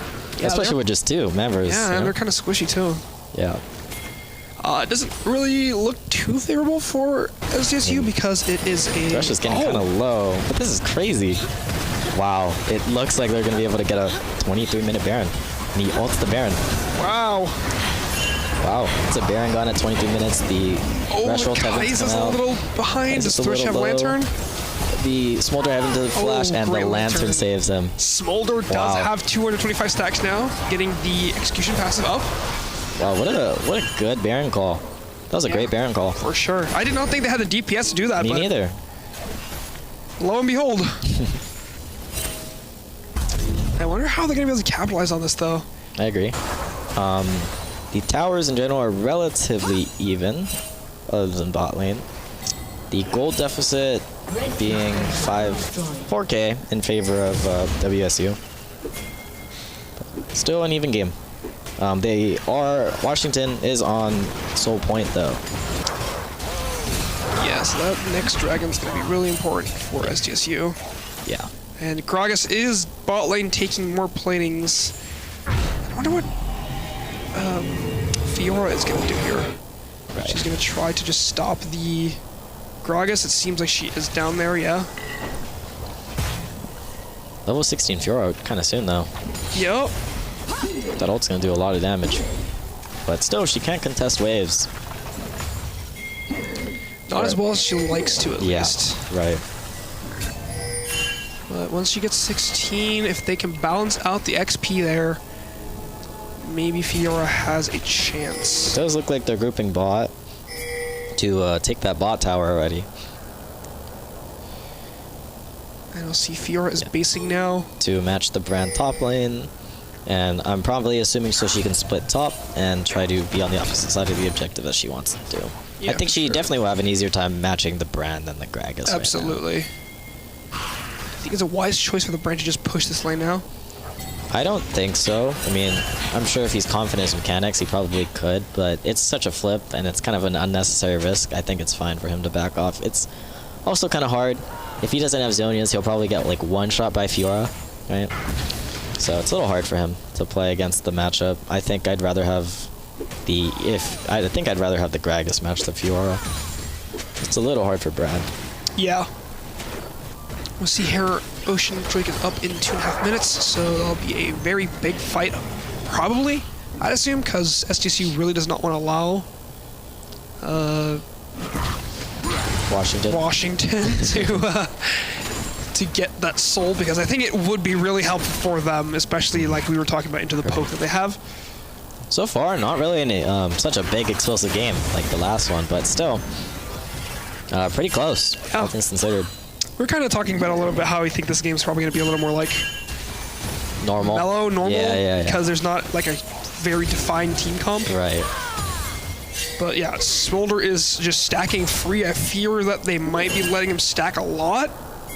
And they can't really. It's hard for them to dive on a Smolder, right? They don't have many ways to just go on Smolder. Especially with Alistar. Right.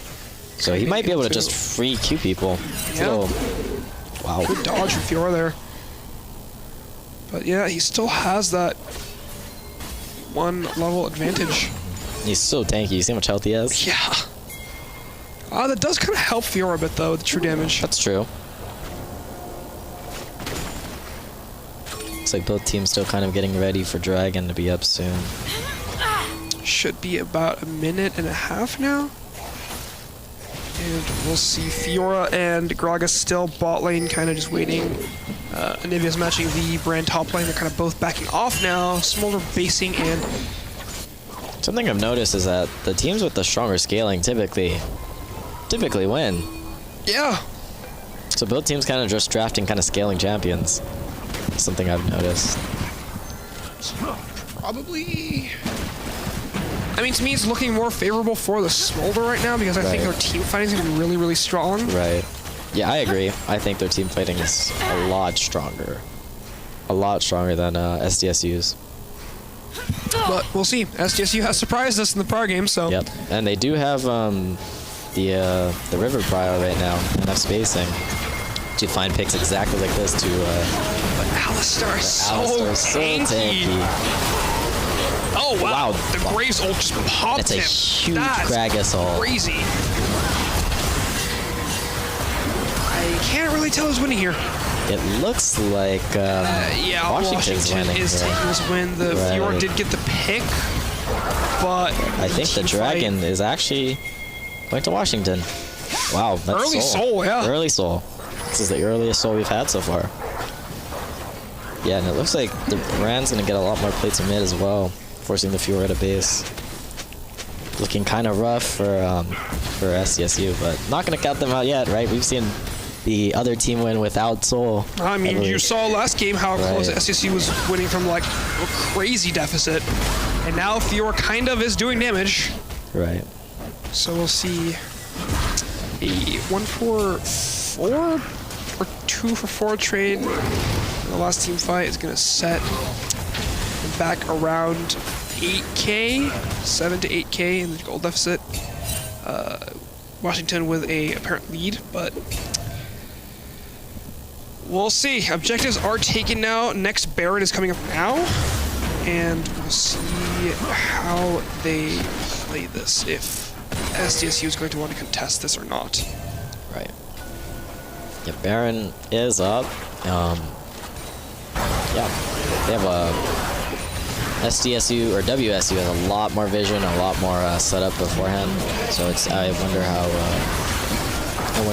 SDSU tries to contest this Baron here. It looks like they're just going to try to go for a steal, but this is really hard to play for them. Dragging out the damage. Exactly. Oh, knocking him away so he can't get over the wall. That is a very good play from Gragas there. But the Fiora does trade the bot tower. So more gold on Fiora. Yeah, Fiora could get kind of scary.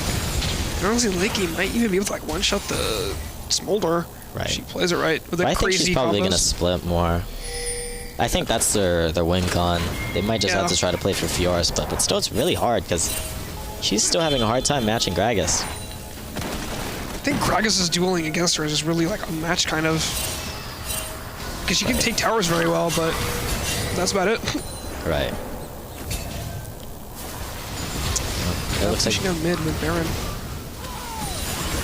Yeah, hard for them to contest the Smolder. He's doing so much damage, and regardless of how much damage they do to him now, they're just going to heal it up using Ocean Soul. So it's going to be really hard for them. They're able to spot the Fiora, but it looks like she's basing. Yeah, and Smolder's just getting more stacks. Yeah. Looks like the mid tower will be falling soon for SDSU. We have the whole team here. Gragas is pushing bot lane.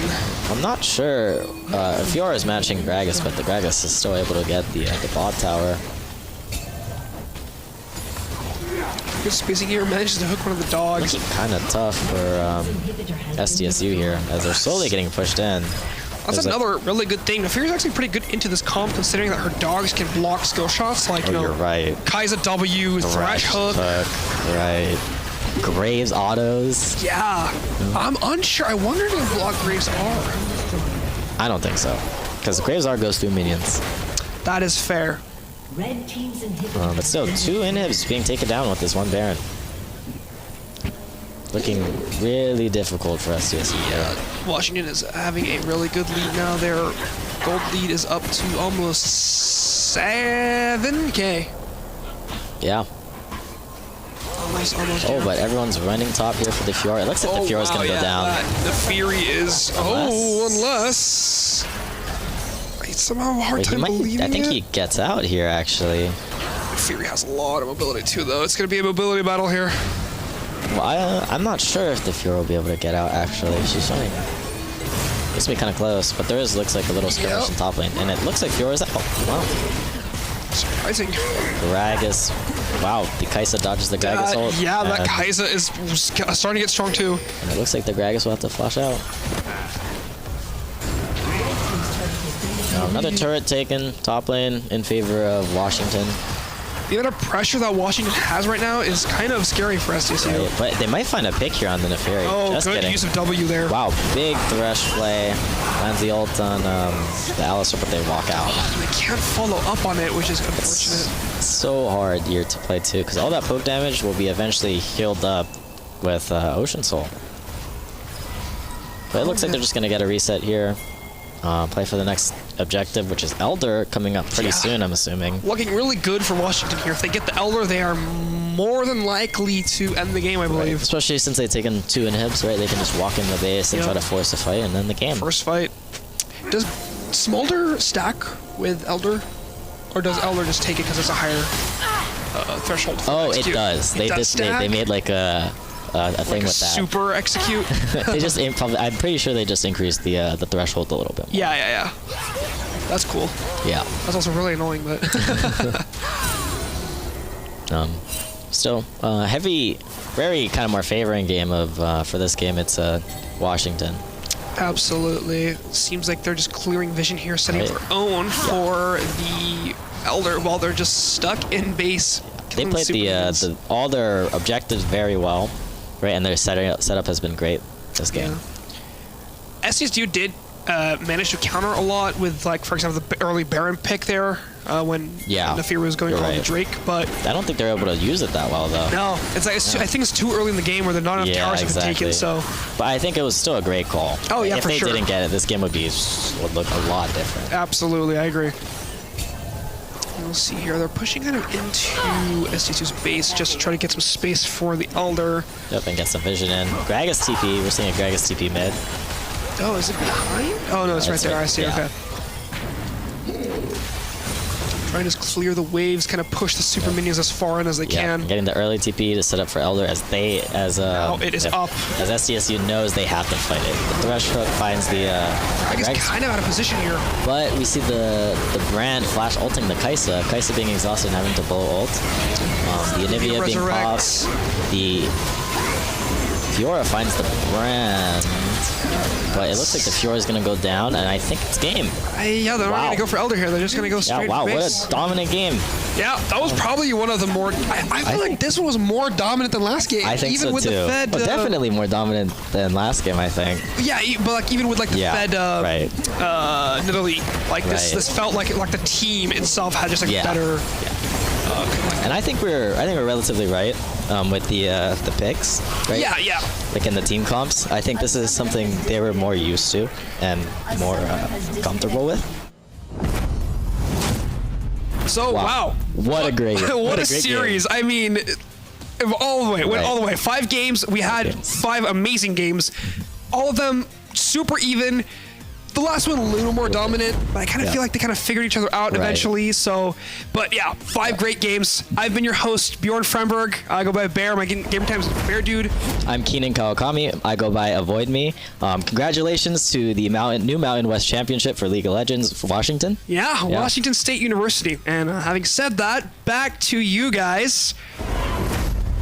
What an incredible finish to a truly unforgettable day, from the clinical precision we saw on the Valorant maps to the heart-stopping final push in Overwatch. These athletes have given us everything they had left in the tank.